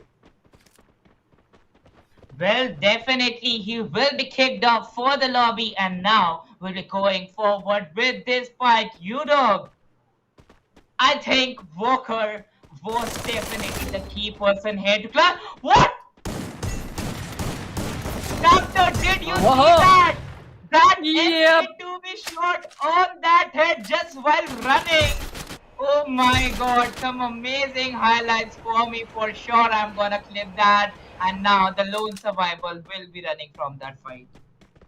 I mean, he doesn't have a lot of choice, does he? Because he'll need to run away right now. Team 4 EC is completely out of control. That was some beautiful execute coming up from them, and that is definitely gonna be the highlight for the Group D round 2 for sure. Until now, let's see if we can find some more highlight videos in this game, because that was indeed interesting. Team number 8, team number 11 on that Brazil area, 10 players surviving, 35 players alive, 10 squads. and a lot of issues. Let's see how long these teams are gonna survive. And I mean, Team number 8 looking pretty decent. Team 7 seconds, they got some kills in the previous map. They were playing pretty good. Team 11, on the other hand, they also had a beautiful place, I can say, because they were playing pretty much good in the previous match. Let's see how longer are they gonna play it out. Will it be a good situation for them? Will they be getting those kills, or will it be a complete one-sided map for team number 8 or team number 11 at this point of time? It is gonna be a huge question here. GWSD, they had a good play. They were in the second position or the third position in the previous map, and now they are here at the bottom with just one player surviving. And Team Angry, who got eliminated at hashtag 12 in the previous match, they are here with all the 4 players surviving as well. Let's see how these players are gonna play it all out, because it is gonna be a very tough match for each and every player out here, Mrudul. Well, definitely, it is definitely going to be really important for all those players who did not have a good match in the first map.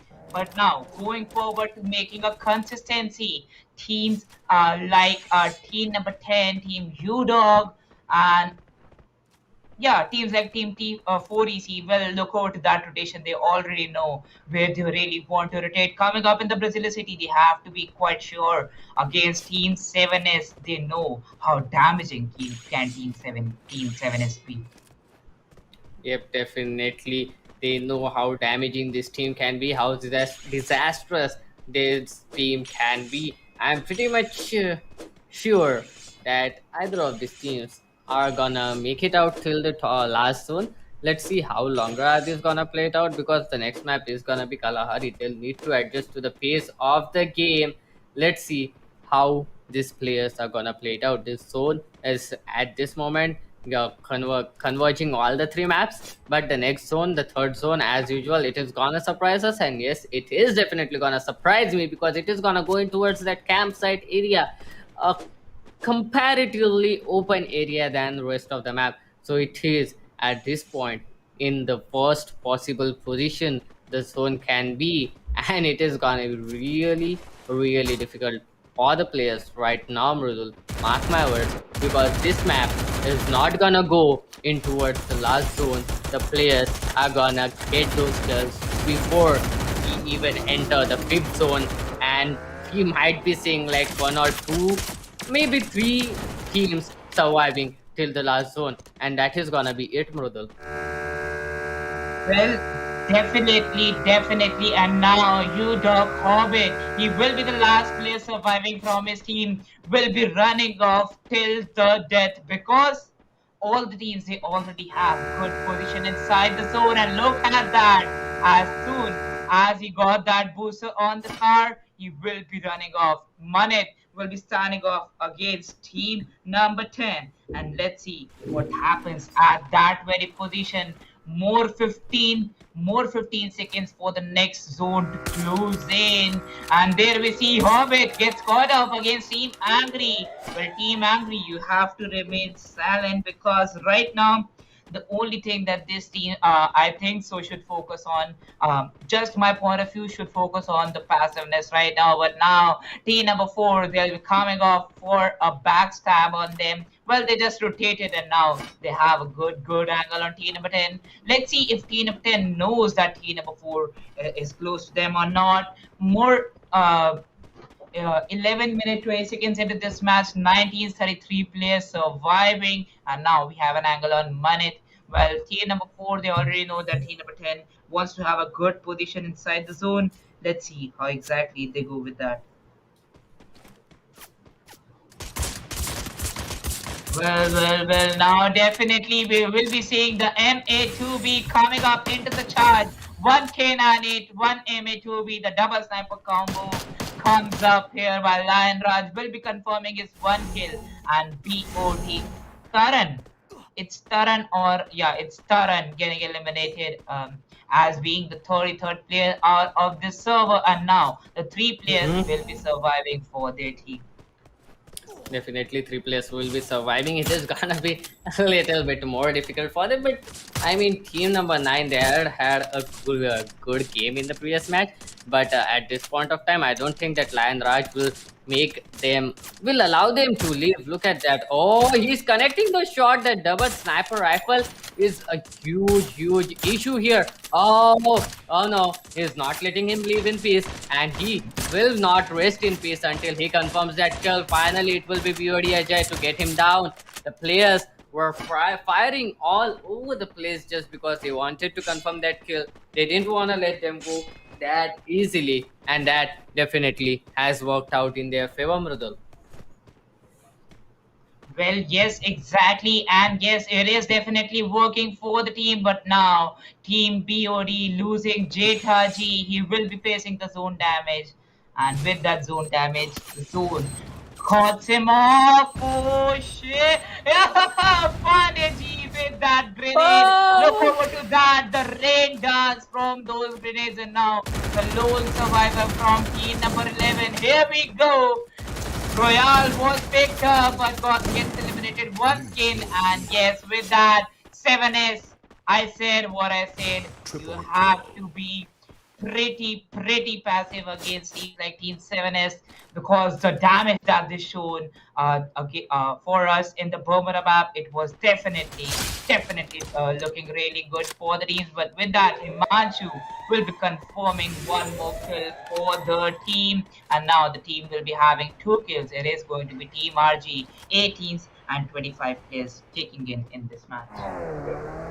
Definitely 8 teams and 25 players kicking in. I mean, that was kind of a best execute, I must say, from Team 7S until now, because they took down 3 players just by a nade, and the last player surviving didn't have any more chances.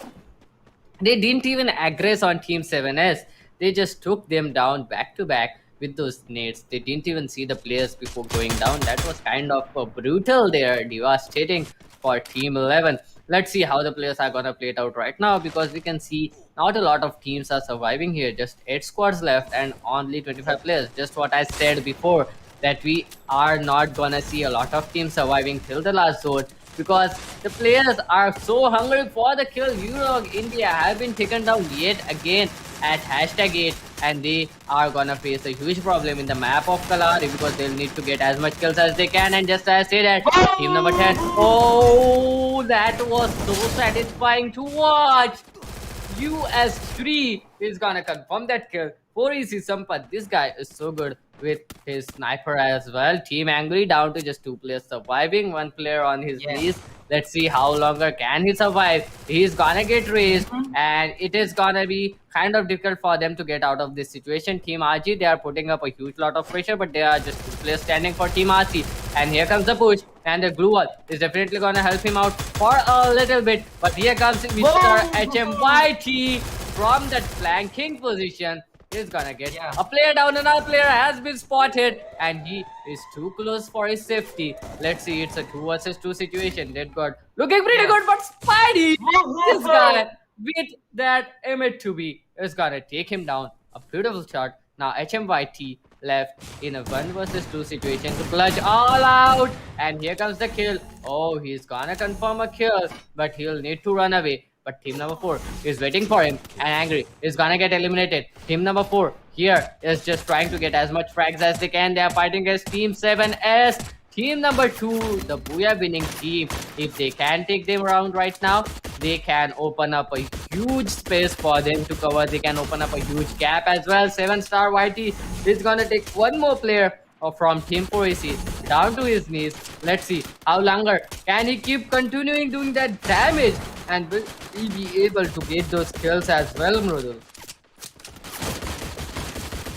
Well, definitely with that, Royal Gurwal will be eliminated at #6 position, and now 5 teams and 15 players will be standing strong. Eli Aryan with that gets killed on 4EC Sampath, and now we see Team 7S going against team number 2, Star YT. With that Doza spray will be taken on 4EC Rishabh, but yes, BOD was also surviving with a player disadvantage, and now they get eliminated at the #5 position. Definitely getting eliminated at #5 right now, and team number 8 looking pretty solid right now, Mrudul. 7 kills already onto their name, and they are putting up a huge lot of pressure onto the players of Team 4EC. But 4EC, they are kind of in a bad shape, but they might be able to come back because Team 7s are now caught out in the nowhere. No glue walls available. This is not the position where the glue walls are not available for the team. Finally, some glue walls are gonna come up, but these are kind of the last glue walls available to them. Arindam is gonna get one more kill with his grenade launcher. Arindam has been fragging out right from the start, and here comes another frag. 4 squads, 9 players remaining. It's a 2 versus 2 situation here. Well, definitely with that. Ooh, there goes a grenade on TM18. And now 3 teams and 17 players. But yes, it will be now down to one player as Pori Sishan once again knocks down the guy. No glue wall left. The player who just revived the other guy got taken down by Pori Sishan. And Oh! also the blue players managed to. With that, the spray will be shut down and Team TA might take a booyah in this match. Definitely, they might take a booyah, and they are gonna take that Yeah, booyah, shutting down yeah. the previous booyah winning Team Rudel. So, Team TA getting this booyah this time, and Team 4 EC is still on hashtag 2 position. They are still going strong, they are consistent. 7 seconds going on at hashtag 4 as well. They are consistent as well. They got those skills yet again. So, the Yeah, contest is hard, the competition is tough. Let's see how the players are gonna do in the map of Kalari, because Purgatory was a little bit more aggressive than I expected, and this is yeah. something that I want to see each and every time, Rudul.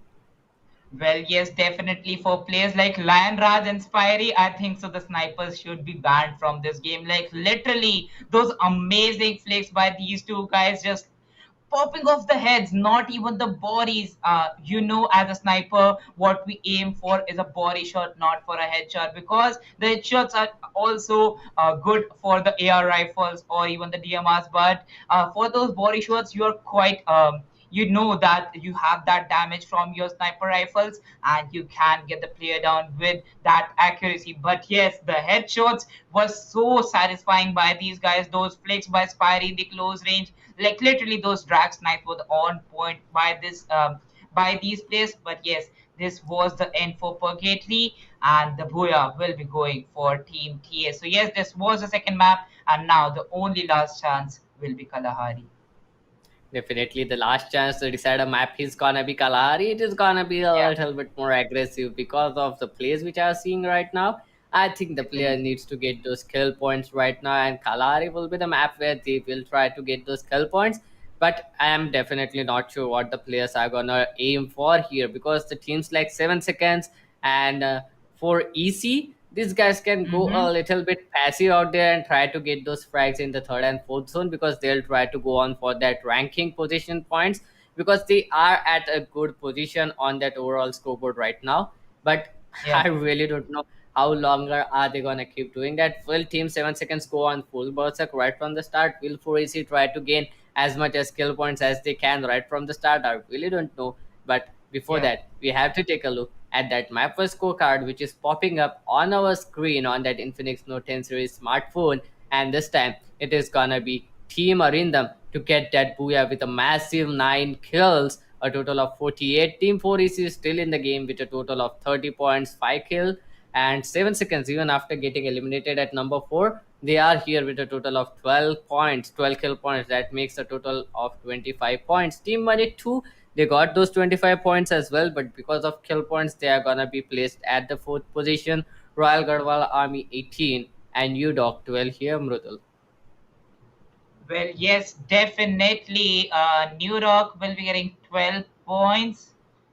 But, but, looking forward to the teams, looking forward to the points that these top 16s had, well, it is equal to the hashtag 7 and hashtag 18. So, yes, now we have the answer why the kills matter even after dropping off with like literally even after dropping off on the hashtag 8 position. Still he got two whole squad wise, like the four teams who got eliminated in the start, two teams were wiped out by Team UDOG, and even the lone survivor managed to get in the top three position. So yes, trying to make a good consistency. Well, the top five looked really, really close to each other. So yes, with this, the purgatory match comes to an end. We will be seeing the MVP players. Well, we know the MVP players will be from the top five only, but we have some damaging players like Spirey and also Lion Raj getting some amazing, amazing sniper shots. And here we have Lion Raj from Team Arindam getting four. Oh, we have Aryan too from Team 4. We have Aryan 2 Arindam. from Team Arindam, and yes, it is going to be Ishan from Team 4. You see, well, I think I forgot Ishan. Sorry for that, my brother. But yes, Ishan also got 3 kills. Well, these will be the players making a great play for their teams because we didn't see a lot amount of kills from these teams. There are some decent amount of kills for the team, and these players are the one being the advantageous cause for the team and being the most advantageous people for the players here. And now will be having 4, 3, and 3 kills respectively for these 3 players. Definitely, and I want to highlight Ishan at this point of time. He was on that MVP board in the previous map as well, on the map of Bermuda. Now he's there on the map of Purgatory as well. So this guy has been playing up pretty good right from the first map, and I have some high hopes for him going on in towards the next map that is gonna be Kalahari. Lion Raj, on the other hand, that double rifle meta coming up from him, 1K98 and 1 M8 2B. I was kind of interested to see that one come up in the map of purgatory after like Yeah. group B, because group C we didn't see a double sniper rifle meta, not a single time. Group D we are seeing it come up once again, and I mean that meta is kind of too much powerful for the enemy to be in, because you can get those quick scopes back to back because of those Yeah. two sniper rifles, and that is something that gives you a big advantage onto your opponents. And that is why this meta, like this what can I say, double sniper meta and then the Yeah. shotgun meta in the last zone, this is something that we have not been seeing often in this Hmm. group, but now seeing Yeah. it come up in group D is kind of interesting. And if he is gonna continue doing it till the round 3 or in towards level 2 as well, I don't know. But let's just see how the players play it out on the map of Kalari, because it is gonna be coming up in a short bit. It is being prepared, and I am pretty much interested to see how the players are gonna play it on the map of Kalari, because this is gonna be the decider map, Rudul. And the players need to go all out here. They'll need to go in their Super Saiyan mode to just get qualified. Only 3 teams, Rudul. Only 3 teams are gonna get qualified. Well, definitely only the top 3 from this best of 3 will be qualifying for the next round. That is going to be round number 3. But yes, a great performance from some teams is going to come up. And now we'll be moving forward with Kalahari. The lobby is being created, and we are waiting for some more players to join in. Definitely, I'm pretty much interested to see how the players are gonna play it all out, because teams like 7 seconds, 4EC, they have been pretty much aggressive right from the first map. Then Team Arindam at this point of time in the map of Purgatory, they were aggressive. They got some initial frags, and then they were getting those frags till the end. A massive total of 9 frags came in from them as well. So I'm pretty much interested to see if these players are gonna go in this much aggressive in the map of Kalahari, or the teams will change up their pace and go on a little bit passive to aim for that rank points, which is kind of weird for them to go on for that passive play in the map of Kalari, but we are being Yeah. seeing that for quite a long time in the map of Kalari. So I'm pretty much interested to see if the players are gonna be getting those frags onto the map of Kalari, and how many total frags and how many total points is the team gonna accumulate in that map. Well, definitely. Let's see what happens in that. And still waiting for the Kalahari to pop up. Well, really, really excited because the Bermuda and Purgatory have went really good. Like literally after the best of 6, this best of 3 is also action packed for us. Like literally those amazing, amazing games, amazing performances by these teams. And till the end the players they have to be consistent because it is not a best of one.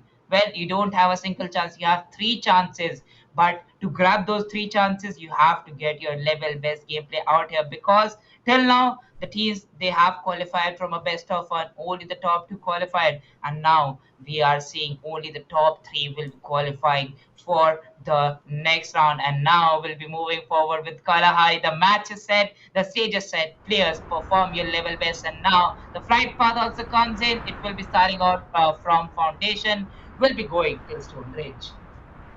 Definitely from Foundation Teams to Stone Ridge. I mean, that is a great flight path. Dividing it in like 60-40 ratio. And to be honest, that 60-40 ratio doesn't even matter in the map of Kalari because still every position is available, every place is accessible. Let's see how the players are gonna play it because on the maze we can see two teams on towards confinement. We can see two teams as well. So it is gonna be kind of some early drop clashes coming up from the teams, and then we can see a little bit of rotation gamble here from the teams as well. Team number 9 on towards the maze, they are not gonna go aggressive onto the players of team number 10. They'll try to get away. On the other hand, team number 1 and team number 6 on that confinement area, it is kind of gonna be very difficult. And Udok Seaman with that barrel, oh no, he's gonna take a player down. This is something that he never expected. Oh, this sneaky boy is gonna get some more damage, but that would be enough to take another player down. But the first blood is gonna go in his favor. He has initiated the fight big time, and he can do a lot of damage to the other players as well. He has been spotted, and oh, he's gonna get attacked with a double peak, and finally he will be stopped. And 2 kills confirmed by him. That is enough, to be honest, and that trade is gonna help them out a little bit. But Udok Gokul, he is being spotted by the team BL as well. And oh, bad luck does have that bad luck because he did spot the last player, that was Walker, pretty close to him. And now team bad luck left with just a single player, that will be Hunter, and he'll be hunted pretty soon enough as well. Here comes the push, and finally Hobbit ending it with a K98 shot. I mean, great.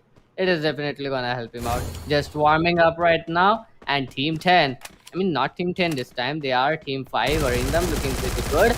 And oh, here comes Dead God. He's gonna take him down. Arindam down by a player. Team number 3, Team RG, looking to redeem themselves out right now, Mrudul. Well, definitely they're looking really, really strong. And now team number 3 will be going against team number 5. There we see the spray will be connecting, and it is definitely going to be one of the amazing, amazing fraggers from the previous match. Now getting shot down, makes a glue ball, will heal himself, was aiming for the top, but I think misses it by a short time. Oh yes, gets a shot and will be standing strong on that very crane. Now the sub, the highest position that you get on the sub, he has that with himself, and let's see what happens at this very position. Team RG will be having 1 kill, and they'll be going against Team TA. Well, Team TA, they have dropped down with the player disadvantage. Yep, definitely with a player disadvantage. Let's see how the players are gonna play. Team TA, 1 player down already. Arindam had a sort of bad luck with the players of team number 10. And let's see how the players are gonna play it right now, Mrudul, because I mean, it is looking pretty good for the players of team number 3 at this point of time. And this is gonna be interesting. Let's see how the players are gonna be doing it, and how the players are gonna play it as well, Murdal, because let's see, it is like kind of a weird situation for the players of Team No 5. They can't get out, but they can't get those kills as well. Team No 3, on the other hand, they can't go up and they can't go get those kills as well. If the standoff has to be taken down, the players will need to be a little bit more aggressive on the other team. Otherwise, it is gonna be kind of difficult for either of the teams to get these kills and get out of here alive, because the sub is kind of a place where there is a lot of positional advantage to the players who are on the top, but a lot of places for the players who are on the bottom to hide as well. Let's see how the players are gonna play it out. Oh, that grapple hook is gonna come in handy. HMYT tried to get some kills out of here, trying to do some damage, but would not be able to do that much.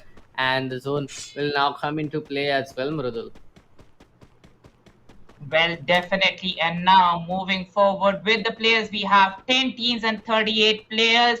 Team RG will be getting their first kill, and now the warning also pops up. The players will have to rotate for the second zone, and as we know, Kalahari is that map in which we have to make some of the fast rotations because the teams, if you don't make the fast rotations, they'll obviously will be guarding for you at the very north, west, east, and south of the circle. Acha. Okay, let's see how the players are gonna play it all out. Wait, what? I'm pretty much, yeah, what?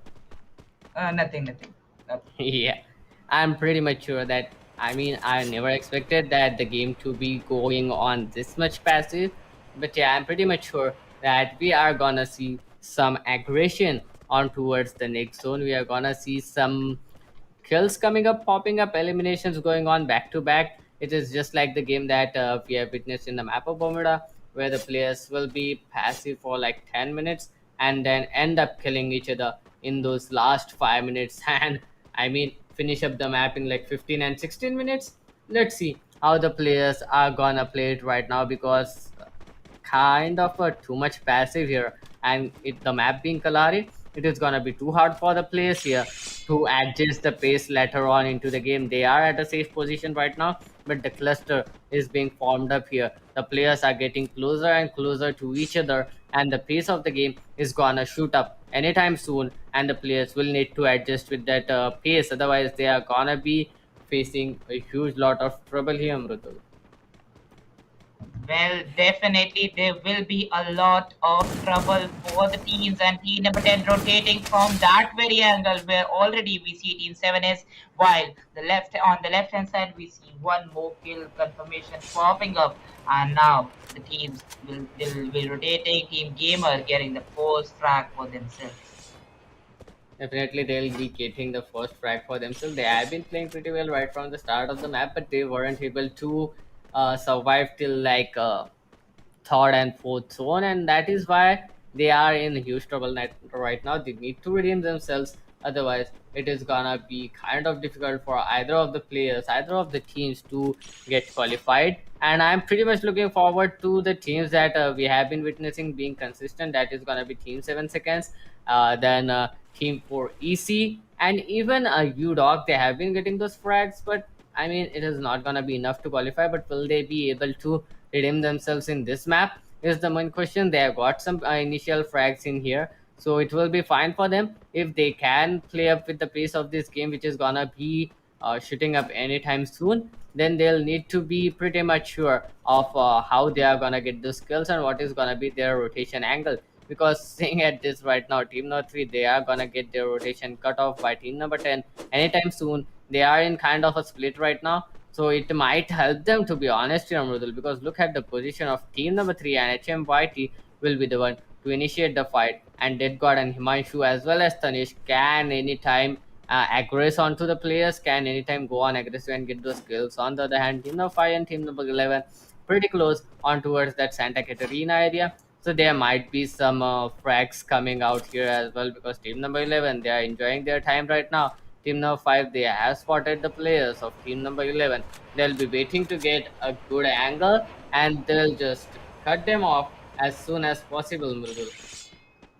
Well, yes, exactly. The rotations will be coming for a cutoff, but still, Team TA they'll be losing one of their guys, and Arindam Wari getting eliminated from this team. Well, after a Puya, that's a great setback. Let's see what happens in this Kalahari map, because if two Puyas come up for this very team, well, we already know we have one of the top three teams, but still going for the siren as soon as the 9 second mark kicks up on that warning part of the map.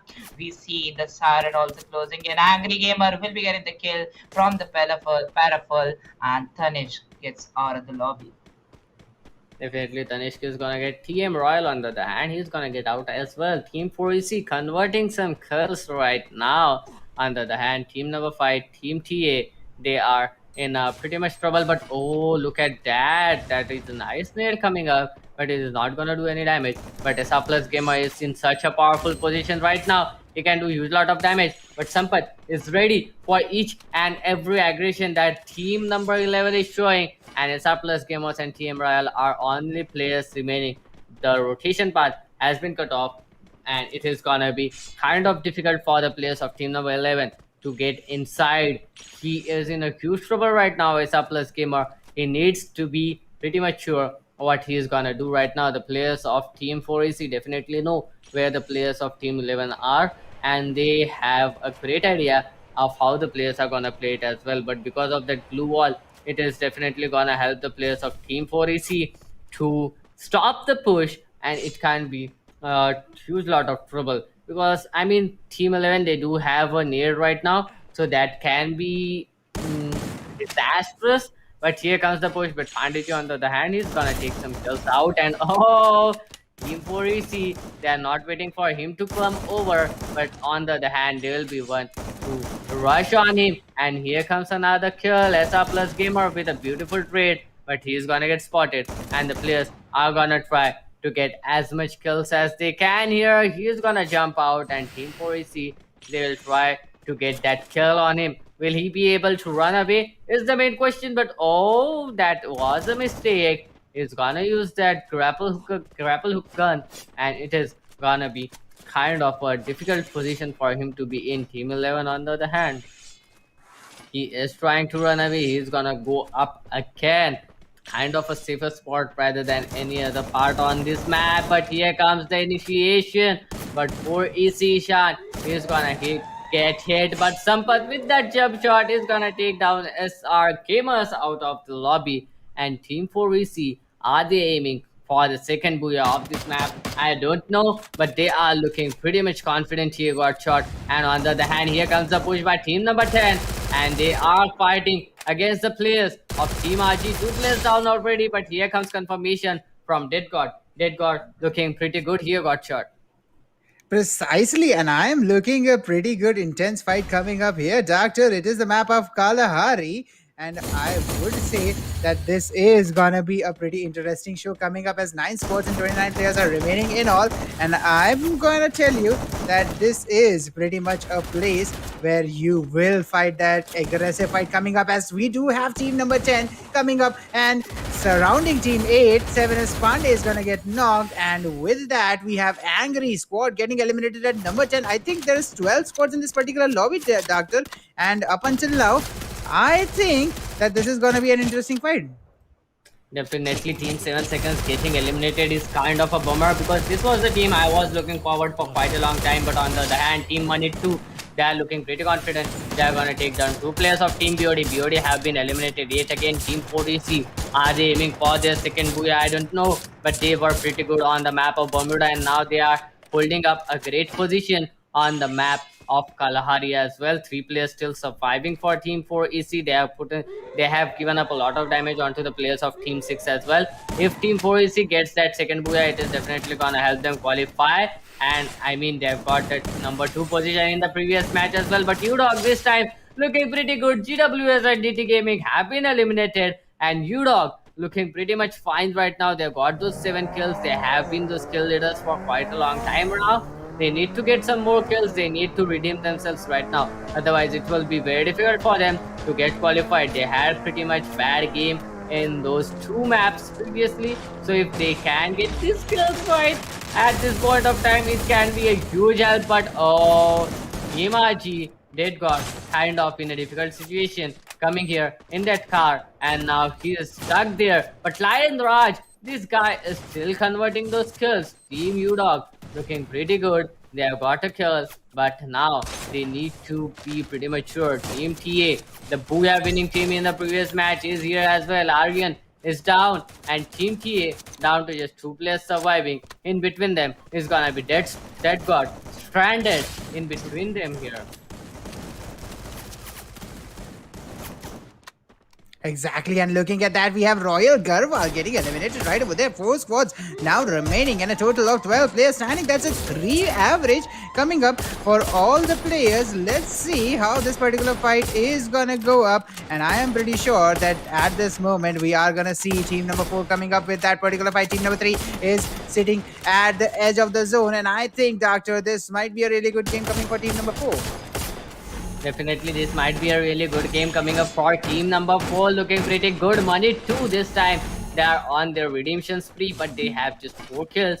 Will that be enough alongside Booyah to get qualified is the main question. But team number 6, they are putting a tough fight onto Team Arindam. They are putting a tough fight onto Team Udog as well. Look at that, but Arindam is gonna get eliminated. Udog with a total of 10 kills, 3 players still surviving.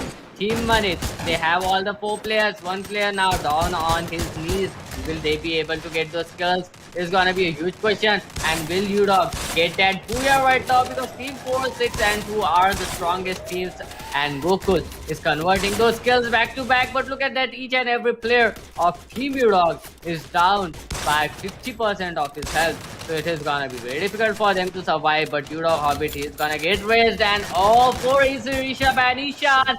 They're gonna get those kills and Udog is gonna get out of this server for EC aiming for that second booyah.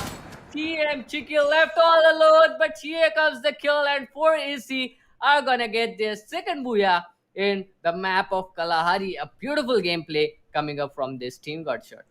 Precisely, and I mean that was a really good final fight coming up, and I kind of like the way that final circle ended up, and all those three squads coming up in that triangular formation. Doctor, my views when teams engage out in that triangle formation, because at that point of time the engagements are all pretty much interesting. It's a three-way fest coming up between all these three teams, and that's a reason where I get pretty excited.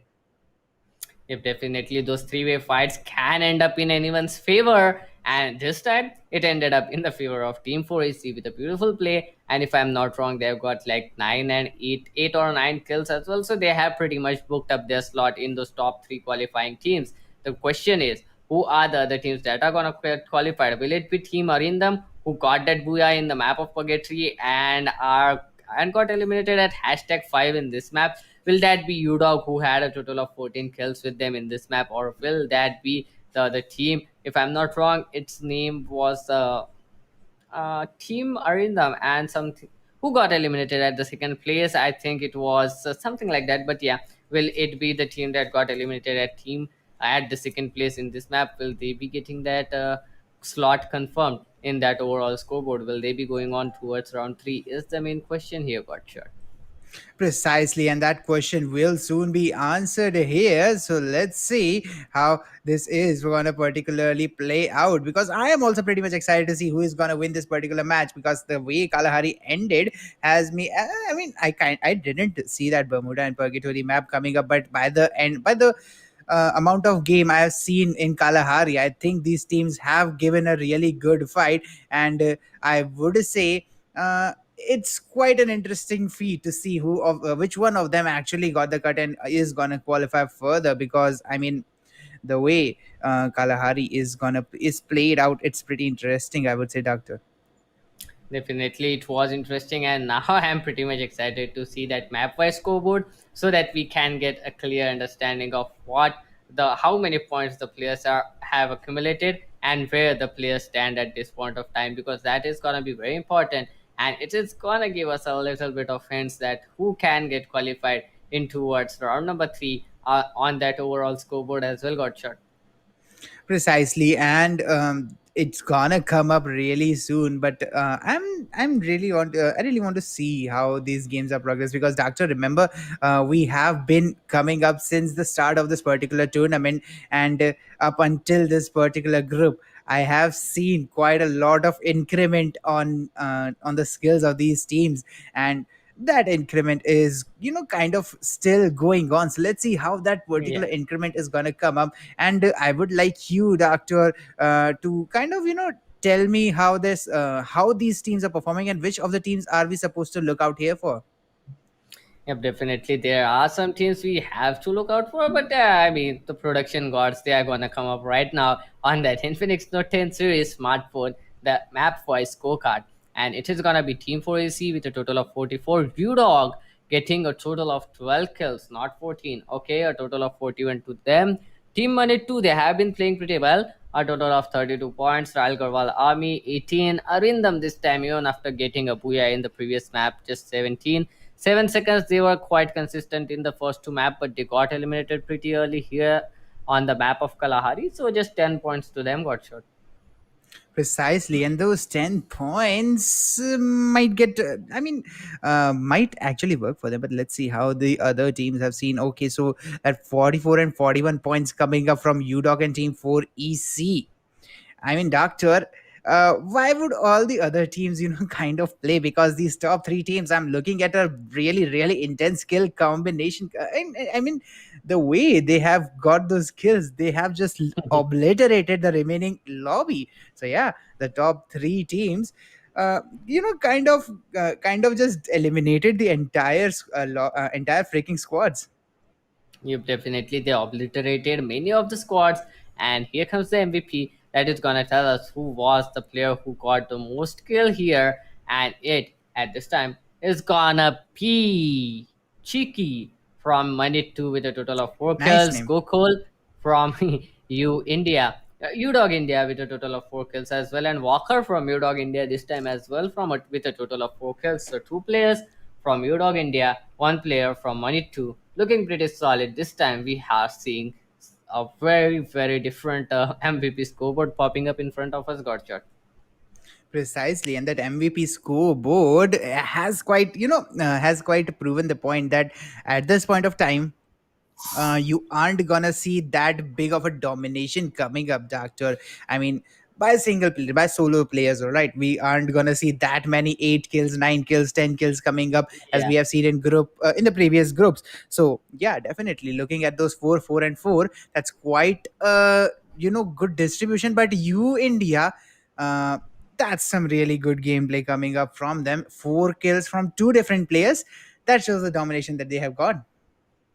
Yep, definitely. They have been fragging right from the first map, but unfortunately, they got eliminated pretty early in the first and second map.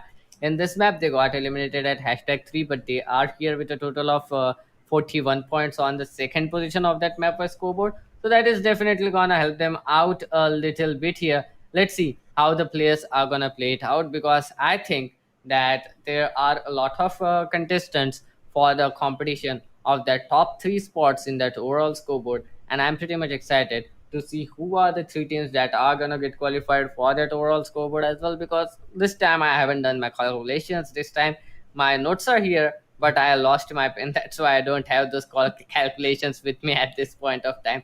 Let's see how the players and which teams are gonna get qualified in the next round. That is gonna be round number 3 of Group D culture.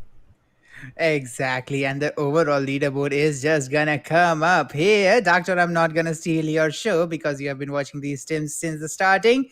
And here comes the the top three. Look at that team for EC. That's quite a domination. Definitely, they got two booyahs. I mean, that is definitely gonna help them out. Two booyahs, a total of 46 kill points and 126 total points. Team Money 2, they have been consistent throughout the entire map. They were at the second position at this point of time as well in the map of Kalari, a total of 87 to them. Team Arindam, a total of 76. They got a booyah with themselves, so they are gonna get qualified. UDog India with a total of 63, 7 seconds, 52. Royal Garhwal RB 41, GWS and DT 39, Brother of Destruction 30, Bad Luck 21, Angry Army 17, SR Plus Gamer 13, and Dream Shooter just 9 points here. So, I mean, quite a good gameplay from Team 4AC, Team Money 2, and Team Arindam. But there are some commendable plays coming up from UDog India and 7 Seconds as well. Even though they didn't get qualified, they need to get commended. They need to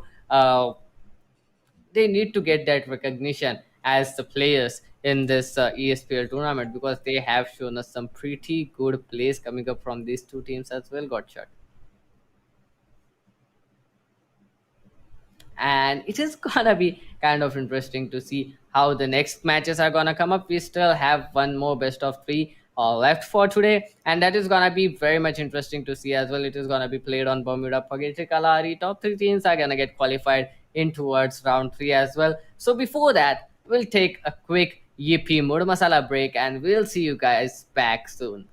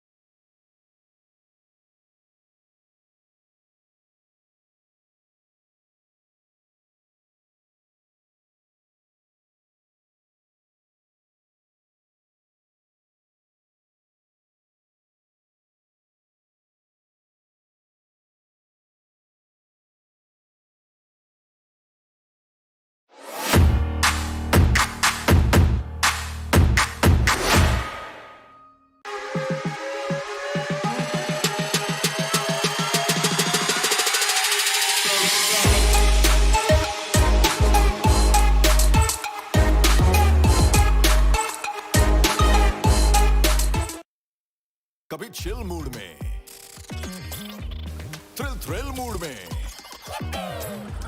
कभी crazy mood में। Main मसाले के बाद mood mix डालो, ये भी mood मसाला अपने mood जैसे बना लो। ये भी मूड मसाला फ्रॉम आईटीसी।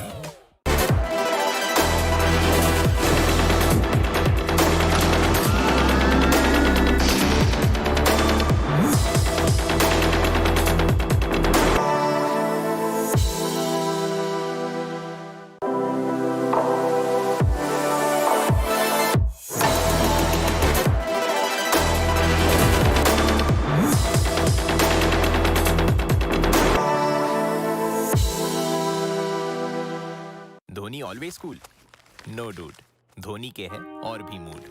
कभी चिल मूड में, थ्रिल मूड में, वाओ, ग्रूव, मूव, कभी क्रेजी मूड में। मेन मसाले के बाद मूड मिक्स डालो, ये भी मूड मसाला अपने मूड जैसे बना लो। Dude, why stick to one mood? ये भी mood masala from ITC.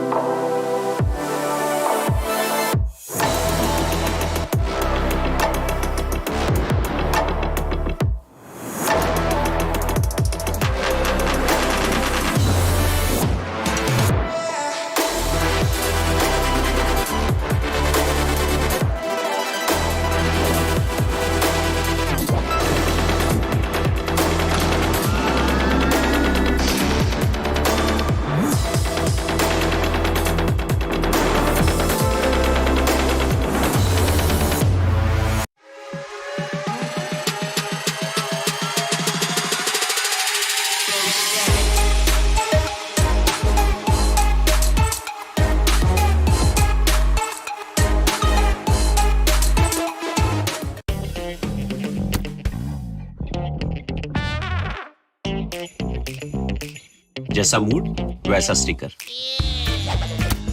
Her mood masala pack के साथ धोनी के mood stickers free. Collect all 10।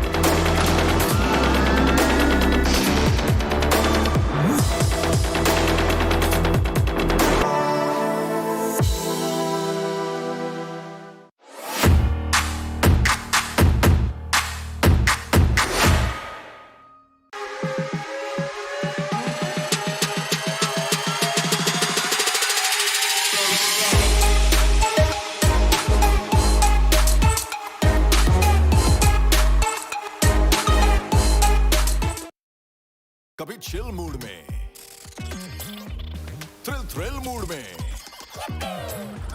कभी क्रेजी मूड में। मेन मसाले के बाद मूड मिक्स डालो, ये भी मूड मसाला अपने मूड जैसे बना लो। ये भी mood masala from ITC.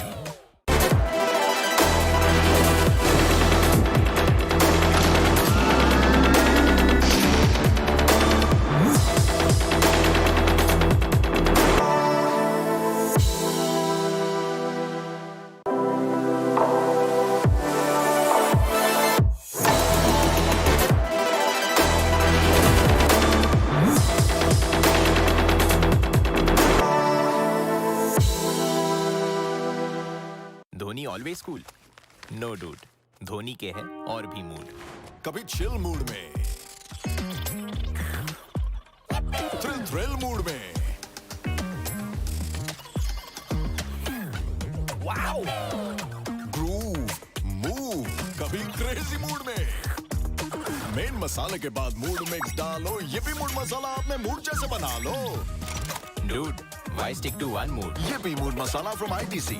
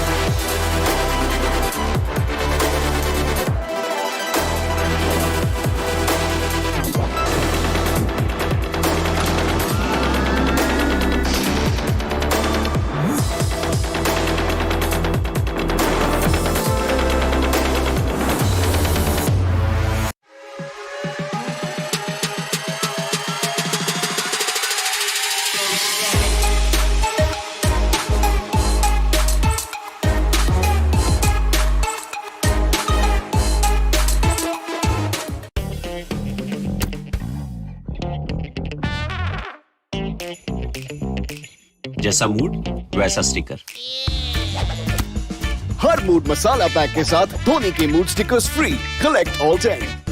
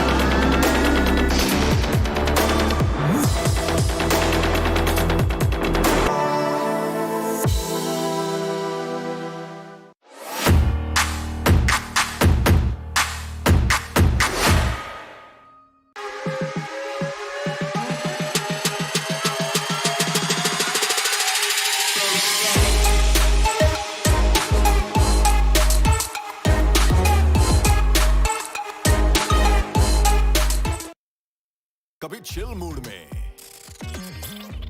Thrill mood में, कभी क्रेजी मूड में। मेन मसाले के बाद मूड मिक्स डालो, ये भी मूड मसाला अपने मूड जैसे बना लो। ये भी mood masala from ITC।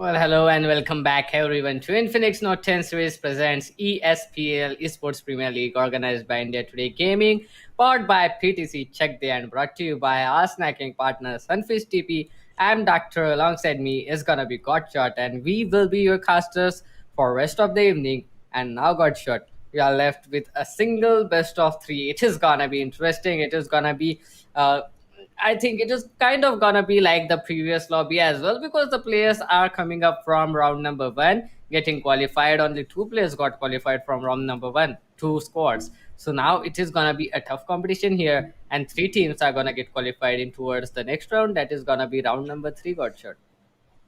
Exactly, and round number three is where all magic happens, guys. And I mean, the teams that are playing right now, they need to get into round three to, kind of step up the game because I mean, there is one thing that we kind of see these teams trying.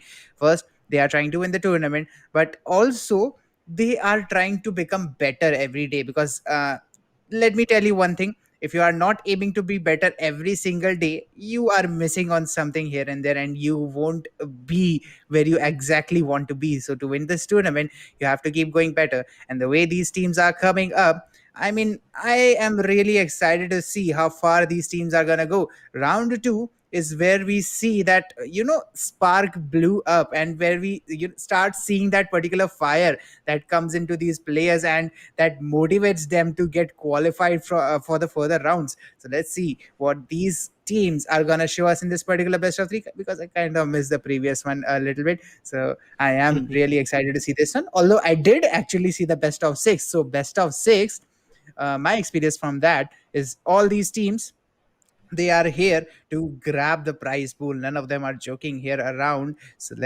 I mean, I really want to see how far they can take it.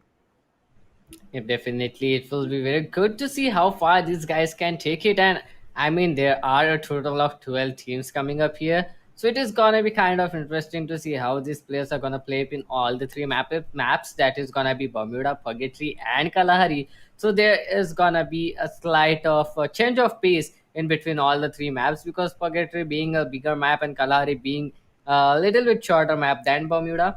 So there is definitely gonna be some change of pace coming up, and how the players are gonna adapt to it, that is the main question. And if they can adapt to it, then that means that these players are gonna play it pretty well. If they can't, then I mean it is gonna be very difficult. And that is the thing that I am aiming to see, for how the players are gonna be able to change their pace and to play it pretty good, so that they can win that booyah. I mean, getting that booyah is kind of the target, the aim for the players out here, so that it will be a little bit easier for them to qualify in towards round three, got sure. Precisely, but this lobby is going to come down to 10 players and 10 teams and a total of 40 players.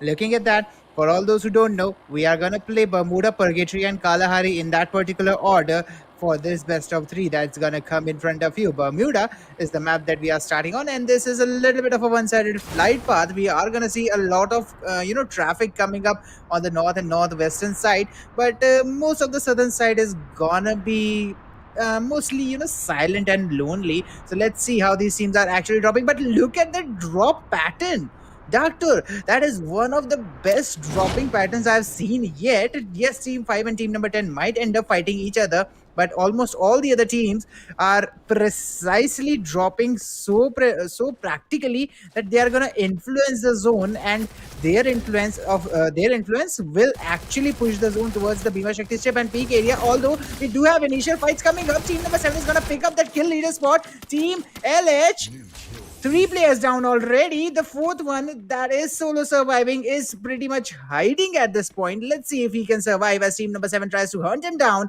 As hungry tigers, they are trying to sniff this one player out of the hiding. But I think Oh, Silent might be able to get to the one. Harshal, oh my god, that was so close. Harshal didn't see him. I think he could have seen that head pop out, but I think the timing was a little bit inaccurate, and he just flicked away at the moment that head from Silent went past. But look at that, team number 3 is not leaving behind. They are also they're also gonna start up their initiation, and they're gonna get the first kill, as a Dracula is gonna score that particular kill point. But quite an aggressive start to Bermuda, I would say. I think I saw 6 or something squads that are close to fighting each other. The other 2 squads that are missing right now are going to be team number 6 and team number 5 and team number 10, that are close to fighting each other. So let's see what their positioning is going to be, or are they going to avoid this fight, because early on we have already seen 4 players getting eliminated. Definitely, four players already eliminated and one squad out of the game as well. This is something that the players need to worry about right now. Team NSB, they are lost a player, but they are playing against a Dracula, and that guy, this team Imperius, is pretty much strong. If you remember, we were the one casting this match in round number one. So Dracula, this guy had a massive 7 kills with him in that map. So I will be looking forward to see Dracula and his playing. Imperius, they got a little bit of upsetting rank in the round one. So will they be redeeming themselves? Will they be playing in towards round three, round two, and getting qualified in towards round three? Is the main question. They have started up pretty good, 2 kills confirmed, and they are pretty close to the last player. Not the last, but the last player on this land. They are pretty close to him as well. If they can get that kill, that is definitely gonna help them out. Let's see how longer these players are gonna play it all out, because team number two, they are in such a bad position right now. They lost 2 players already and without enough loot as well. So he'll need to loot as much as he can and stay safe at the same time as well. So it is kind of gonna be a little bit difficult for the players of team number two as of now. On the other hand, we saw team LH. There is a single guy surviving, that is gonna be silent, and it is not good. Losing your teammates so early into the game in that initial fight, it is kind of a huge problem, because now he'll have to survive for quite a long time alone, and it will not be that easy here. Got shot, he is on that bullseye area, but he will get picked off pretty soon, or he will need to stay silent as long as he can and not initiate any fights, so that he can survive till the longest. And look at that zone coming up. It is gonna go in towards the play, in towards that clock tower and hangar area, and that is troublesome because that is But so high. doctor, Okay, yeah. doctor, look at that! Look at that one player near C. I mean, where is he going? Where is he actually planning to go? His teammate is stuck at shipyard, and he is like, I think he's planning to leave the entire map altogether, because I mean, that's a little too early to give up. But man, where are you going? That's like way out of nowhere. Yeah, I mean, I hadn't noticed him if you wouldn't have told me. I mean, he is there out in the nowhere, in no man's land. Not in land, in no man's waters right now. Let's see how long can he survive, and will he be able to survive till the next zone? Because I mean, there are too many coyotes here. Team No 5 and Team No 10 at that Mass Electric, just as I said, they are gonna initiate a fight pretty soon, because Team No 10 is holding the rotation path for Team No 5. Team No 5 will need to get inside the zone as soon as possible. There are not a lot of possibilities for them. They'll need to go through Mass Electric or from the area nearby, and it will be a huge trouble. And Team Norton, they'll try to get those picks, they'll try to get those kills, because getting those kill points is kind of very important. As much kill points as you can get, it gives you a little bit of insurance of your points, that you know how many points you accumulated, and that definitely helps you a lot. On the other hand, from the shipyard, we can see Team No 3 making their way on towards Bullseye. I mean, Bullseye is good. There is gonna be a player, and he will be the sole survivor. Not the sole survivor, but the player who was far off on towards the sea. So let's see how long can he survive, because Team No 3 are making their way onto this position. Oh, and he is here. It is gonna be troublesome for him to survive out there. Got shot. Exactly, and that's what we call dropping from the sky, landing on the palm. I mean, Asman se gira khajur mein atka, for all those who don't understand. That is a situation. I mean, he went all the way out in the ocean. He swam for like 60 seconds or something like that. Maybe more. I think maybe more. Maybe he swam for like 2 minutes or something.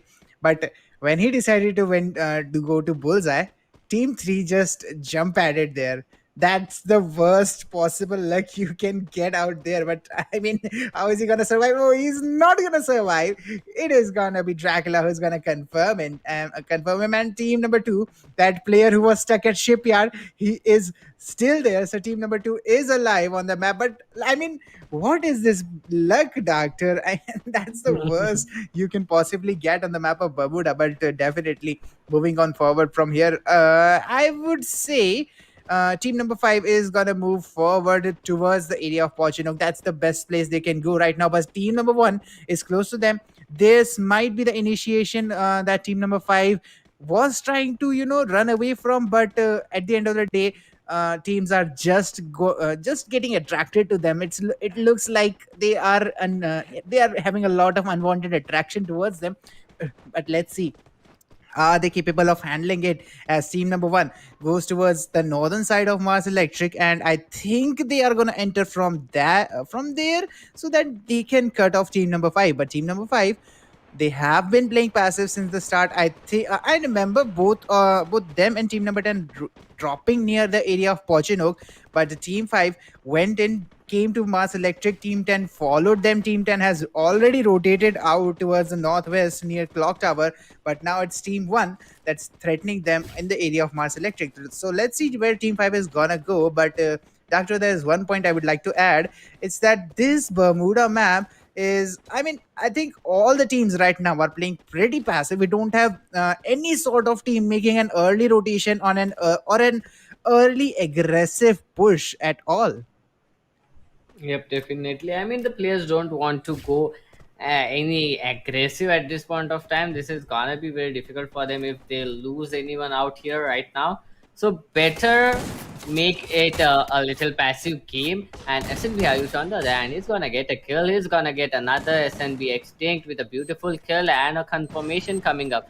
Team SNB, 2 kills already confirmed. They have cornered the guys of team number 5. This is bad. Getting cornered at this point of time is something you should worry about. Here's another kill. The last player has been spotted as well. He does have that Thompson in his hand. He's gonna confirm a kill.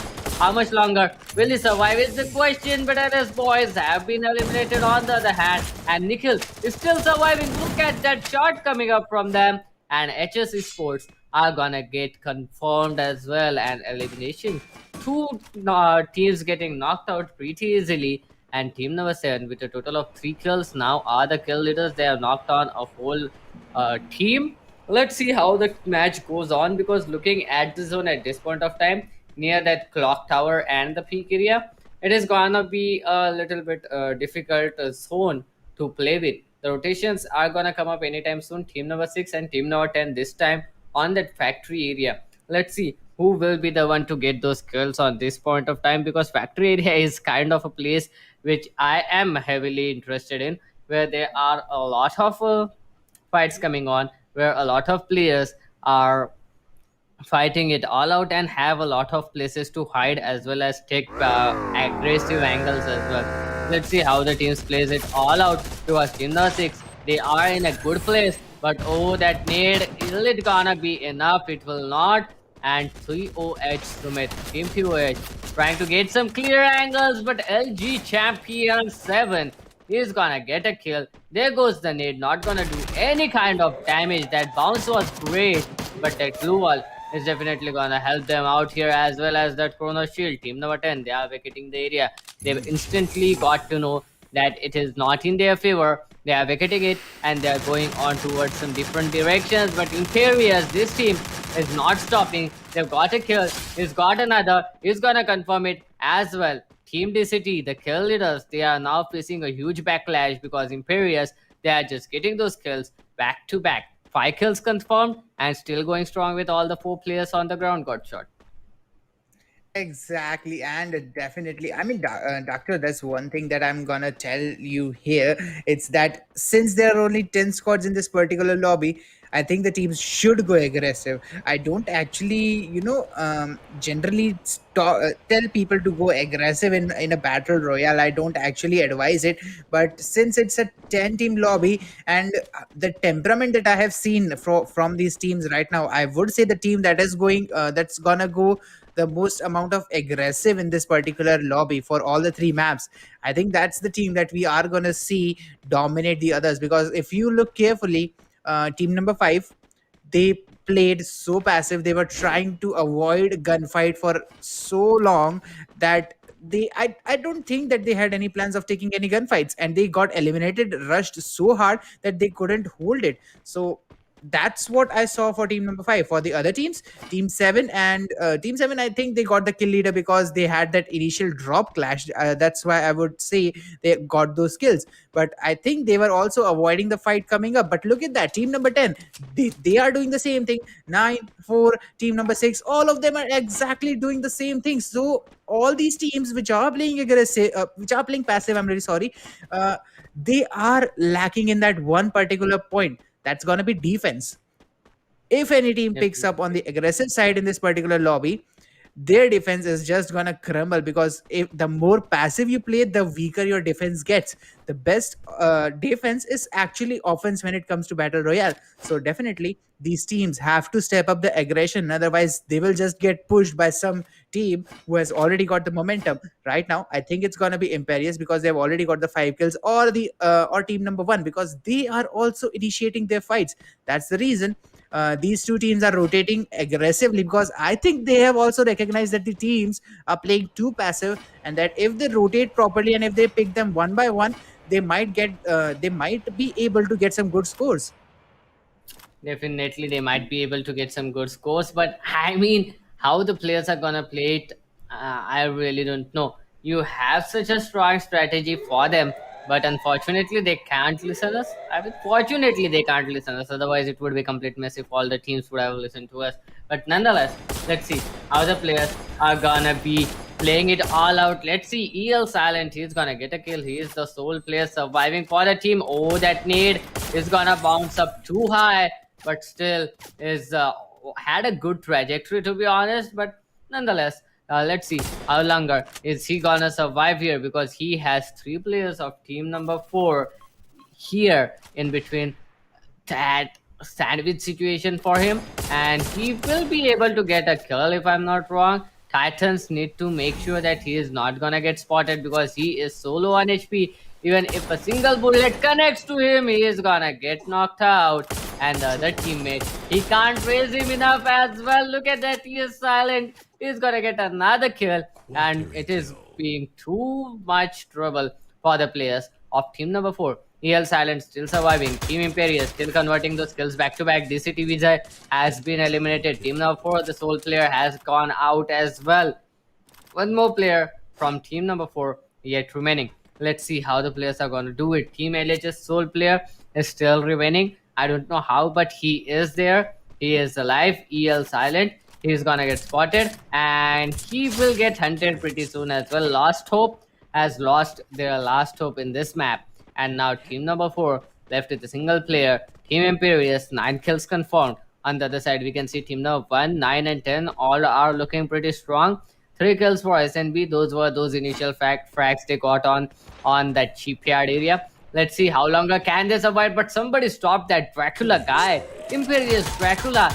Yes, converted 10 kills for himself as of now, and we are still left with 18 players alive. So Team Imperious going on pretty strong, but now they are caught out in the nowhere. They don't have a lot of cover available. They'll need to get to a safe position as soon as possible. On the other hand, Team number 6, they are making their way inside that zone as well. Team number 3, they are trying to get those kills onto the players of Team number 6. But look at that, Team number 1, they are rushing onto the players of Team number 9. And they can get those kills. TCTH is going to take down Imperious Dracula. Finally, the player has been knocked out. And oh, SNP Ayush with a beautiful kill. And ARG Vaki as well. ARG Room has been eliminated here. Team number 1 looking pretty strong. Team DCT with a total of 2 kills. They are still into the game. Team number 4, the sole player surviving, is inside that compound. The only compound allowed into that zone. Team Imperious with a total of 10 kills. Still into the game, and they are putting up a lot of damage to the teams. They are putting up a lot of damage onto players. The nade is gonna fall a little bit short, but it is gonna be interesting to see how these players are gonna play. He got shot.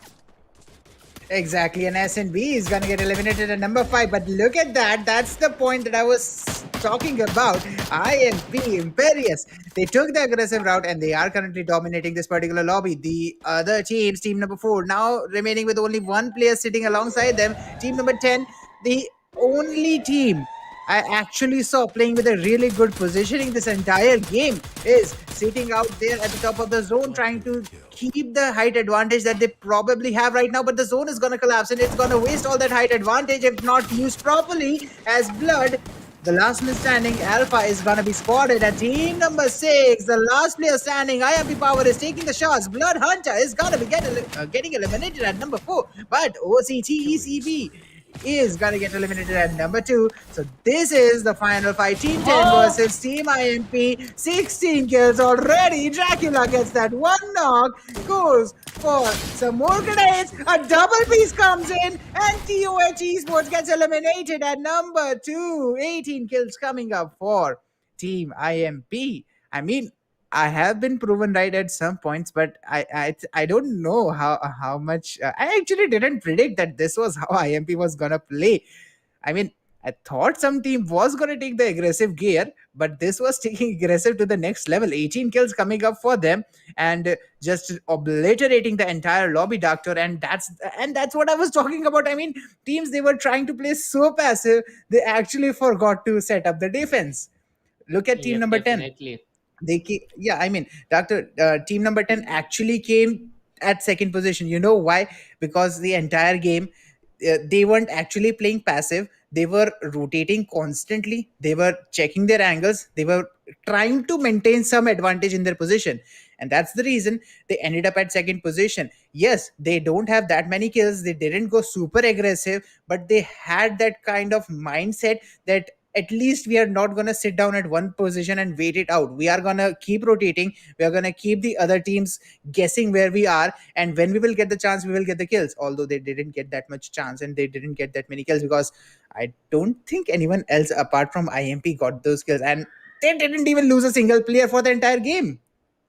Definitely. I mean, Imperious, we have been seeing this team from the start. And Dracula, I told you, this was the guy to watch. He has got 8 kills for himself in this entire Bermuda map. So it is going to be interesting. Out of those 18 kills, that means a total of 66 points have already been secured by the team Imperious. Let's see how these players are going to play it out right now, because I am pretty much interested to see what the other teams have done so far. How many points have the other teams got? Because just as I said, team number 10, they got eliminated at number 2. So that means they have got those 20 points with themselves. But how many kills they have, we don't know as of now. And let's see it. I mean, 2 kills for them, TOH Sports with a total of 24, and IMP with a total of 66. SNB, kind of great gameplay. 6 kills coming up from them. Got eliminated at number 5, a total of 22. DCT Sports got eliminated at number 3, a total of 21.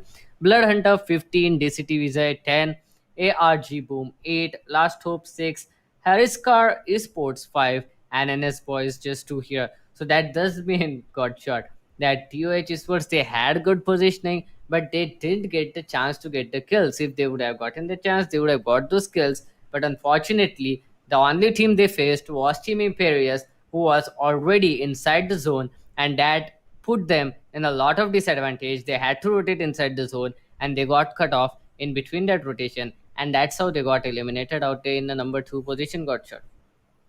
Exactly, and that's what I'm saying. I mean, the way the entire other lobby was playing, I'm only gonna count two teams that actually played. The way Bermuda was supposed to be played. It's TOH Esports and IMP. That's the reason they are on top two. Yes, TOH Esports didn't actually get that much kills. All right, I'm gonna count SNB Esports as well because they got eliminated early on, so we can't actually predict how their gameplay is gonna be. But the rest of the teams, I mean, why are you playing so passive? You don't even have that much kills. DCT Visit, they had 3 kills in the start.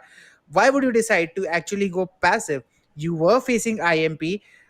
If you did lose one player, back out, then try to rotate. Why do you have to go full in if you can't actually win that gunfight? I think at that point when DCT Vijay got lost those 3 players, there was a moment where they could make the decision of falling back. I mean, IMP, when they actually took that one player down from team DCT Vijay, there was a little bit of an opening. They could have fallen back, which I'm talking about, but they didn't. And IMP got the momentum that they needed, and they actually, crushed them apart at that point. So it was kind of the fault from DCT Visit that they didn't fall back and they got eliminated there. So I would only say that be sure how you're gonna play in the upcoming match. But MVP, I mean, are we why are we even talking about it? Dracula and Z got, they just kind of dominated the entire map. 13 kills coming up from these two, but Ayush 5 kills from SNB.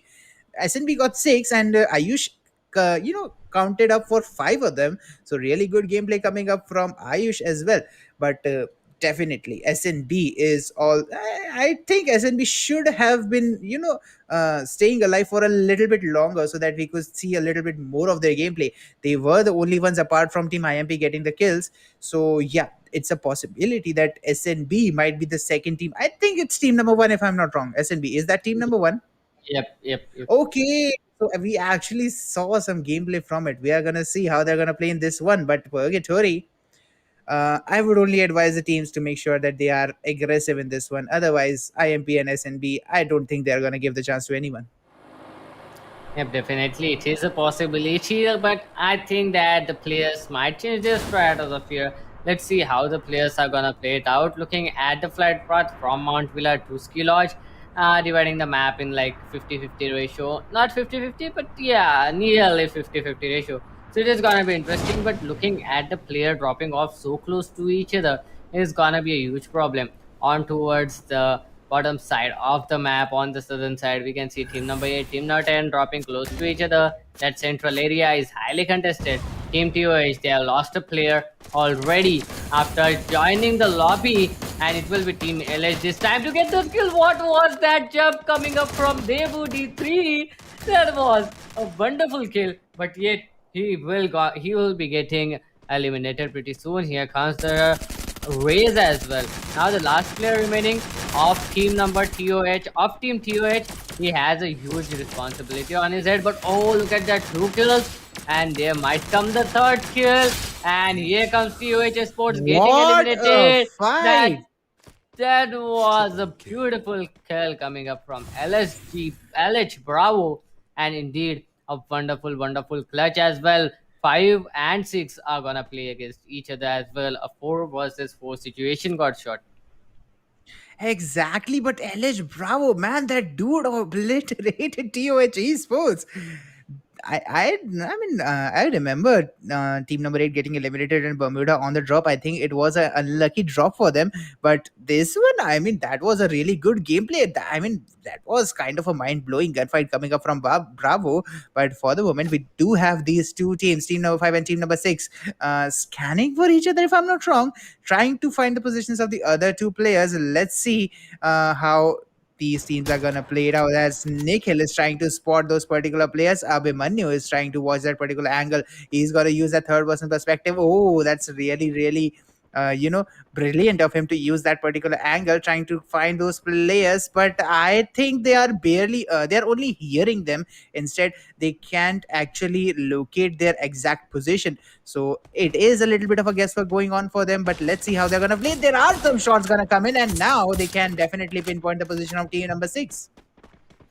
Definitely, team number 6 position has been noticed, but the thing is, they don't know how many players are standing on to that position. Team number 5, they also don't. Team number 6, they also don't know where are the players of team number 5. So it is gonna be still a lot of hard work, and it is gonna take a lot of time. But oh, here comes. I think the need shall come in right now. There should be a need game starting up because the players have been spotted of team number 5, and it is gonna be a huge lot of trouble if either of the team gets the first knock. Otherwise, it will be a huge trouble. Let's see how the players of team number 8 as well as team LG play it all out. Both of these team DCT, they were playing pretty good in the previous map. So I'm pretty much excited to see this fight coming up because both of these teams were there till the 4th zone. So let's see who is gonna survive, who is gonna get out. Only one of the teams can survive out here. Otherwise, the team will need to get out of here without any kill points, and that does make more sense rather than losing your teammates. Now we can see team number 6, they are stepping back a little bit here, got shot, and that is definitely kind of a good play coming up from them. Losing 2 players and getting 4 knocks is kind of a difficult thing. Rather than if you can survive with all the 4 players standing, you are gonna get some chances in the future, Godshot. Exactly. I would say if you are getting those 4 kills but losing 2 players, that's a little bit of a gamble. Yes, you have gained some profit out of that, but from that point onwards, if if it's not in the late game, then you will have to kind of be kind of shift towards the passive area. But look at that.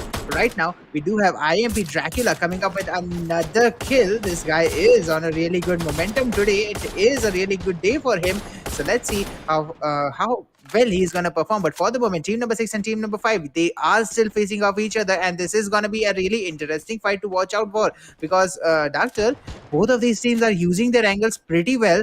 They are not letting the other one actually take over because since it's that early in the particular zone, that early in the purgatory map, they are using the open spaces, they are using the open area to make sure that they aren't getting eliminated. That's some really good gunfight and some really good game sense coming up in this particular area, in this particular fight from both the teams. But team number 2 now remaining with 2 players. I think IMP actually slayed the other 2 from these guys. Let's see how these 2 are going to play up. They have to be a little bit passive, but they have to be constantly moving so that they aren't predictable enough that their position is revealed. Yep, definitely. Let's see how longer are they gonna be playing. I mean, because both of these teams are playing really good. They are maintaining a distance in between themselves so that they are not gonna get rushed and they are not gonna get flanked as well. And Team number 6 now setting up the flank is kind of a good position as well. If the flank works, it is gonna be a little bit more interesting to see. And here comes the push, but Nikhil, he is somehow gonna get that kill. But oh, we didn't expect other player to come up. But now there were 2 players of team number 5 and team number 6 rushing in all along to a single player. They're gonna raise their teammates. The blue walls are gonna come in, but TAK Crazy is gonna get that kill. And Nickel will be eliminating each and every player of team number 6. Team number 4, team number 5 have all the 4 players standing, and that push ended up nowhere. And team number 6, they got eliminated pretty early here, got shot. Exactly. That's a little bit early. You want to get eliminated from so yeah, you have to kind of make sure that you don't get that early elimination. But for the moment, as Team 6 is eliminated, there is still Kalahari for them to make the comeback. Let's see how if they are gonna turn Kalahari into a bloodbath from them. But let's see how they're gonna perform because Kalahari is the place where the hopes spark for comeback, and it is in my opinion, Doctor, the map of comebacks. Kalahari, that's what I'm talking about. But for the moment, there's only 7 minutes gameplay coming up in this particular area, and we have lost 2 teams coming up, and a total of 27 players are surviving. So we do have 5 players missing up. 2 we have accounted for from team NSB. Let's see who the other 3 are that we have lost. Okay, that's a little bit of a scary move from the production team, but definitely some we do need to have some laughs here and there. Talking about the other things, the matters that are pressing right now, team number 7, they are playing kind of at the edge of the zone, and they need to rotate out from here. But okay, there's one more player that is missing from team OCT. Actually, he didn't even land in the game. We can't see him getting eliminated. He actually didn't connect in the game. So yeah, Team OCT is playing with a 3-man squad from early on, and I think it's gonna be a little bit of a problem for them. Let's see how they're gonna play this particular one out. Yeah, definitely. Let's see how these players are gonna play it all out. And to be honest, there are not a lot of teams left, just 8 squads and 27 players alive. So there's a lot of room for the players to be in. There's a lot of room for the players to be safe. Let's see what is gonna be their plan of action at this point of time, because team number 7, this guy, he is moving directly into the zone of team number 5 on that Brazil area, but he's gonna go away as soon as possible as well. Let's see. He just lost the control of his vehicle. Where he's gonna go and how he's gonna play it. Let's see it out. On the other hand, we can see near the forge area, team number 2 pretty good. Team number 3, oh, they have spotted the player. ARG Icon. He is not in a place and he can get eliminated pretty soon. Oh, he's gonna connect the shots. He's down, he's down, he's gonna go down. Team Imperius converting those kills yet again. VSS into the play, and Team Imperius still going on strong. 3 kills confirmed by them. 2 more players of Team number 9 onto the ground, and 1 player very close to them that they might not anticipate, that they might not expect. But okay, he has been spotted, and now they'll try to get as many kills as they can. It is gonna be pretty much interesting to see how the players of Team IMP play it all out, because the players of Team Number 9 are gonna put up a huge lot of pressure onto them. But oh, did you just see that? That was indeed a wonderful play coming up. On the other hand, Team Number 3, they are still putting up on that pressure. They have all the four players standing. Oh, what a beautiful shot coming up from Dracula! And the team has been eliminated and annihilated here, Godshot. Exactly. I think Dracula has had some extra yippee mood masala here because he is just popping off as if he is so energized he cannot contain his energy out of that yippee mood masala mix. But so, guys, make sure you check it out because Dracula sure has had some, and let's see how far he that yippee mood masala mix can take him because yes, he is fragging out for the day. We are not gonna jinx him. Let's see. Let's just watch him play because I really hate jinxing players when they are playing good. But for moving forward, team number two, those two players, I think I mean Doctor, they are playing really good. They are keeping hidden. They are staying hidden for the while because remember, even though you have two players. That doesn't mean you can take fight. You cannot take fights. You can take fights, but early on you have to avoid it for a little bit. Definitely, you have to avoid it on for a little bit. Let's see how the players are going to play it all out. But I am pretty much sure that Team Imperius, they are still going on strong, and they are again going to survive for quite a long time. They've got those six kills already, and they are playing in a split at this point of time, got shot. So it is kind of a difficult process for the players of Team Number 1 to get the kills of all the players of Team Number 3, because they are playing to survive right now, and that is definitely gonna be their game plan. To be honest, they are gonna snug in together. On the other side, we can see Team Number 1, they are holding on to their position. The zone is going on towards that fields area, and it is again an open area. So let's see how the players are gonna play it out, because Team Number 2, they are still holding on towards their passive angle. They are still trying to be a little bit passive, and as long as there are gonna be some players, as long as there are gonna be that passive play coming up from Team Number 2, they are gonna be safe. Let's see how longer are they gonna be passive. They have been playing up like that for right from the start after they lost those two players of them. Let's see how the gameplay of Team Number 2 is gonna be. They have got 0 kills as of now, looking pretty good. They are in a good position. Team Number 5, on the other hand, they are looking good as well. Every position out here is safe for the players as of now. Let's see how much longer are the players gonna hold that position, because the next zone is gonna cause some rotation, is gonna be the cause of some rotations. And if the rotations get cut off at this point of time, it is gonna be difficult, because players are so far away from each other that I don't sense any kind of aggression coming up until the zone forces them to get closer. Team Number 3 must be happy right now. Each and every team will try to rotate in towards the zone. Team Number 5 now rotating through that long route. I don't know why they are going outside the zone, but yeah, they need to rotate out through that long route. On the other hand, Team Number 4, they will be waiting it out. Team Number 7, he will be waiting it out as well. Team Number 8, they are pretty close to the zone, so they will try to cut off as much rotates as they can, and that is definitely gonna work for them. Team Number 1, on the other hand, they have a clear passage into the zone. They really don't need to worry. They will get inside the zone.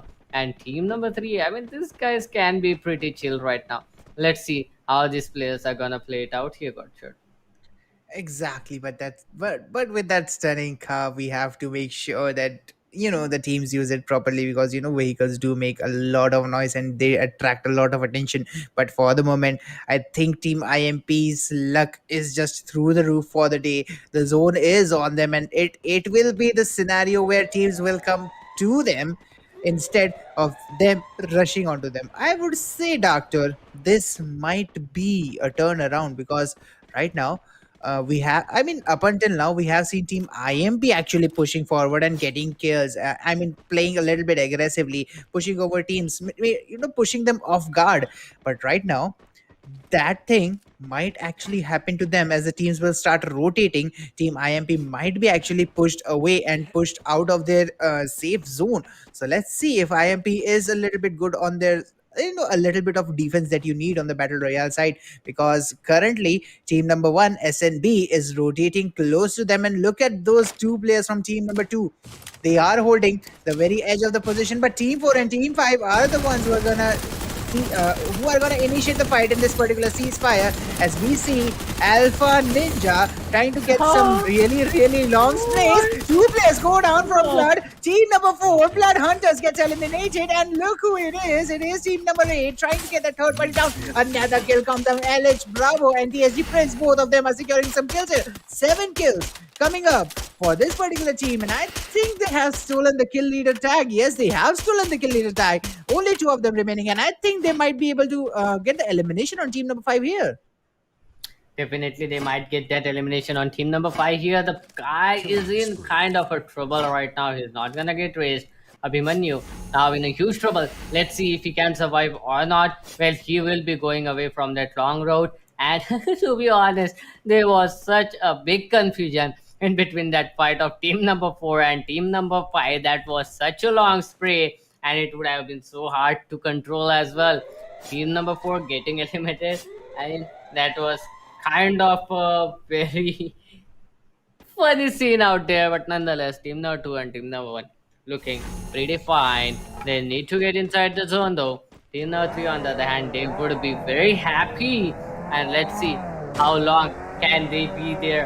They are gonna take a player down, and team number 3 are in the middle of the zone right now, got shot. So they have a huge advantage onto the other players. But Vincenzo, will he be able to get a kill out or not? Because IMP Dracula is down. Oh, Vincenzo has been spotted as well. LH Bravo is gonna take a player down. LH Bravo is gonna take another player down. 7 kills for this guy alone. He is gonna eliminate 2 whole squads all by himself. And now we can see Team SNB making their way onto the sole player of team number 5. But SNB Ayush, after he gets a kill, it is Team Imperius to get another. TSG Prince is gonna get out. Oh, that nade is just gonna miss it by a slight turn of that trajectory. But IMP Power, on the other hand, is gonna get some kills. So here comes the counter nade. Will that nade be enough? Abhimanyu doing everything he can. Oh, look at those nades getting so close to each other.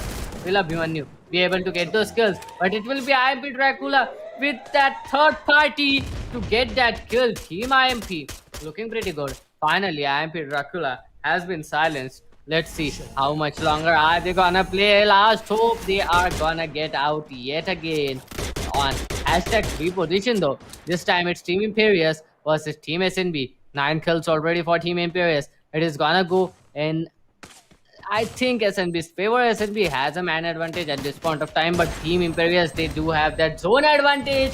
Power, RPL, Z-God. These guys are not stopping. Let's see how it is gonna be played. Look at that power with another kill.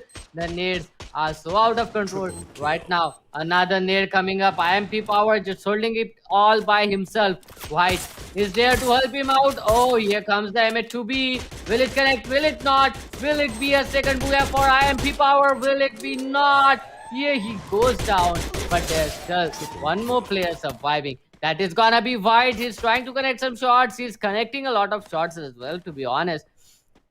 Will he be able to finish it all off, or will it be Team SNB getting that booyah? I mean, both of these teams are looking so strong. 4 kills for SMB, 10 kills for Team IMP. Here comes the push. He's gonna try to get that kill, but nonetheless, the zone is gonna do a huge problem, and Team Imperius is gonna go down, and it will be Team SNB to get that booyah onto the map of Purgatory got shot. Precisely, and what a fight it has been. I mean, both SNB, Imperius, and team number 8. I forgot what was the name of that team, but definitely all these 3 teams have actually shown some really good gameplay.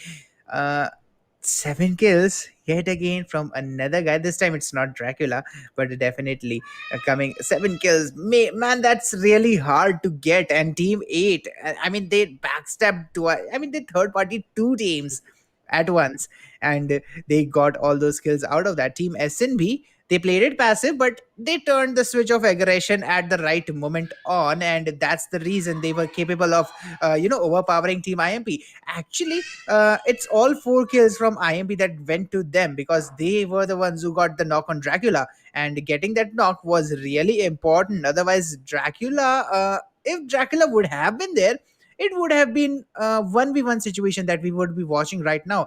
But definitely, that knock on Dracula was the key factor in that final circle that caused IMP to lose a little bit of the balance. But that's what I was talking about a little bit here, Doctor. IMP, yes, they are good at aggression, they are good at pushing teams, but when they got pushed, they couldn't hold it back that easily.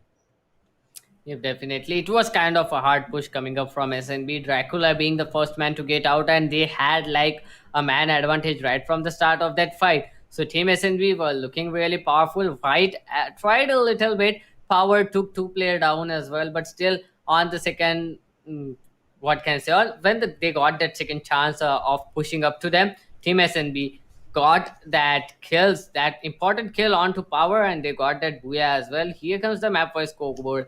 It will be again IMP still.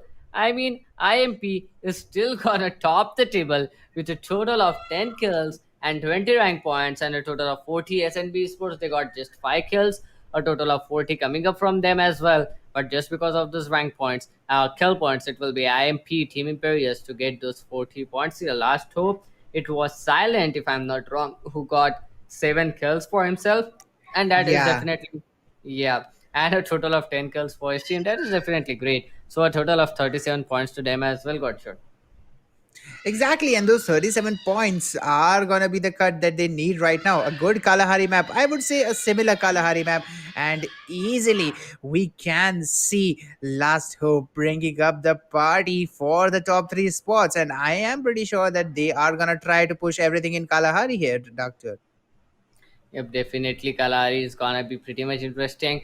As you said, because Team IMP, Team SNB Sports, Team Last Hope, Harisker Sport, they have got a little bit better, what can I say, a little bit a better score here in the map of Purgatory, a total of 23. That is great. So the map of Kalari is gonna be interesting to see because these players who just caught up on that scoreboard, they'll try to grab those top three positions. It is gonna be interesting to see how the players are gonna do it and how the players are gonna be able to get that many kills on the map of Kalahari, because I mean it is kind of an aggressive map, and the team who gets those kills kind of tops the table, to be honest. So getting those kills is very important in the map of Kalahari. You can't be completely passive, because if you are not gonna get that kill, other team is definitely gonna get those kills. So definitely going on into the map of Kalari, it is gonna be a little bit aggressive, and the players to look for are here on that MVP. Okay, it was Bravo, not Silent. Bravo with a total of 7 kills, Vicky with a total of 3 kills from SNB, Power from IMP with a total of 3 kills as well. So these players were converting a lot of kills out there, got shot, but still, I think Bravo is the man who should get too much appreciation for that. 7 kills coming up from a single player. There were only 2 players surviving from Last Hope, and still it got a very, very beautiful, what can I say, kill points for his team. Exactly, and Bravo securing those 7 kills where Dracula and Power were, you know, the total for their from their kills isn't even close to his. So yeah, but he actually Bravo actually dominated a little bit in that particular lobby. But the reason he actually did that was he took the responsibility of his entire team. Two players standing silent alongside him, if I'm not wrong, and both of them took the responsibility that we are going to take our team forward from here, and they actually delivered on it.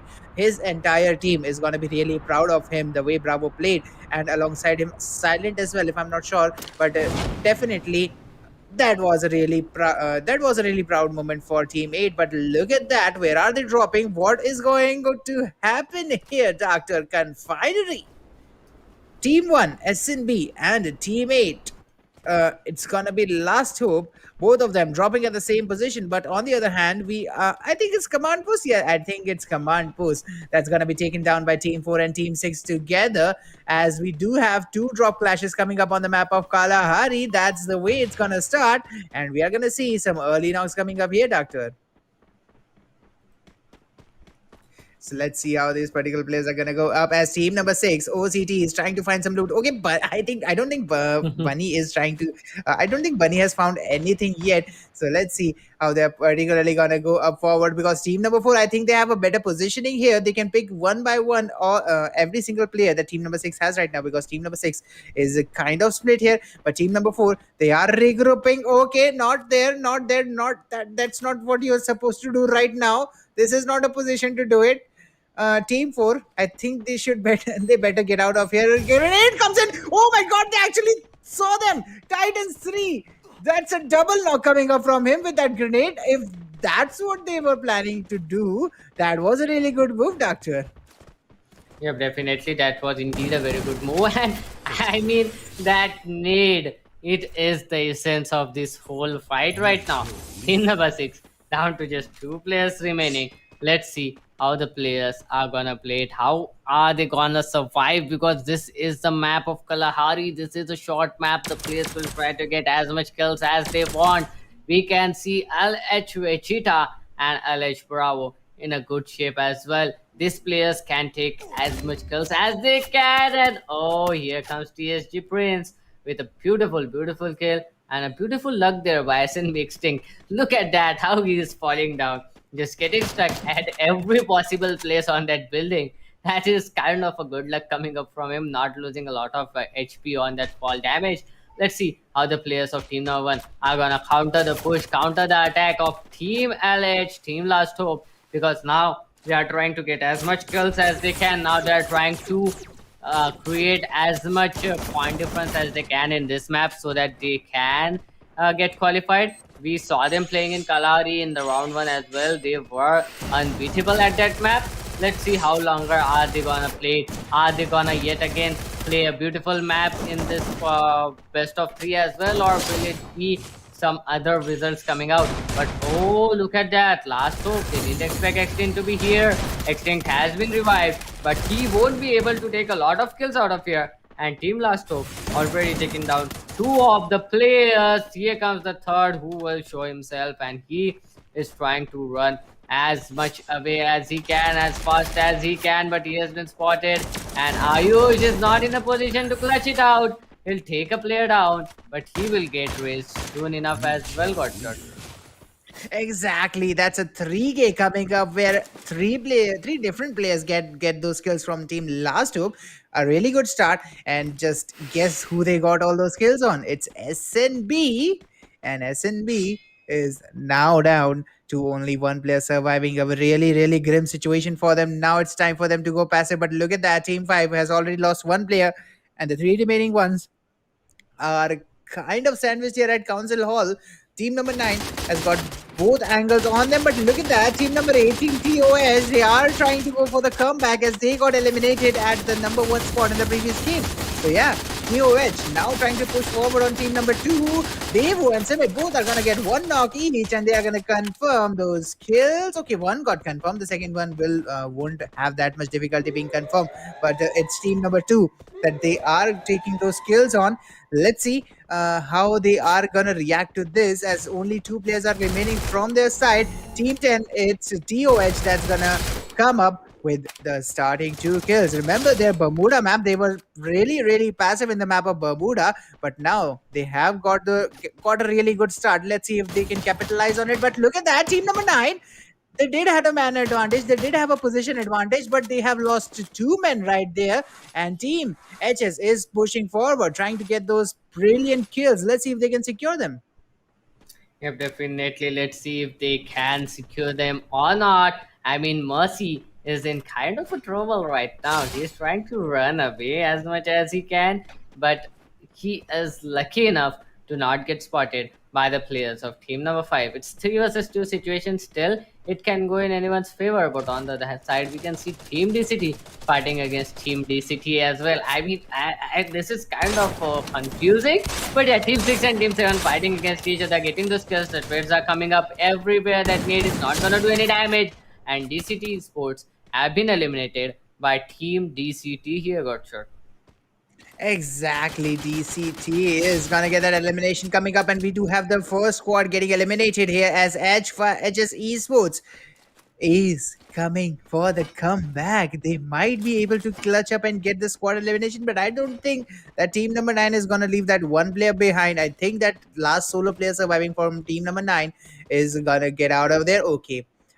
Really unfortunate for him that he ran into Team Last Hope, and Team Last Hope is gonna get the elimination on ARG Boom. HS Esports trying to get as good of a start that they possibly can. Team 8, we definitely see them at a really good spot, but look at that.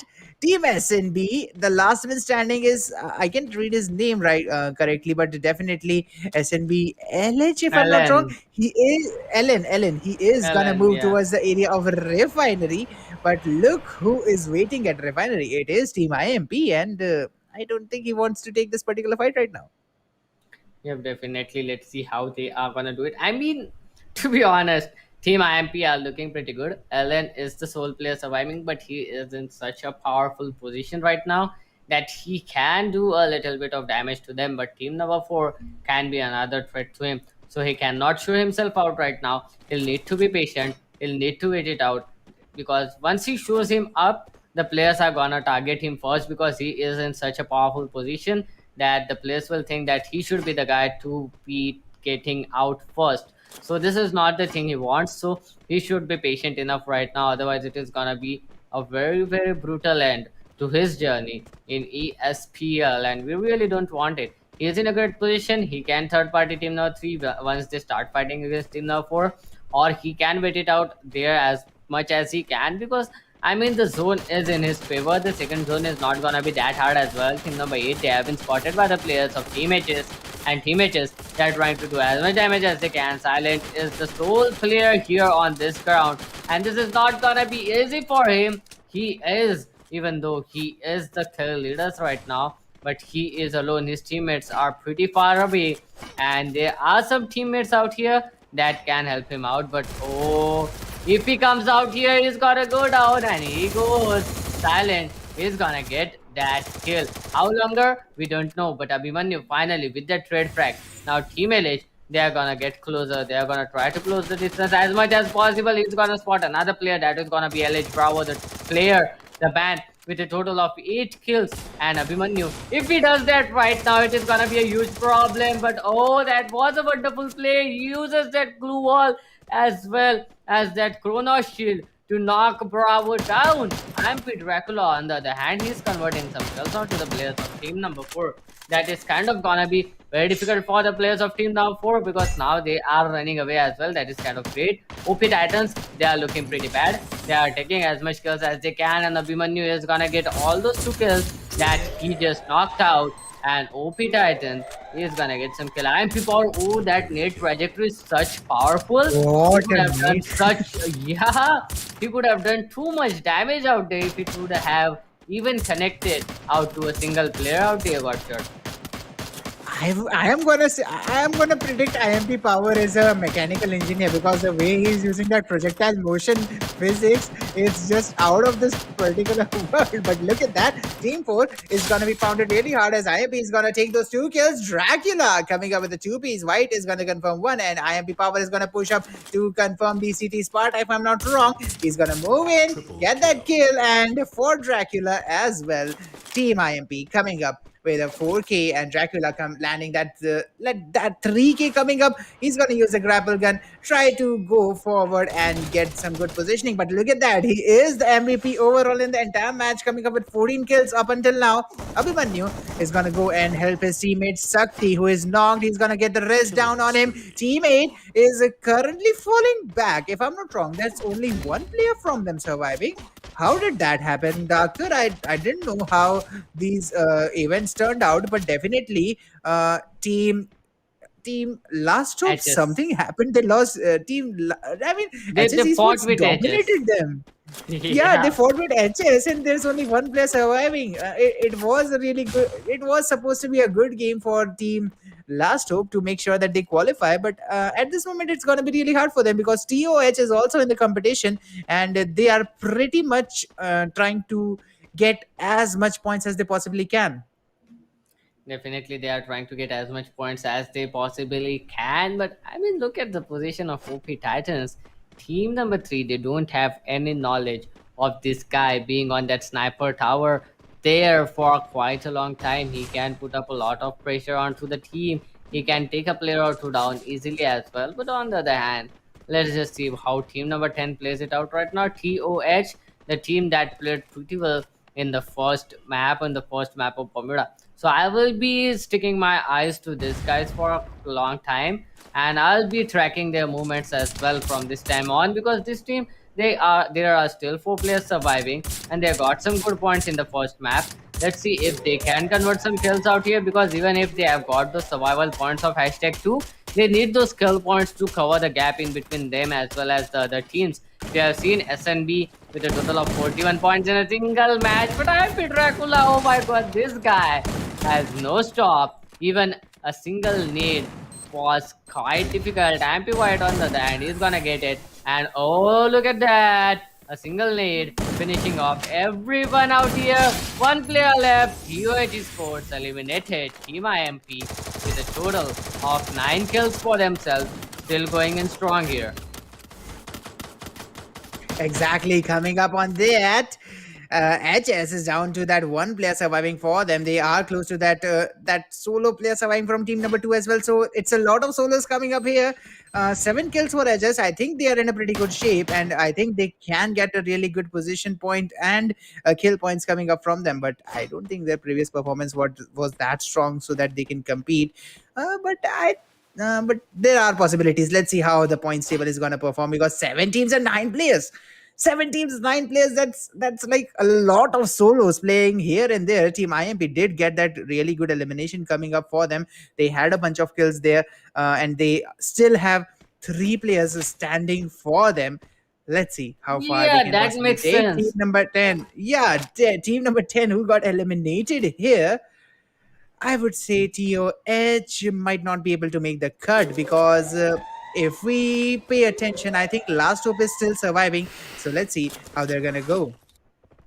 Definitely. I mean, 6 teams, 6 solo players against a team of 3 players. That is gonna be IMP. Let's see how many total kills does IMP get. And this is just 13 minutes into the game got shot, and we are at the end circle. HSS Sport is gonna get eliminated. Let's see. I mean that there are solo players coming up, so the eliminations are gonna come up pretty soon back to back. Let's see how longer the solo players are gonna survive. I mean, oh, look at that! This it is gonna get eliminated as well. SNB has been spotted. Team IMP proving up that they are the gods here, proving up that they can do anything. Here comes another elimination. Here comes the 4 squads, 6 players remaining, and 3 are still of Team RB, Team IMP. And I mean, these guys are just hunting the players back to back. They are not scared of anyone anymore. Here comes another elimination. NS boys out of the game. Exactly, and that's how it is gonna turn around as 2 squads are now remaining, and one of them is IMP with 10 kills with 3 players, and the other player is gonna be a solo. And look who it is! It is TSG Prince, the man who has made it for his particular team. I am pretty sure that Last Up is gonna qualify from here on out, Oh and they're gonna get no! eliminated by Zone. They are not going to give the Oh kills to no! team IMP because they already have a lot coming up. But IMP, what a team, what a game!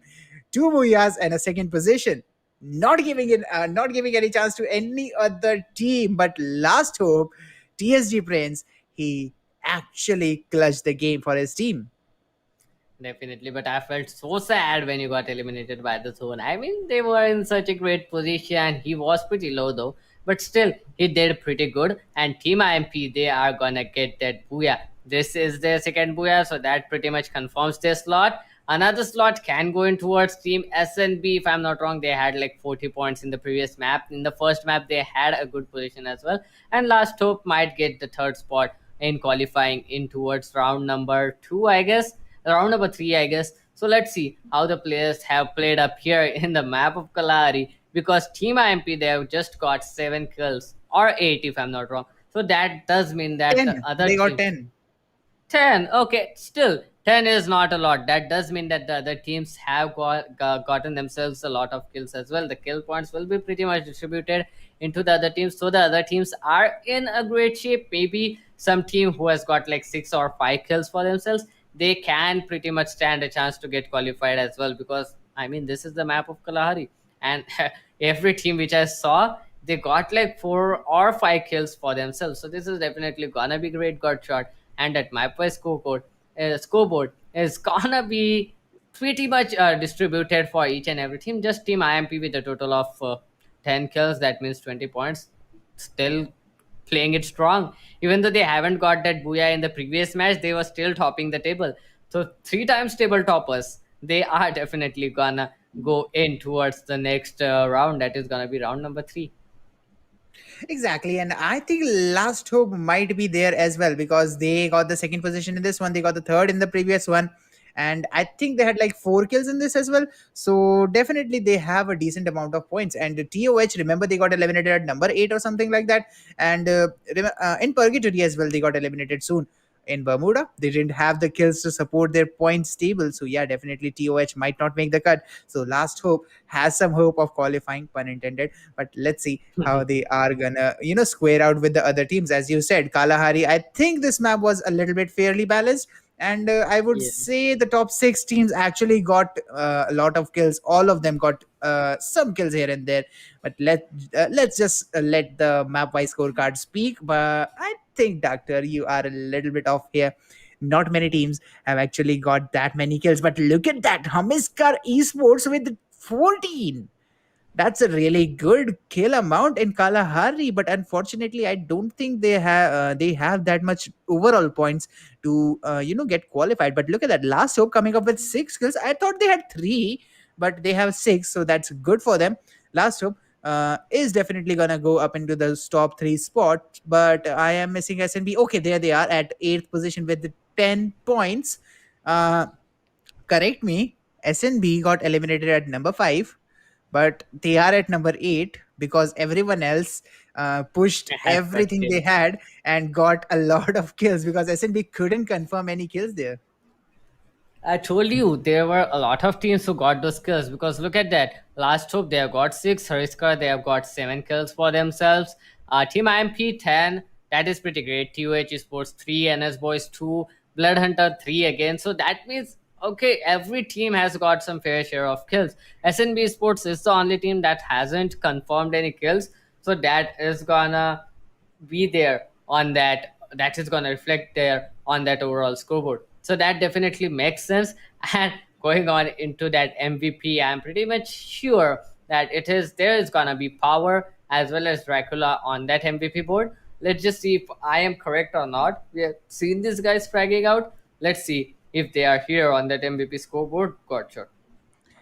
They are, but Abhimanyu is going to join them from HS Esports. How can we forget about him? This guy actually put a lot of pressure on Team Last Hope because remember, Abhimanyu was the guy who got the maximum kills against Team Last Hope, and he was the reason Last Hope was actually surviving with the only one player standing for them. So let's see how exactly his actually team performed because HSE Sports, they don't have that many points going on for them, so it's a gamble.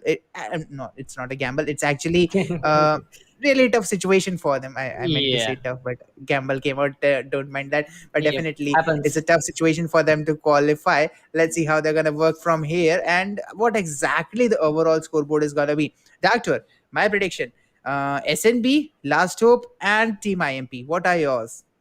Well, that was my prediction. I told you just after we ended the map. So we are on the same page. That definitely is gonna reflect on that overall scoreboard, maybe. And if anyone of us gets wrong, I'll be pretty sad. Let's just take a look at that overall scoreboard, and it is gonna be popping in front of us on that Infinix Note 10 series smartphone, and it is gonna be IMP with 156. What a domination! 156 freaking points. It is like the last hope has got 50% of their total points. Look at the domination coming up from them. Not even 75, exact 50. 81 points domination. 81 points difference in between last hope and IMP got shot. That's more than 50%. That's more than twice the number of Last Hope's total point. But look at that. Last Hope and SNB actually performing quite similarly with a 75 and 72 point score. SNB didn't actually get the kills in the final map. So definitely most of their work was done in the previous two maps. But look at that. Hariskar Esports. That's HS if I'm not wrong. And they Yeah. were way off of that. That's a very big canyon between them and SNB Esports. So yeah, it was going to be really really tough for them, because I mean, who got the chance to actually play apart from the top three squads? Who was it, Yeah. Doctor? Definitely, that is the point. Who was it that got a chance to play against these three teams? Because these teams were just fragging it all out right from the start till the end, and Team IMP was the one. I mean, it is kind of sad that they got into the second position in the second map. Otherwise, it would have been a perfect game for themselves, a perfect best of three got shot. Exactly, and that best of three is gonna be really good for them. I think this one's gonna be a rememberable for them, a really rememberable one for them. But some teams didn't actually make the cut because the day was just bad for them. DCT's esports, they got a really good drop in Bermuda, but after that, I don't think anything came their way, and that's the reason they kind of got eliminated. But definitely, let's see how the other teams are gonna play up, as that's the overall scoreboard for this lobby. We do have a lot of them scheduled for tomorrow as well, Doctor. I am, gonna be pretty excited to see how the other matches are gonna be. So yeah, this is gonna be it for today, guys. I'm just gonna tell you what we just saw today. It's a best of six that we saw when we started the stream at 4 o'clock. A brilliant match coming up from all the teams in that particular one, kind of similar to yesterday, but there was a little bit of extra domination today. There wasn't that hard of a competition as we saw yesterday. So make sure you check out both the day streams and actually see how those best of six played out. After that, we have had two best of three games. The first one happened 1.5 something like that ago, and this is the second one that we are gonna end our stream today with. Doctor, some ending notes for you, and then we are going to close the stream for the day for the highlights. Definitely not some ending notes, but yeah, that was indeed an interesting day today. Tomorrow is gonna be more interesting because tomorrow we have four best of threes lined up, and it is gonna be very interesting to see new players coming up playing four different maps, four different times those best of threes: Bermuda, Purgatory, and Kalahari. It is gonna be interesting today, and so you guys have to come up and watch tomorrow's stream as well, because you guys know you have a huge responsibility of supporting your favorite team and make them win that fan favorite prize pool of rupees 30,000. A huge shout out to Infinix Note 10 series and India Today Gaming for partnering together and making this event happen. A huge shout out to PTC Jagday and Sunfish GP as well, as for them to partner together and come up in this huge tournament that was ESPL Esports Premier League 2021. I am Doctor. Alongside me was Godshot. We were your casters for the day, and we will be signing off. But you guys can watch the highlights just after that.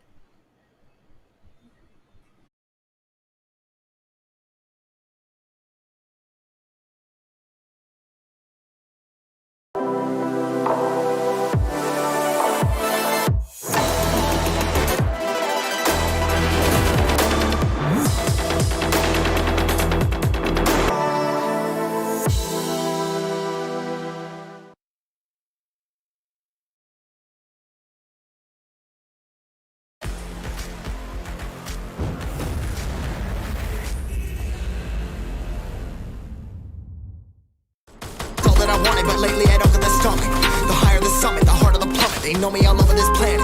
I'm just a man and I can't understand it. Proud that I win and I did it myself. Probably wouldn't if I got the help. Hearing subliminals all on myself. Feel like I'm breaking, I'm falling to hell. Told me I'm sick and I tell her, oh well. Rather be dead than to know that I failed. Live for the chase, life is a race. I'm out of space, I'ma get on my face. I got a taste, want the whole plate. Finna get laced if you step out of place. Like, first off, you don't run nothing. All talking, your team bluffing. My squad, we all dream crushing. We ain't rushing, no discussion. All I know is us made for this. Paid for this, yeah, slave for this. Been down and I'ma get it right. Get on sight like.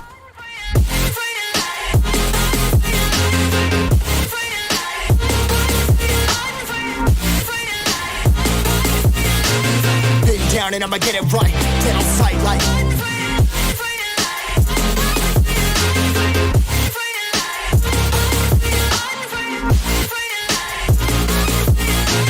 Been down and I'ma get it right. Dead on sight like.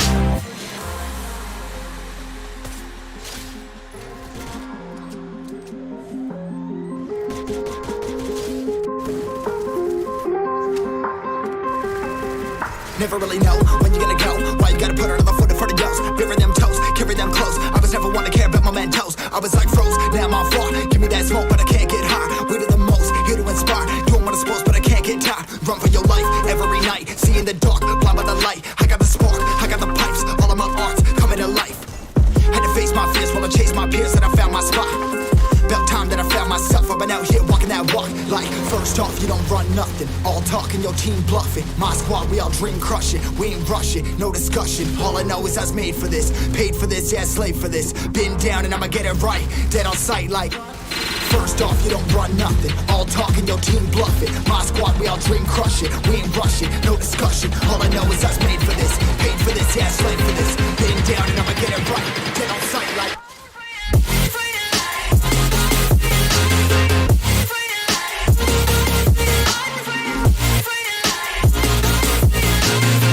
Down and I'ma get it right. Dead on sight like.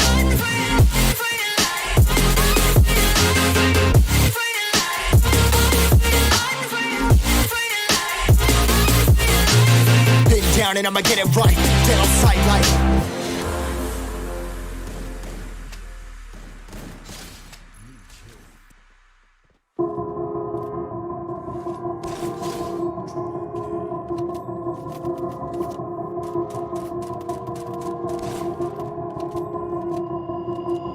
I've been thinking, lately it's just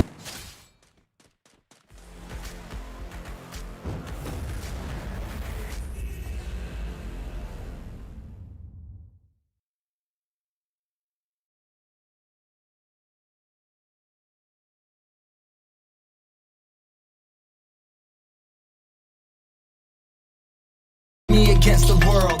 Round and round, I'm caught up in this swirl, trying to dig and trying to burrow. Pressure turned this stone into a pearl. Lessons that I learned weren't always thorough, sugar-coated like a churl. Now I'm really out here on my own. Now my homies acting like I owe 'em. Done extending out my arm. Made a lot of money from my poems. Been around and now they say I'm on. I can finally say I'm up now. I'm up now. 20,000 on a bus down. A bus down. I'm on my way up, going up now. Up now. And I ain't never gonna touchdown. Touchdown.